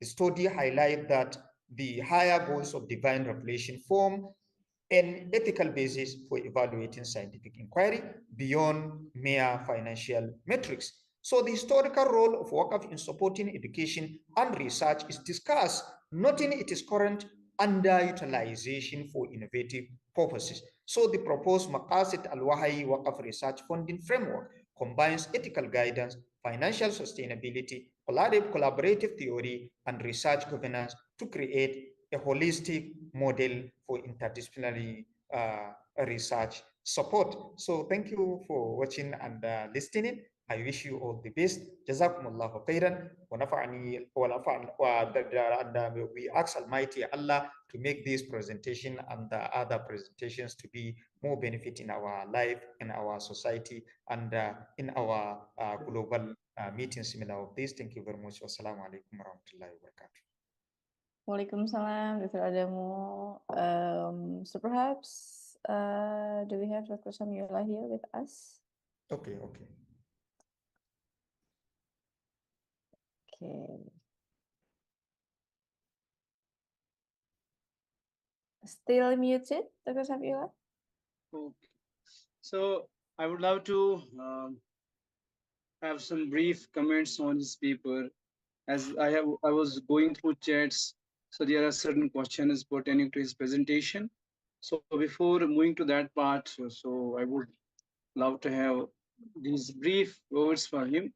So his paper offers valuable exploration of WAQF as a potential mechanism for supporting scientific research and sustainable knowledge production. While its conceptual framework is innovative and grounded in Maqasid Al-Wahy, the study would benefit from greater attention to practical issues like governance, accountability, and implementation. Overall, the paper makes a strong theoretical contribution and highlights important opportunities for future and radical research on WAQF-based funding models. I congratulate once again. And now we move to the question. You can start. Yeah, thank you, Dr. Shamila. So, Dr. Adamu, perhaps a quick question. Can productive wakaf or endowment funds be used to finance a boarding house for university students? Yes, if I understand the question, ma'am, really, if you are talking about wakaf, today, based on the findings of researchers and our contemporary scholars, they insisted that the benefit of wakaf is more and wider, larger than the benefit of zakat. Because of what? Zakat, there is more restriction on it. But wakaf, there is a open financial body that can help and assist to various areas of our life. So this productive wakaf either is a community productive wakaf, either a personal productive wakaf, either a collective productive wakaf, either a joint productive wakaf, either a community one, either a regional one, either a national one. So this productive wakaf, we can utilize with the surplus, the benefit, the profit, what we generated.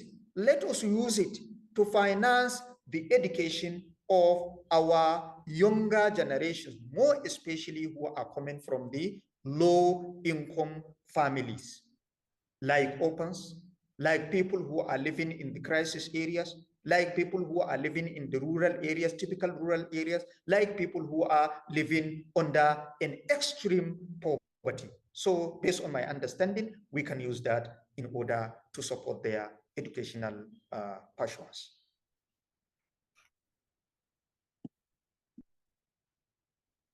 Okay, thank you, Dr. Adamu, for your presentation. And hopefully to see you again later on our upcoming conferences. So we're going to proceed to the next presenter.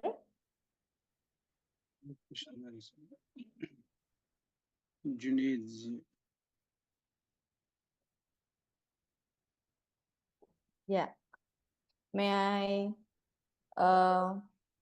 call Mr. Junaid Dia with the title of Operationalizing Usul al-Fiqh as a research methodology for contemporary Islamic finance, venture capital, and private equity as a case study.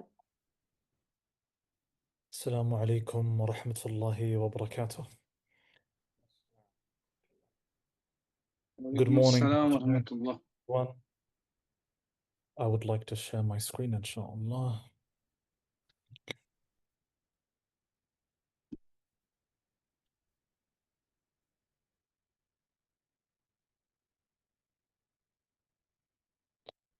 Do I have access to share my screen?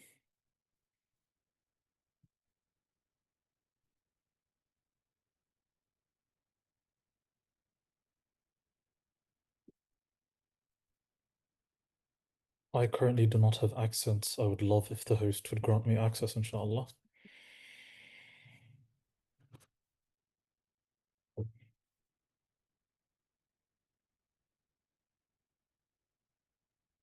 Do you want us to share the slide for you, Doctor? Bole, that's fine. You guys can do that as well. That'd be, thank you so much.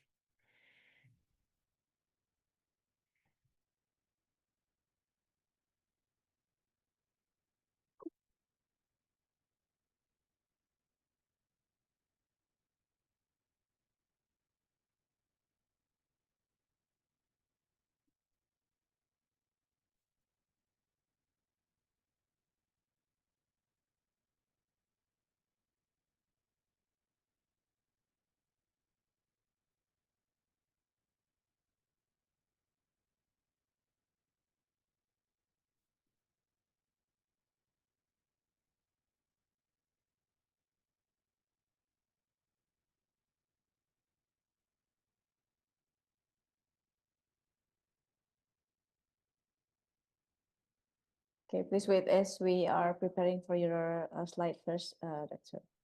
Take your time, inshallah.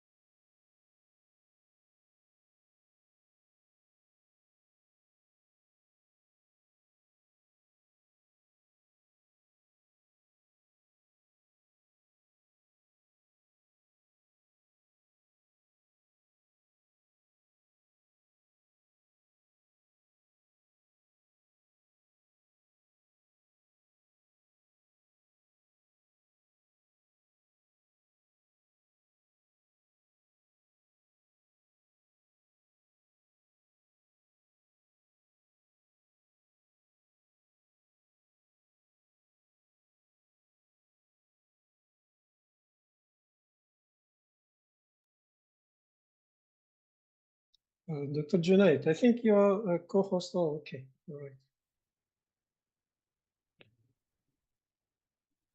Yeah, absolutely. I can share it as well, inshallah. It still does not. Yeah, can you already see it? Yes, Yeah, you can lovely. start. Thank you so much. بسم الله الرحمن الرحيم الحمد لله والصلاة والسلام على رسول الله ما بعد السلام عليكم ورحمة الله وبركاته. Once again, I would like to begin by thanking the organizers of the conference for bringing us all together.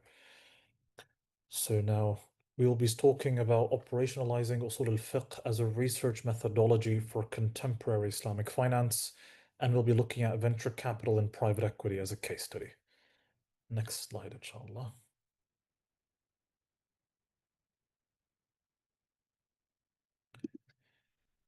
Let's begin with a question. What happens when every contract inside an Islamic financial institution appears Sharia compliant, but the institution as a whole produces an economic structure that deserves further scrutiny?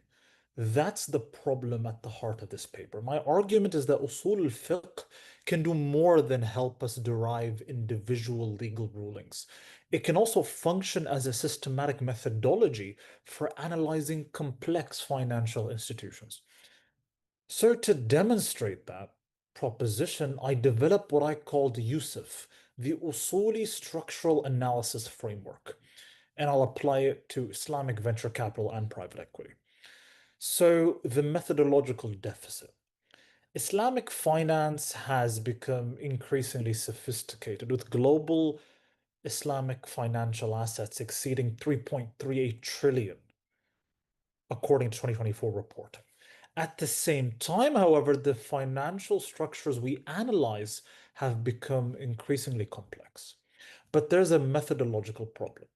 Much contemporary analysis evaluates Islamic finance through conventional analytical paradigms, such as agency theory or transaction cost approaches, while Islamic law is often introduced as a set of constraints: no riba, no gharar, no prohibited activities. These are important, but they are not the whole epistemological architecture of Islamic financial reasoning. Usul al-fiqh gives us something broader: evidence, methodology, legal principles, objectives, maqasid, structured reasoning. This is the gap I'm addressing. Contract level analysis can establish that contract A, B, C permissible. But contemporary financial institutions don't operate as isolated contracts. They operate as systems. So the question becomes, when A, B, and C operate simultaneously inside institution X, what happens? That is the methodological problem. Next slide.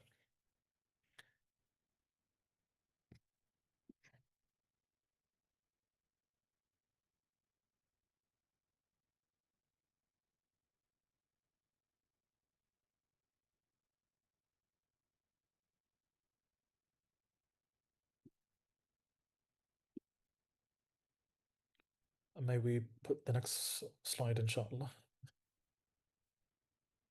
Jazakumullahu khairan. First, I reconceptualize usul al-fiqh as a systematic analytical methodology applicable to modern financial structures, rather than restricting its methodological significance to just the derivation of rulings. Second, I develop a 9-step Yusuf, the Usuli structural analysis framework, grounded in classical Usuli principles. Third, I demonstrate how the framework can be applied throughout an illustrative case study of Islamic venture capital and private equity. I want to emphasize one word: operationalize. These principles themselves are classical, but now the idea is to make their application explicit, sequential, transparent, and replicable in today's time. That's the contribution of today's paper. Next slide, please.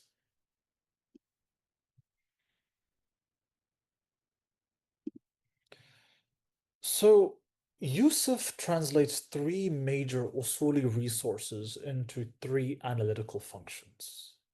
Number one, adilla, evidence. Traditionally, these assist in deriving rulings, but under Yusuf, they establish the normative baseline against which the financial structure is analyzed. Secondly is al-qawa'id al-fiqhiyya, the legal maxims. Traditionally, they guide the application of these individual rulings, but under Yusuf, they function as a cross-cutting analytical control for testing how the structures actually operate. Number three is Maqasid al-Sharia, the higher objectives. Under Yusuf, these provide a further evaluative layer for assessing substantive outcomes. So the movement is, what is the normative baseline? How does this structure operate against it? And what are the consequences of that structure? Importantly, maqasid is not being used as a freestanding mechanism for simply overriding established fiqh. It's a complementary evaluative layer within the whole methodology. Next slide, please. So these are the 9 analytical steps of Yusuf. Yusuf turns this architecture we talked about into 9 steps. So I'll divide them into 4 phases. Phase 1 is understanding the structure, tasawwur, factual conceptualization. Before judging anything, we need to understand what the institution actually does, not what it's called. Step 2, institutional mapping. We map the relationships, the flows of funds, allocations of risks, profit distribution, governance rights. Phase 2, establish legal identities. Step 3, takyif fiqhi, legal characterization. We ask what each relationship actually is. Is it mudaraba? Is it cross-cutting legal principles? 7, access maqasid and ma'alat. So here, we see the purposes and the consequences. 4, reintegrate context. Then the regulatory and the collective ijtihad overlay. And finally, the whole institutional coherence. The final question is not whether each component passes independently, but whether as a whole they remain Islamically coherent and compliant. And that final movement from the component to the institution is really the intellectual center of my research. Next slide, inshallah. So why Islamic venture capital and private equity? Why use venture capital and private equity? Because they provide a particularly useful case study. They resemble, in some areas, not all, classical mudaraba in important respects: equity participation, investment risk, genuine profit and loss sharing. At the same time, VC and PE are very complex. They have investors, vehicles, managers, portfolios, fees, return mechanism, governance. And so that's the best environment for testing whether each bilateral contract analysis is sufficient. So this is just an illustrative regulatory level analysis. I'm not claiming that Islamic venture capital is non-compliant. I'm not complaining it is, but I'm saying why this is a good case study to apply this use of usul and maqasid. Slide 7.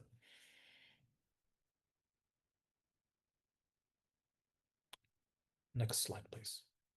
Okay, so imagine a contemporary fund. The relationship between the limited partner and the fund could be characterized one way, but the relationship between the general partner and the fund may be characterized another way. So the fund's relationship with portfolio companies may involve each other contractual arrangement. So Yusuf asks a further question. So how do these relationships interact?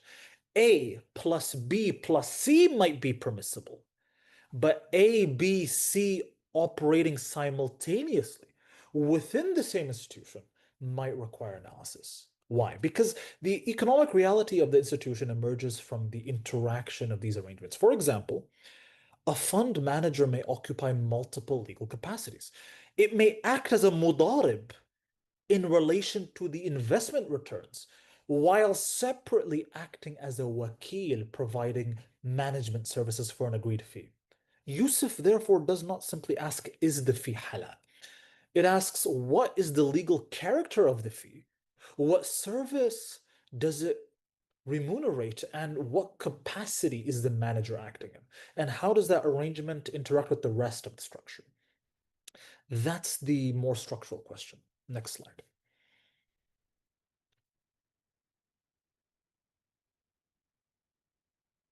And so let me demonstrate this with three familiar VC and PE mechanisms. First, fixed management fees. If the GP is analyzed solely as a mudarib, a fixed fee raises a jurisprudential difficulty. But if the GP separately performs identifiable management services under wakala bil ujra, the analysis might be different. So Yusuf doesn't categorically conclude fixed fee violation. Instead, it forces us to go back and distinguish the contractual capacities and examine their interaction. Second, preferred return hurdles. Here the key issue is substance, because suppose a preferred return is described as an 8% hurdle. The label itself tells us very little, so we need to ask, is this merely a mechanism for allocating actual realized profits, or is it independent of the actual profit? So if it's the latter, then the economic character may begin to resemble a debt-like entitlement rather than genuine risk sharing. So 3, capital protection. When mechanisms insulate capital providers from downside risk, Yusuf asks whether risk is being systematically shifted onto the entrepreneurs. That matters not only doctrinally, but also technologically. So why? Because does the risk continue to promote genuine risk sharing and equitable circulation of wealth, or has the economic substance moved in another direction? That's the practical utility of Yusuf. It moves us beyond asking whether it's Sharia compliant or not, but it's whether these remained aligned with the principles that justify its Islamic characterization. Slide 9.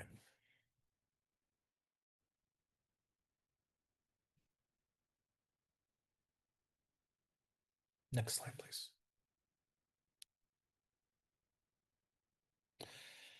And so if we take the qawa'id as analytical questions, the legal maxims are particularly useful when Yusuf turns into questions.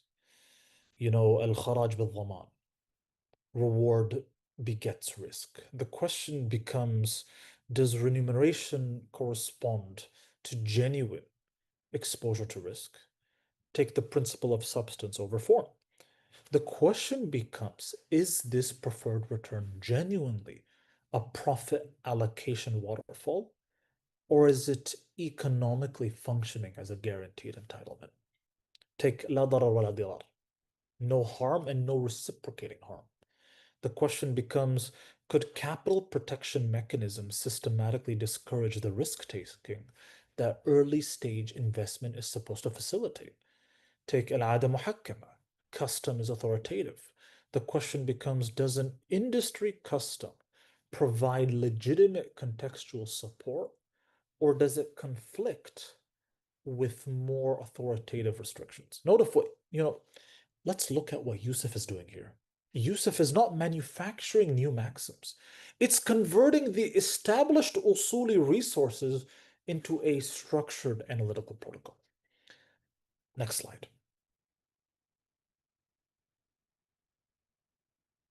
So from the 6 methodological principles, first we see that conceptualization must precede judgment.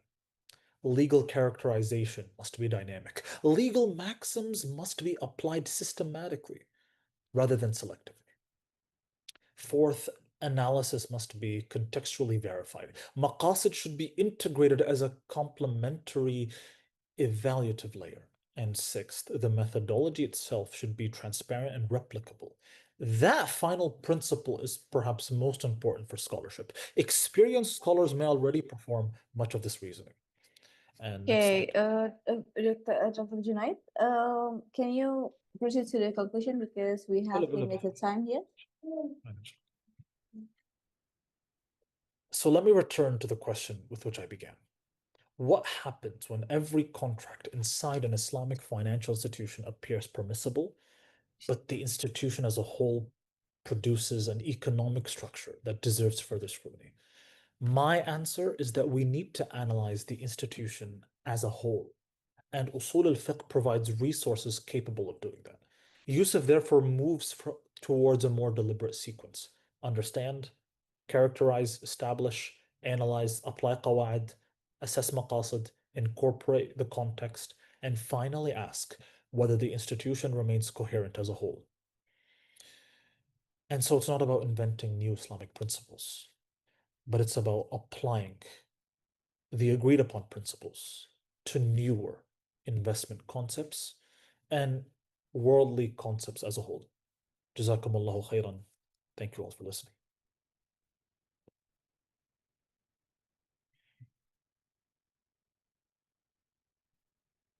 Yeah, thank you, Dr. Junaid, for your presentation. So Dr. Samila is here with us.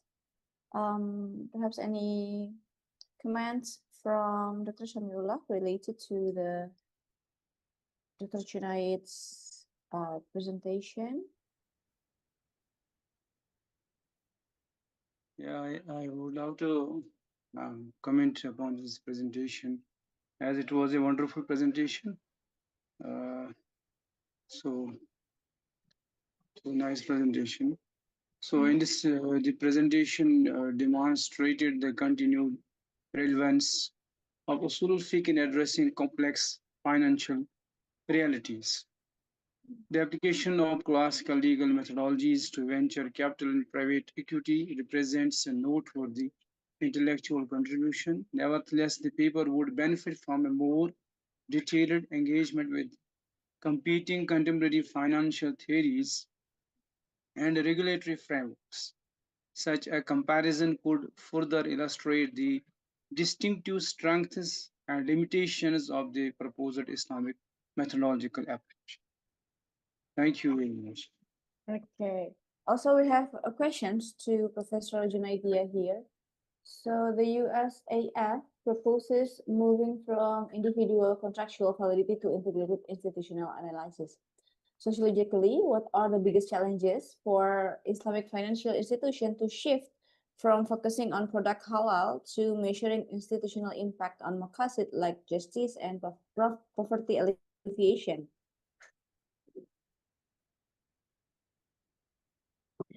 I would say, look, at the end of the day, private equity was just an example. But I think these, if you look at today's conference, we had the previous presentation about waqf, and before that was about helping Muslims in their tahara. And so when you look at all of these topics, it may be different, but the point is not about these ideas separately, but Islam is complete.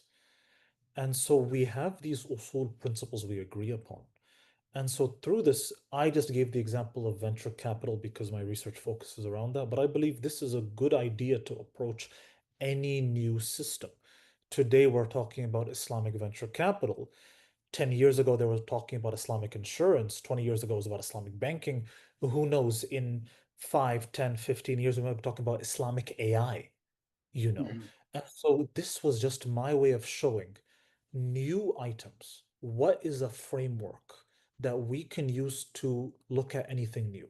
When I talked about tasawwur, conceptualization, we have to look at what things are, because in Islam, things are not about their name, it's about its reality. I spoke about form over substance. Mahmoud al-Jamal has a book, Economics, Law and Practice, where he talks about how a lot of Islamic finance, it may have been Sharia compliant on paper, but it had the substance of a riba contract, right? And so for me, this framework was just how can we approach any new technology, any new service? And like I said, you know, in these coming years, I mean, IIUM, for example, has their conference this year talking about AI in Islam. And so I think that's another challenge we're going to go through as researchers, as academics. How do we approach new things using our classical methodology? So that's the way I think that Yusuf, I mean, conceptualizing, doing the taqi, fiqhi, that could apply to anything new in essence. All right, thank you, Dr. Junaidi, for your question and for your presentation and your answer. So, however, we still have more questions in the Zoom chat box. So perhaps you can check it in the Zoom chat box, and also later on we will create a forum of discussion for your presentation. So once again, thank you, Dr. Junaidi, for your presentation.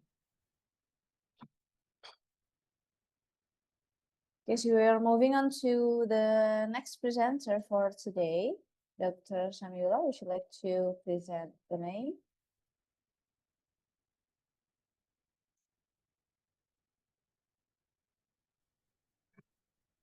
Yeah, the name is, the presenter's name is Yıldız Rafiko, and the presenter is going to present the research title Maqasid Al-Wahy as Foundation for Knowledge Study through the Maqasid methodology.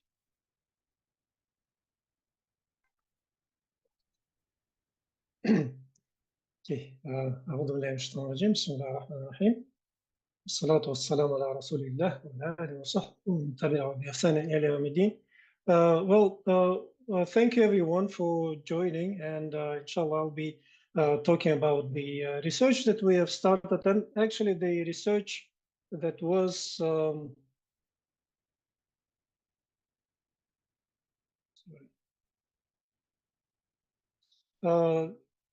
the research and the idea that that was actually part of our proposal as Maqasid Institute to RSF, and how we started with this series of conferences, which this one is the second. So Maqasid Al-Wahy, my main question, yes, we started last year. We posed the question, we thought about the concept, but then how do we conceptualize it? How do we understand it? And this was my own question, research question: what is Maqasid Al-Wahy? And basically, this is where what I do is the main research is the main research question is what is Maqasid Al-Wahy, and what I do is that as a methodological way of answering this question is basically referring back to the Book of Allah, to the Quran, and reading it, collecting all the ayahs that are related to it, looking at the linguistic meanings, semantic meanings, also looking at the thematic, the themes as well, and and trying to use the connectivity, number one. Connectivity, this maqasid ideas, and then try to look at it from a holistic perspective. So this is the main question of the research, and also what I wanted to mention is I really appreciate the previous speakers, Dr. Junaid's the talk, and his in the very first step he mentioned tasawwur, or our imagination, our conceptualization of things. And so whenever we talk about the maqasid, and here we are talking about Maqasid Al-Wahy, we need to understand what do we mean. What do we mean by it? And what is better than the Book of Allah itself to go and really find out what Maqasid Al-Wahy really is. And so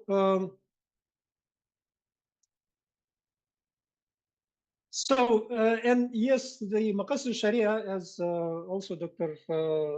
Zaid talked in his keynote speech, is that yes, the Maqasid Sharia is a legitimate tool, legitimate approach to jurisprudence, and but the problem is with it is that it is built like it's built backward, starting from the the penalties, the hudud, the all starting from the what needs to be protected against what.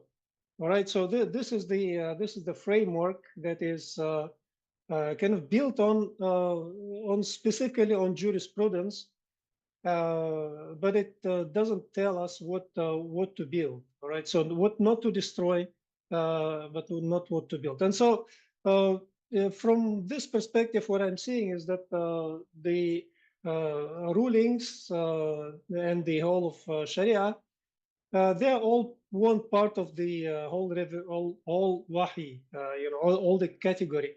And so what I'm proposing here is that the Maqasid al-Wahy should be presented as an analytical category. All right, so and exactly this conference and the last year's conference, the idea behind the conferences is to present this as a category that that has the right to exist, that has its own implications, practical implications, and we have actually seen in the previous previous presentations, even the smallest things, even the small or grand things, the sanitation or the the financial issues or the educational issues, anything can be looked at through this Wahy lens and through the lens of the purposes, overriding purposes of the Al-Wahy.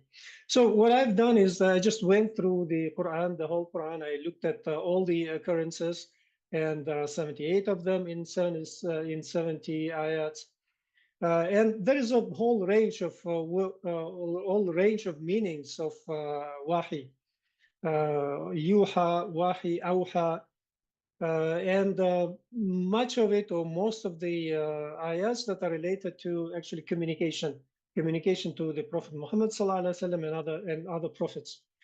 But there are other angles of this communication. So what I'm looking at it is the linguistic meaning of Wahy is a type of communication that is silent, quick, and that has a meaning and also qasd, or the purpose. All right, and so in the Quran we're seeing that beside the Wahy to the Prophet Muhammad ﷺ, other prophets ﷺ, there is also the Wahy to the mother of Musa ﷺ.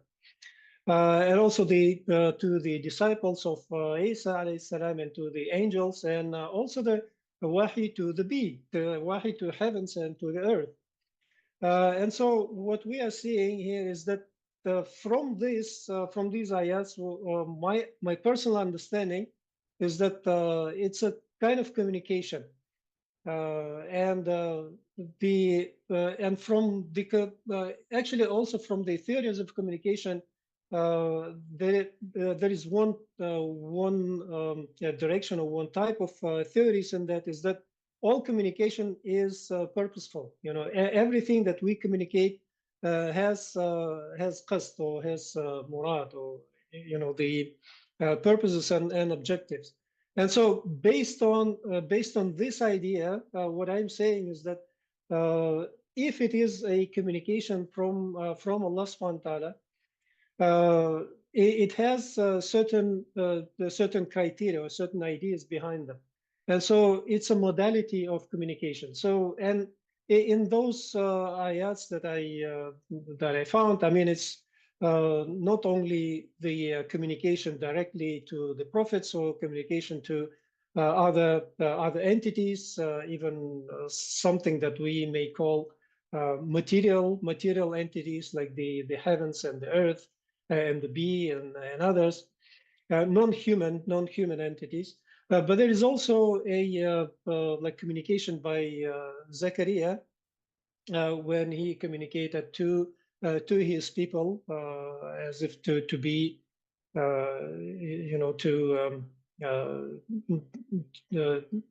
to pray, or to fulfill the mithaq, or to fulfill their the people's what is it? To fulfill their covenants, basically, right? So it's or to worship Allah. And then also in I think in Surah Al-An'am there are two verses that are talking about the shayateen communicating to each other. I mean, and this is also interesting to present here, is that so this it shows a modality or type of communication that can be very very quick, and sometimes it's not really it's not really, it's really subtle, you know. And even today, with all the AI and technologies and advanced technologies and social like social media and so on, there is always a type of communication, you know. Even every time that you scroll through your you know, Facebook or whatever, TikTok, in everything that you are seeing that comes through your eyes, there is something being communicated.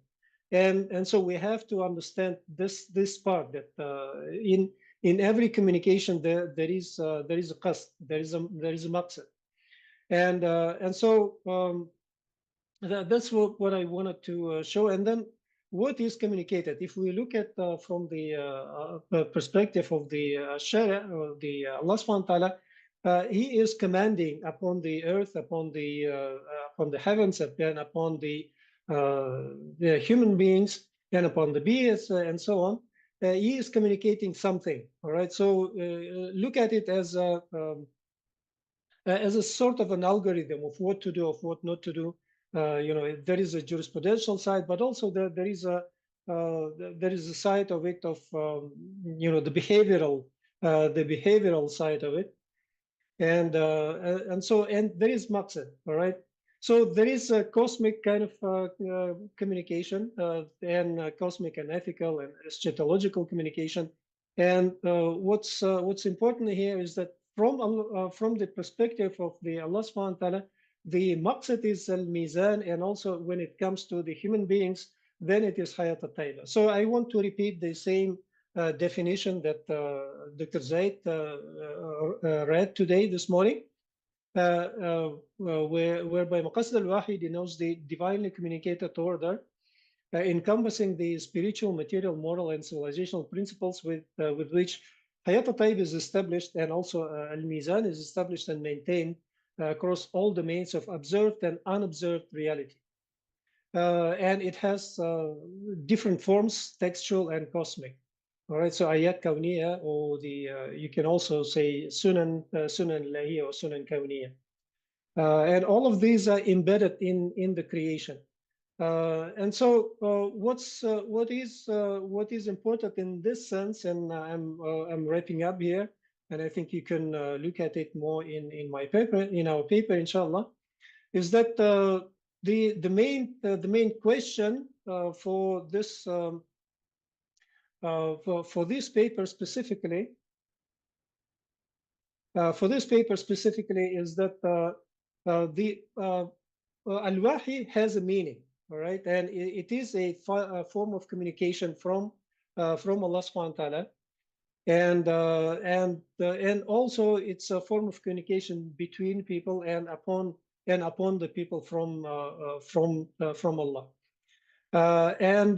What I present here is that the implications of this concept is actually huge. The implication is that it is about tasawwur, all right? So again, going back to Dr. Junaid's presentation, by reading the Quran, by reading the Al-Wahy directly, we built our this tasawwur, our conceptualization, our framework within our minds. And so that's where we at Maqasid Institute, we talk about the Maqasid methodology, and we invite our listeners and our students to start with the Book of Allah and start reading it for themselves, and try to understand it deeper. And so that we are not only like kind of going back to Maqasid al-Sharia all the time, and try to justify everything that is being done through the Maqasid al-Sharia lens, but also look at what Allah subhanahu wa ta'ala wants us to do or not to do, or to understand about this world and about the laws of of the world, and all the sunan kawniyah or sunan ilahiyah that we can see. And the deeper implication here is to actually invitation to study the natural world, and the physical world, the chemistry, and also the physics and the mathematics and all other architecture and so on. So what's important for this conference, and inshallah for the next ones, is this deeper understanding of Al-Wahy, so that we understand what Allah subhanahu wa ta'ala wants to communicate to us through through the Quran itself, and also through the ayats which are in the world around us. Just like Allah subhanahu wa ta'ala says in the Quran, سَنُرِيهِمْ آيَاتِنَا فِي الْآفَاقِ وَفِي أَنفُسِهِمْ حَتَّى يَتَبَيَّنَ لَهُمْ أَنَّهُ الْحَقُّ. So we'll continuously show them our ayats in this Quran, in this book, and in the world, until it becomes clear to them that this is the truth. So with that, I just close my presentation. So thank you very much. And if you have any comments or questions, welcome. Assalamu alaikum. Waalaikumsalam warahmatullahi wabarakatuh. So, Dr. Samiola, please welcome Dr. Samiola to perhaps give comments or insight to the presentation of Dr. Ildus. Definitely, I would love to comment on his wonderful presentation. It was a wonderful, really, it was a thought-provoking presentation, and I congratulate you. So I have certain words. Dr. Ildus, your paper makes really a valuable contribution to contemporary discussions on the integration of knowledge by emphasizing the centrality of revelation, that's Wahy, in shaping epistemological frameworks.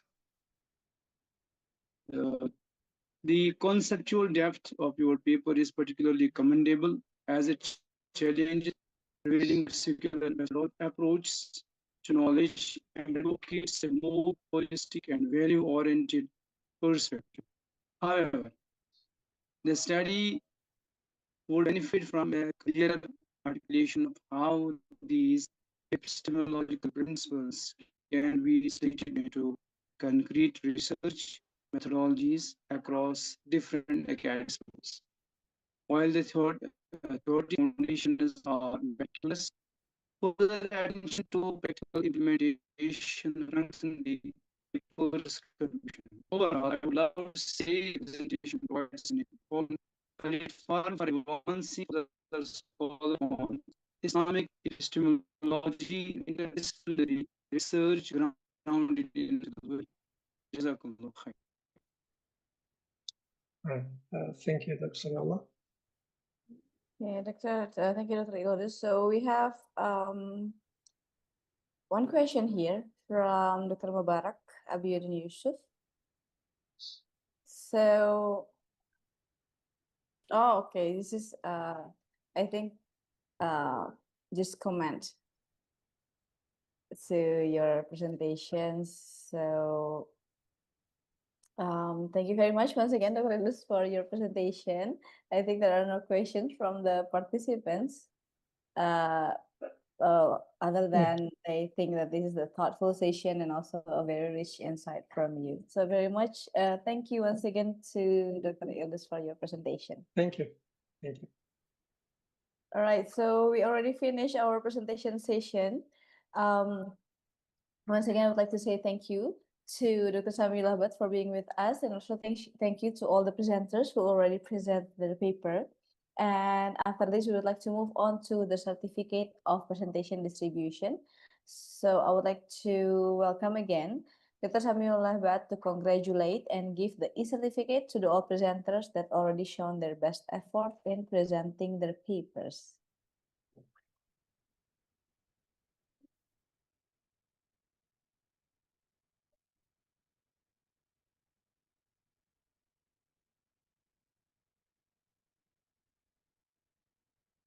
Dr. Samiullah? Yeah. So the first presenter was Azrul Azmi Haji Zakaria. So we present him online this certificate of participation for his wonderful presentation, and we congratulate him and we wish him success in his forthcoming academic endeavors, and we hope that he will continue with such wonderful presentations in future, inshallah.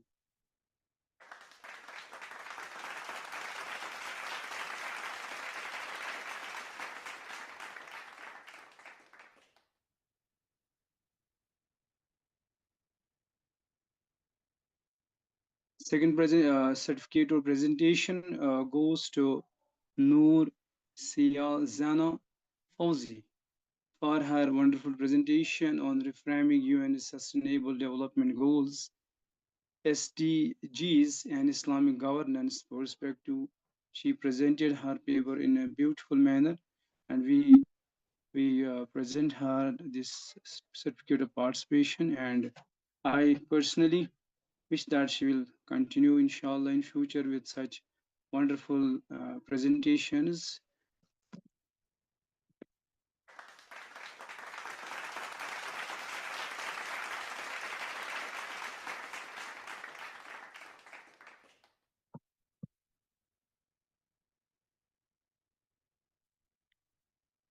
Then we have the third certificate of presentation for Mu'taz Al-Sahir for presenting his paper titled as Rethinking Mosque Sanitation Through Maqasid Driven Design, 2 case studies. While listening to his presentation, that was wonderful, and I was so much fascinated. The presentation was up to mark and thought-provoking. We present him this certificate of honor.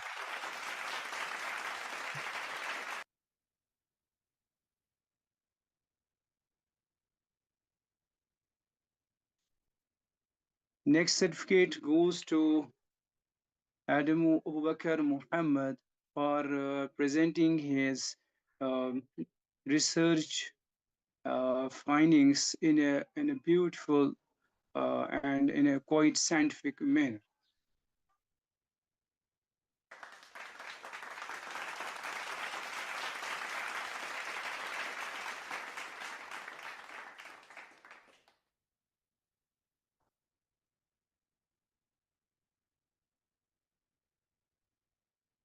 The next certificate of presentation goes to Zia for presenting his paper intellectually in a sophisticated manner. I congratulate him for his beautiful and for his robust and meticulous presentation.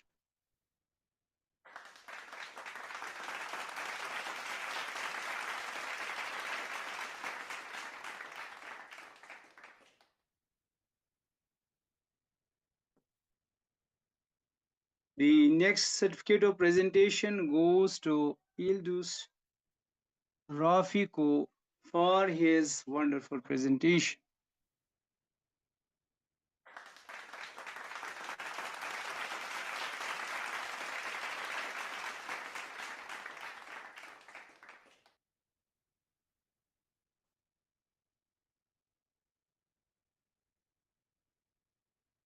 The next certificate of presentation goes to one of our brilliant presenters, Faidil Hussaini bin Jamil, for presenting his Al-Hajjul Qasd, reframing the manasik as Maqasid pedagogy.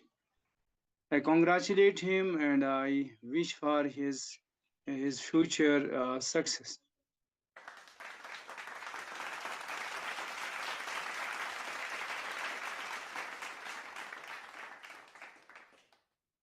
All right, so thank you once again to Dr. Samiullah Bad, and also congratulations to all presenters who already present their papers. All of you, I believe, already done a really good job in presenting your research. And also thank you to all audiences and participants who already participated and actively involved in giving questions, comments, feedback, and even suggestions to the presenters. Your active participation and contribution in this scientific forum of the second MAFIS is highly appreciated. So next, before we continue to the next agenda of the second MAFIS, let us have an e-group virtual conference photo in the session of this academic online presentation in this main room. So please turn on your Zoom video or camera and I will start to count and we will take the e-group photo. All right, so let me count. Please turn on your camera. 1, 2, 3. All right, once again, please hold on your smile for a bit. 1, 2, 3. The committee will also help in capturing all the screens here in our Zoom today. All right, so thank you very much for following us from the first day until the second day of this MAFIS. So right now, in this opportunity, we would like to invite 1 or 2 representatives in this room to share their experience in participating at the conference. So the purpose of this section is to encourage other scholars, students, academicians, and practitioners to join the upcoming scientific forum or conferences. So perhaps I would like to take or call one from the presenter and one from the audience. Perhaps from the audience, may I call Professor Junaidia, if you would like to come and then share some insight about your experience in this conference.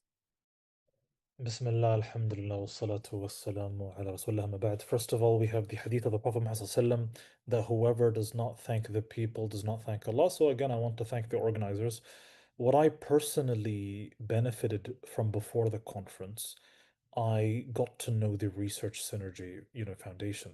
And I admit I didn't know about it before, but when I went and looked, they have, mashallah, a lot of good initiatives, a lot of conferences, and I personally benefited now for the future in order to take part in similar initiatives, but also RSF seems to be very heavy on the publication side, so I benefited that. In terms of the event today, I loved the opportunity to learn about so many different topics. I myself didn't imagine, I was still touched by the istinja presentation because I didn't imagine we would see that, but then that's part of our religion, mashallah. So just seeing how, because obviously I imagined we would see waqf and Islamic economics, but also, when we talk about the maritime presentation, for me, I am by practice also a lawyer. And so I didn't imagine Maqasid being applied to maritime law. But again, I really did enjoy how it opened my mind personally on how Maqasid can touch literally everything, alhamdulillah. And as a Muslim, we do believe that Islam governs all of our life. So I appreciate all of the presenters and as well as the organizers for allowing us to be able to see how vast our deen is, mashallah. Right. Thank you very much, Dr. Junaidia, for your insight. We hope that perhaps in the next year or in the upcoming conferences, we can see you again in this forum. Okay, so perhaps once again, I would like to invite perhaps Dr. Mubarak Abiodun Yusuf to share with us the insight as an audience or as participants in this conference.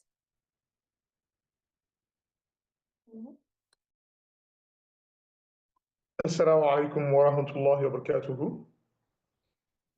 Wa alaikum assalam wa rahmatullahi wa barakatuh. Alhamdulillahi Rabbil Alameen. Allahumma salli wa sallim wa barik ala nabiyyina Muhammadin wa alihi wa sahbihi ajma'in. Ameen.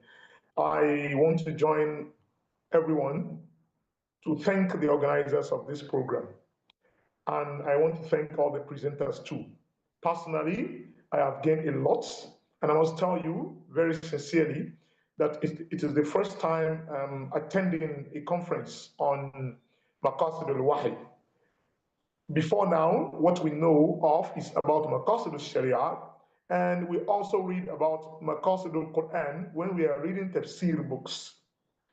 But now I've been exposed to a new methodological framework with which we can use to measure a lot of conceptualizations and a lot of intellection in Islamic studies. So as a lecturer of Islamic studies, a young one who is still learning from great scholars like you, I've benefited a lot. I've been exposed to a whole new methodological concept, which is Maqasid Al-Wahy, which is a very, very important framework for studies of anything Islamic, even Islamic finance and other things that we can apply Maqasid al-Sharia to. We can actually apply Maqasid al-Wahy to them better.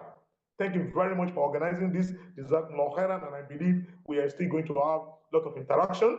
I also want to believe that next time I'll be part of the presenters. Assalamu alaikum wa rahmatullahi wa barakatuh.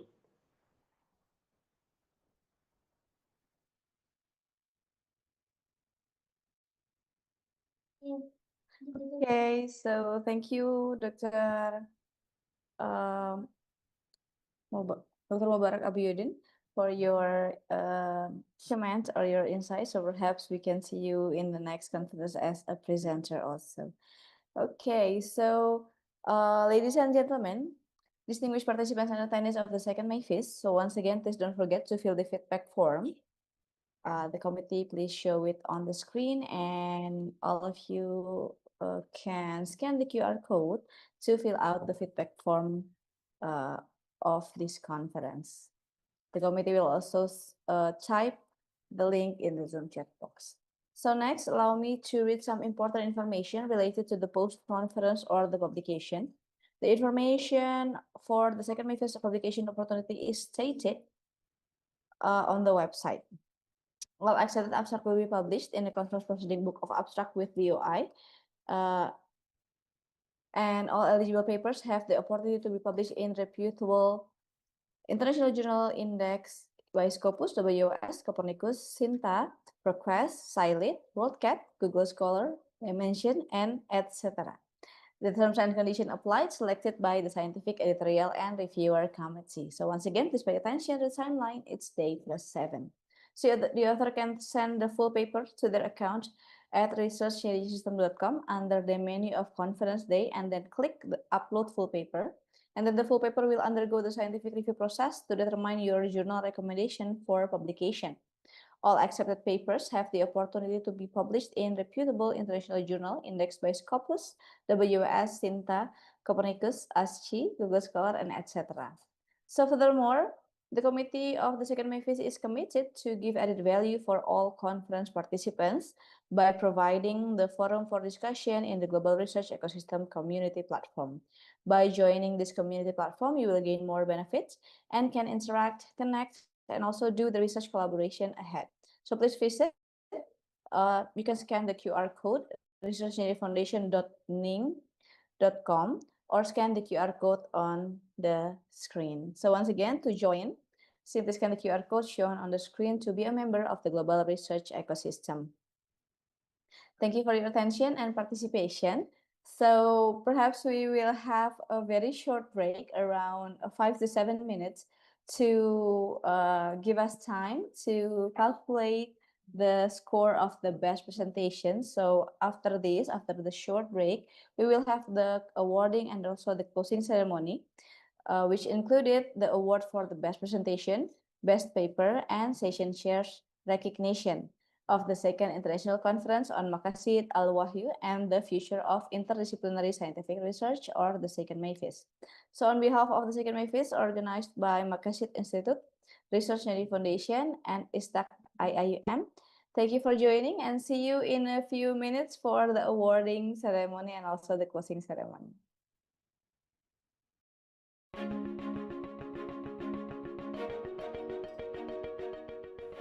We believe that everyone should have equal access to learn, share their knowledge, and enhance their research capabilities. Enhancement, empowerment, creating impact and value are the most needed aspects that researchers and scholars encounters. Recently, upholding integrity in the scientific process has become one of the issues that we are aware of and need to be tackled. To tackle the problem arising in the research communities, we should collaborate among all stakeholders to accelerate the impact to our society. Thus, Research Synergy Foundation support and commit to all stakeholders by creating a global research ecosystem. We are a digital social enterprise platform that focuses on developing a global research ecosystem. We build collaborative networks among researchers, scholars, professors, and practitioners globally for the realizations of knowledge accelerations and to contribute more to society and humanity. From 2017 to 2021, more than 20,000 scholars have participated in our programs from Asia, Australia, Africa, America, and Europe continents. With the average of the increasing number of members by more than 5,000 each year, we continuously strengthen the global research ecosystem by having 4 support systems that are ready to help members from across the world. First, we have Scholarvein. It's a system that we developed for scholars to contribute more. Supported by an established IT system and professional team. One of the superior services we provide is the Integrated International Conference Management and Operating System. Scholarvein system has been conducting the international conferences platform both in person and virtual effectively and efficiently in terms of time, cost, and resource. From 2017 to 2021, the system has served over 8,448 scholars from 85 countries. Scholarvein coverage areas include but are not limited to the online submission system, pre, during, post of conference, scientific review system, global marketing system, and publication system. All-in-one scholar system for transparency and credibility in every scientific forum and activity. Reviewer Track is a home for thousands of researchers and reviewers from all around the globe, with whom we partner to create a global network to assist in the assessment and feedback of your research. Artificial intelligence powers our reviewer track, ensuring that the scientific process runs smoothly and reliably. The main goal is to emphasize the importance of the ethical process of blind or double-blind peer review. Call for reviewers and collaboration with our university partners are just a few of the projects under Reviewer Track. We also provide reviewer workshops and training, annual reviewers recognition event, and many more. As a result, Reviewer Track represents our dedication to uphold scientific integrity. Research Synergy Institute is committed to being your research learning partner by providing some learning programs such as online lecturing session, Ask Expert Forum, Ask Editor Forum, Global Research Ecosystem Network Group, RSF Research Academy, Scientific and Academic Writing e-coaching clinic series toward publication in reputable indexed journal. Research Synergy Institutes provide the most needed research learning topics, cutting-edge research tools, and expert opinion from different backgrounds to put a global perspective for all researchers and scholars. Research Synergy Press, we are providing and managing international journals for your institution toward global and reputable indexers. The mission of Research Synergy Press is to deliver breakthrough professional journal management using strategic paper collaborations, increasing diversity and resulting in good quality of scientific research for all researchers, professionals, and academicians through a standardized scientific process.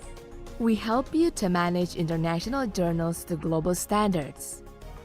You can even publish your scientific work in our journals, conference proceedings, and books. And now, Research Synergy Press publishes more than dozens of international journals, conference proceeding series, and single conference proceeding. Empowerment and encouragement are the 2 keywords that drive our social programs for leveraging the impact, such as Conference Grant, international service program, paper writing collaboration, connecting research parties or stakeholder gathering, the annual social entrepreneurship challenge, shared value co-creation programs. We believe that every individual, organizations, and research community has the same opportunity to share the value of creating an impactful program together with us. As a social enterprise, our aim is to provide a good research ecosystem and platform for researchers to share, discuss, and disseminate their ideas. In addition, it helps you to improve your research and contribute to the knowledge. Therefore, creating social impact and value is our priority. On the other hand, you can collaborate with us to our worldwide scholars and initiate betterments for the academic, society, and humanity. Agent of change. Research Synergy Foundation Global Research Ecosystem is the perfect combination among researchers, scholars, professors, and practitioners. We embrace all of our members to lend in hand, take action for a better society, and grow together with the Research Synergy Foundation.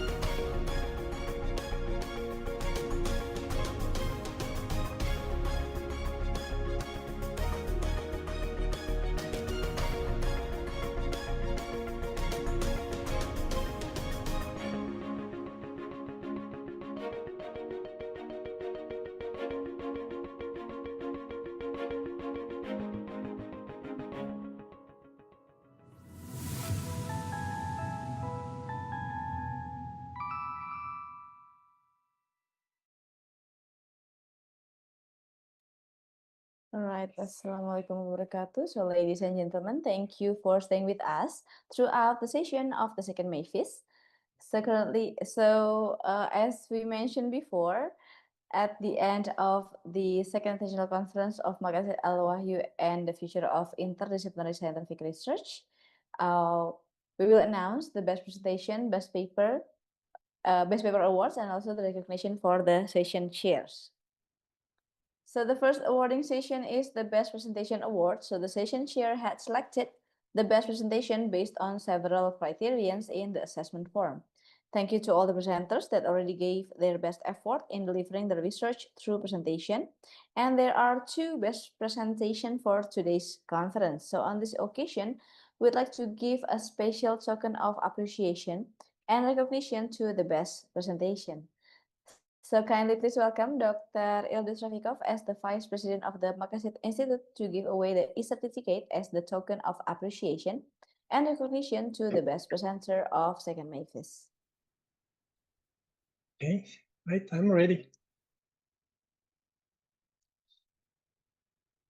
Well, first of all, thank you, Dr. Junaid Dia, for your outstanding paper, Operationalizing Usul al-Fiqh as a research methodology for contemporary Islamic finance. I'm really looking forward to reading your paper, inshallah. Really and engaging, I guess, engaging with you more, because this is something that is of interest to me personally and to us at Maqasid Institute. So thank you very much again for the best presentation. Thank you.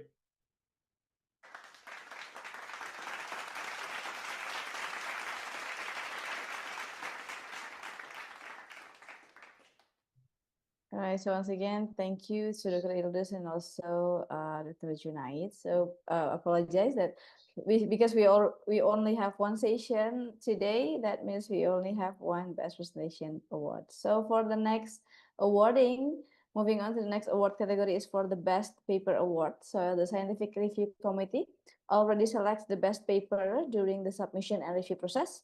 The criteria for determining the best paper are first, submitting the full paper within the time, no notes in ethical consideration, pass the plagiarism checking, citation appropriateness, no revision or accepted, or only having minor revision in the previous review during submission, format or template alignment, novelty of the content, academic, practical, and societal contribution of the impact or the impacts. And in the second international conference on Maqasid Al-Wahy and the future of interdisciplinary scientific research, or the second MAFIS, we have 2 best papers. So on this occasion, we would like to invite again Dr. Ildu Shafikov as the Vice President of the Maqasid Institute to give away the certificate and congratulate to the awardee of the best papers.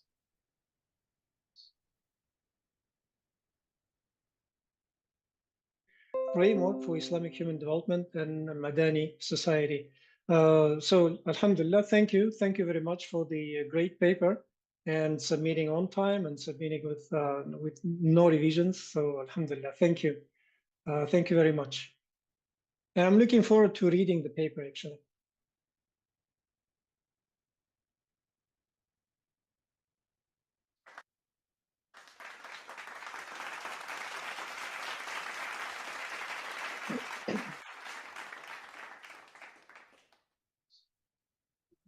Okay, so for the next awarding, moving on to our next award category is for the session chair. On behalf of the organizing committee, we would like to appreciate and thank the session chair today. So with their contribution during the presentation session, the scientific forum, feedback, discussion, and knowledge sharing discussion has been built to encourage participation from all the participants.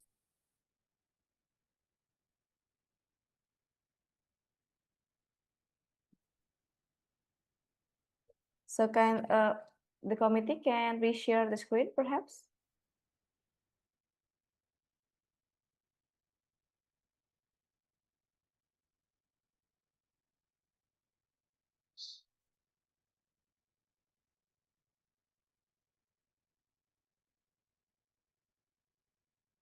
So can I please welcome again Dr. Ildu Shafikov as the Vice President of the Maqasid Institute to give the token of appreciation to all the session chairs involved in the second MAFIS and give away certificate and token of appreciation to the session chair. All right, so Dr. Sami Allah, thank you. Thank you very much for joining today as a session chair. Oh, the picture just disappeared. But anyway, thank you, Dr. Sami Allah. Really have a great day, and we really appreciate that you have supported this and facilitated this session, inshallah. Thank you.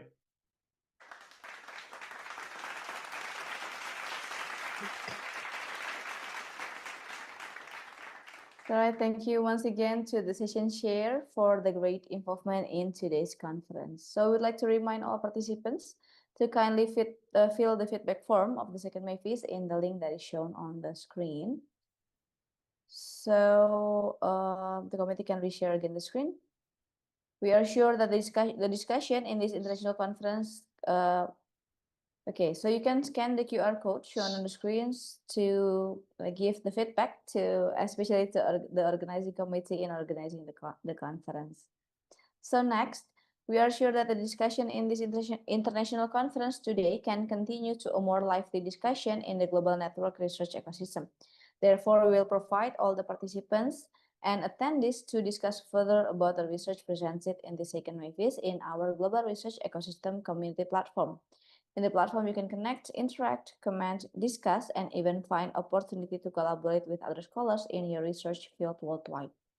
To join, you can simply scan the QR code shown on the screen and sign up using your Gmail or Facebook account on the link researchnologyfoundation.ning.com.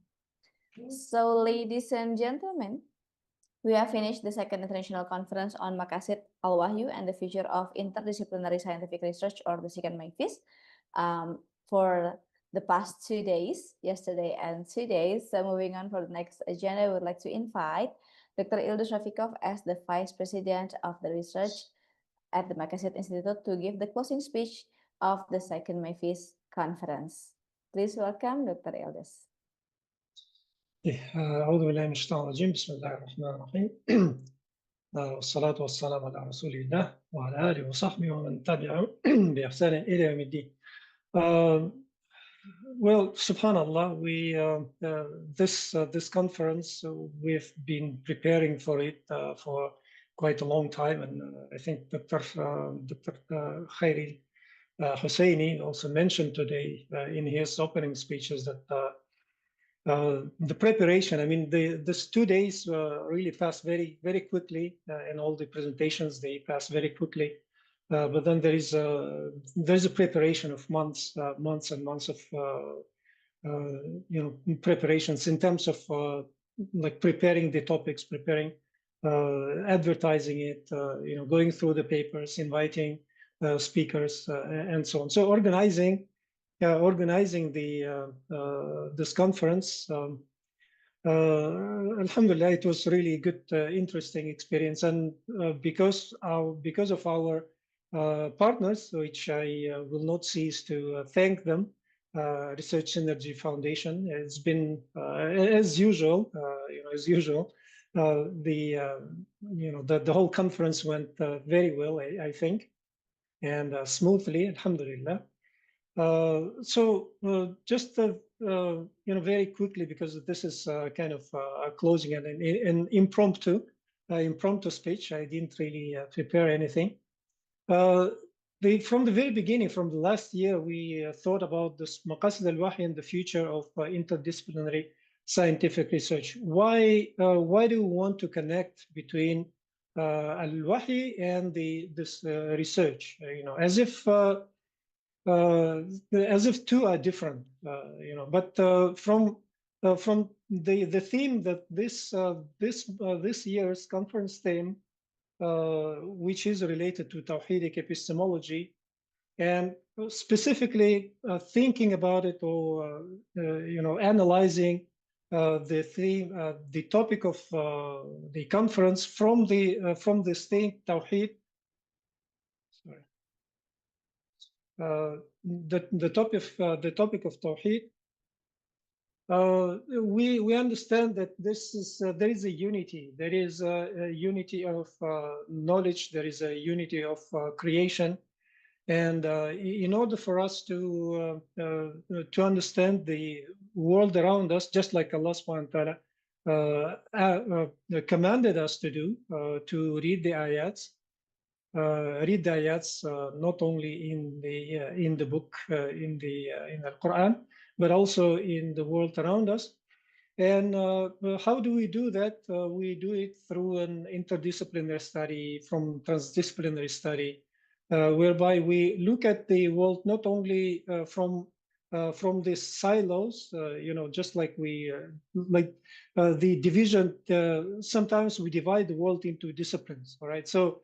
Like somebody from the Islamic studies will only look at the world only from the perspective of a maybe Sharia scholar. Someone who is that specializes in tafsir and Quran and Sunnah studies will look at it from their own perspective, and analyzing the world from there. But sometimes, and also for those who are in social sciences. Maybe those who are in sociology or psychology will look at it, look at the world only from their own silo, which is limiting ourselves. And myself at the Maqasid Institute, and also I'm the academic director or director of academic affairs at the IKI Academy, which is Institute of Knowledge Integration. We always talk about integration. Integration of knowledge, integration of the knowledge that comes from Al-Wahy, which we generally translate it as Quran and Sunnah.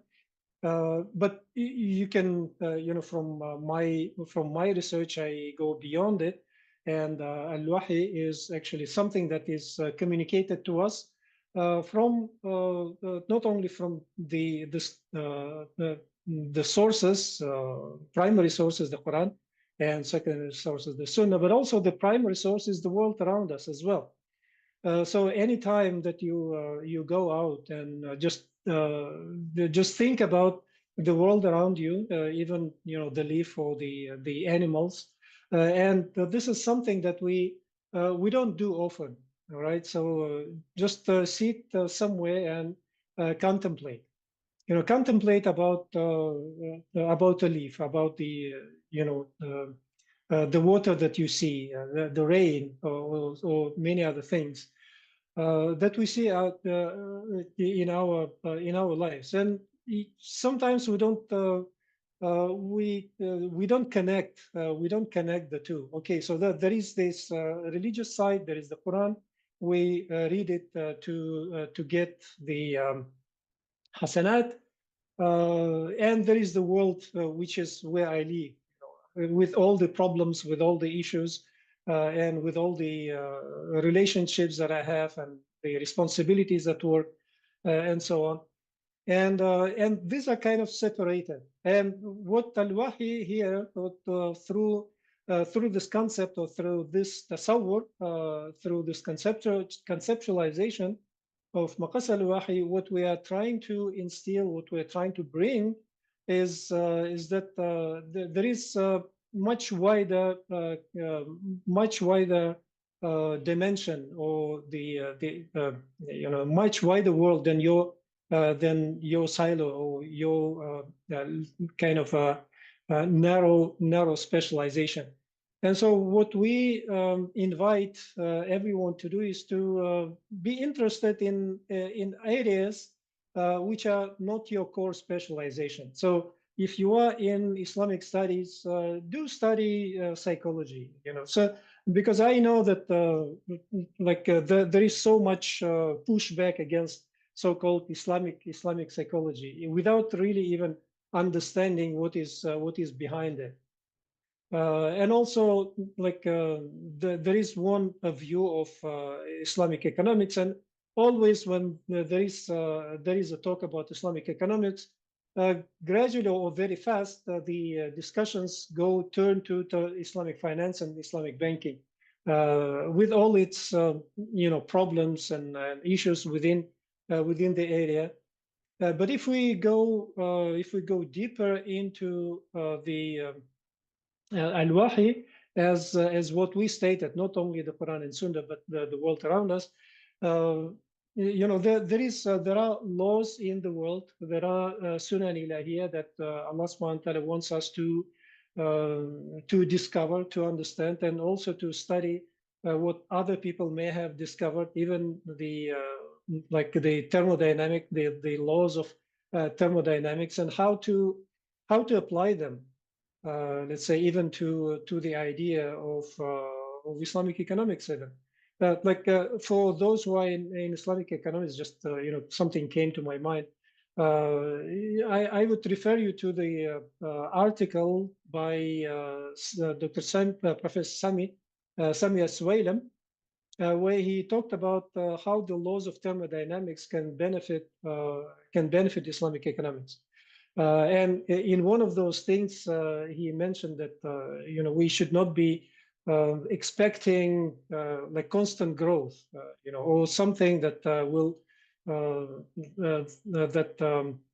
goes against the laws of thermodynamics. All right, so there is no constant growth, or there is no machine. How they call this? Permanent, a machine that runs permanently. Everything has a start and has an end. Everything has growth and has a decline. And there are so many things that we can find, those dynamics. And also, if we look at the world around us from a religious perspective, also from a very complex systems perspective.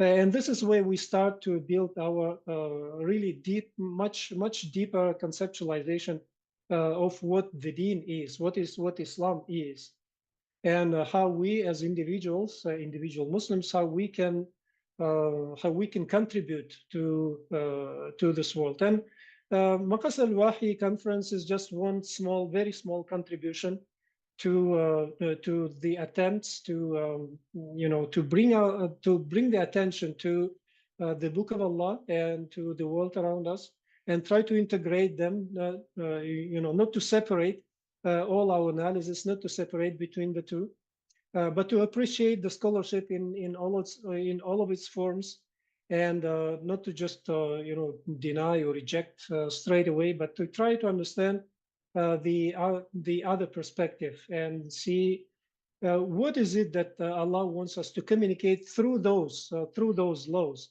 Even the laws of thermodynamics, for example, or the laws of political change, for example. There is something that Allah wants to communicate to us. And so in the closing, I would want to again appreciate everyone who joined this conference as a organizer, as participant, as paper presenter, as chair, as session chairs. And of course, all the keynote speeches were really excellent, and from Professor Jasser Ouda, from Professor Hajjan Mohammed Noon, and Dr. Zaid Barzanji, and Professor Rasmita Dila. So everyone, mashallah, all our colleagues and friends, I really appreciate everyone. And we do hope to see all of you in our future conferences. And I think one thing I would like to request, maybe if you, because right now we are starting to think of the next year's theme. And if you have anything, I mean, just connect with us, connect with me personally, connect with the organizers, and suggest what would you like the topic to be, for the next year, inshallah. And one last ayah I would like to close with is with Surah Al-Asr.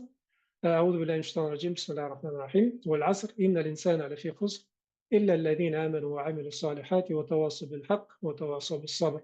And so this surah is not only something just short to read at the end of any event, but it's something that guides us to try and understand something wider. All right, something deeper and wider. Who are the losers and who are the successful ones? And I think for that, Allah subhanahu wa ta'ala guides through the Quran, and we can find a lot of answers to that through the Book of Allah. So once again, thank you very much for joining, for all the contributions, and really have a great day or weeks and years and months ahead. And I wish you all a great academic life or professional life, and so on. So connect with us and connect with organizers. We'll be glad to talk to all of you and connect with you. Thank you. Assalamu alaikum wa rahmatullahi wa barakatuh.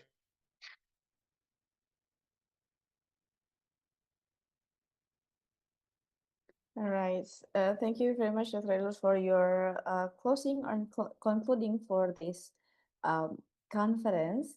So we really hope that this can also lead to the future collaboration and perhaps the third MAFIS in 2027. We also thank to Dr. Ildus and also all the team from the Maqasid for the great teamwork and coordination so that the conference can run successfully. So next, perhaps we'd like to give a brief information about the upcoming conference that are in this year. Next slide, please. So we still have the next 3 conferences that are still open for submission. Perhaps some of you here would like to become the presenter also. You can submit to the ICSRD 26, the conference paper submission. The deadline will be in September 7, or the CHICOS that are more on the social science and humanities, with the abstract submission deadline in September 14. And the next is more on the multimedia and also communication. The abstract submission deadline will be on September 6, 2026. So you can go to the website if you would like to, or to the Research Unity Foundation website to get more information about these conferences. All right, so finally, we are at the end of the second international conference on Maqasid Al-Wahy, and the future of interdisciplinary scientific research, or second MAFIS. Ladies and gentlemen, distinguished participants and attendees, we hope it has been a beneficial and fruitful day for all of you. Thank you to all the distinguished participants for taking the time to join us on these past 2 days of the second International Conference on Maqasid Al-Wahy and the Future of Interdisciplinary Scientific Research, or the second MAFIS, virtually. It has been our pleasure to host this virtual conference event. See you again on the next conference and agenda. Please take a good rest, stay healthy and safe. Thank you. See you again, and wassalamualaikum warahmatullahi wabarakatuh.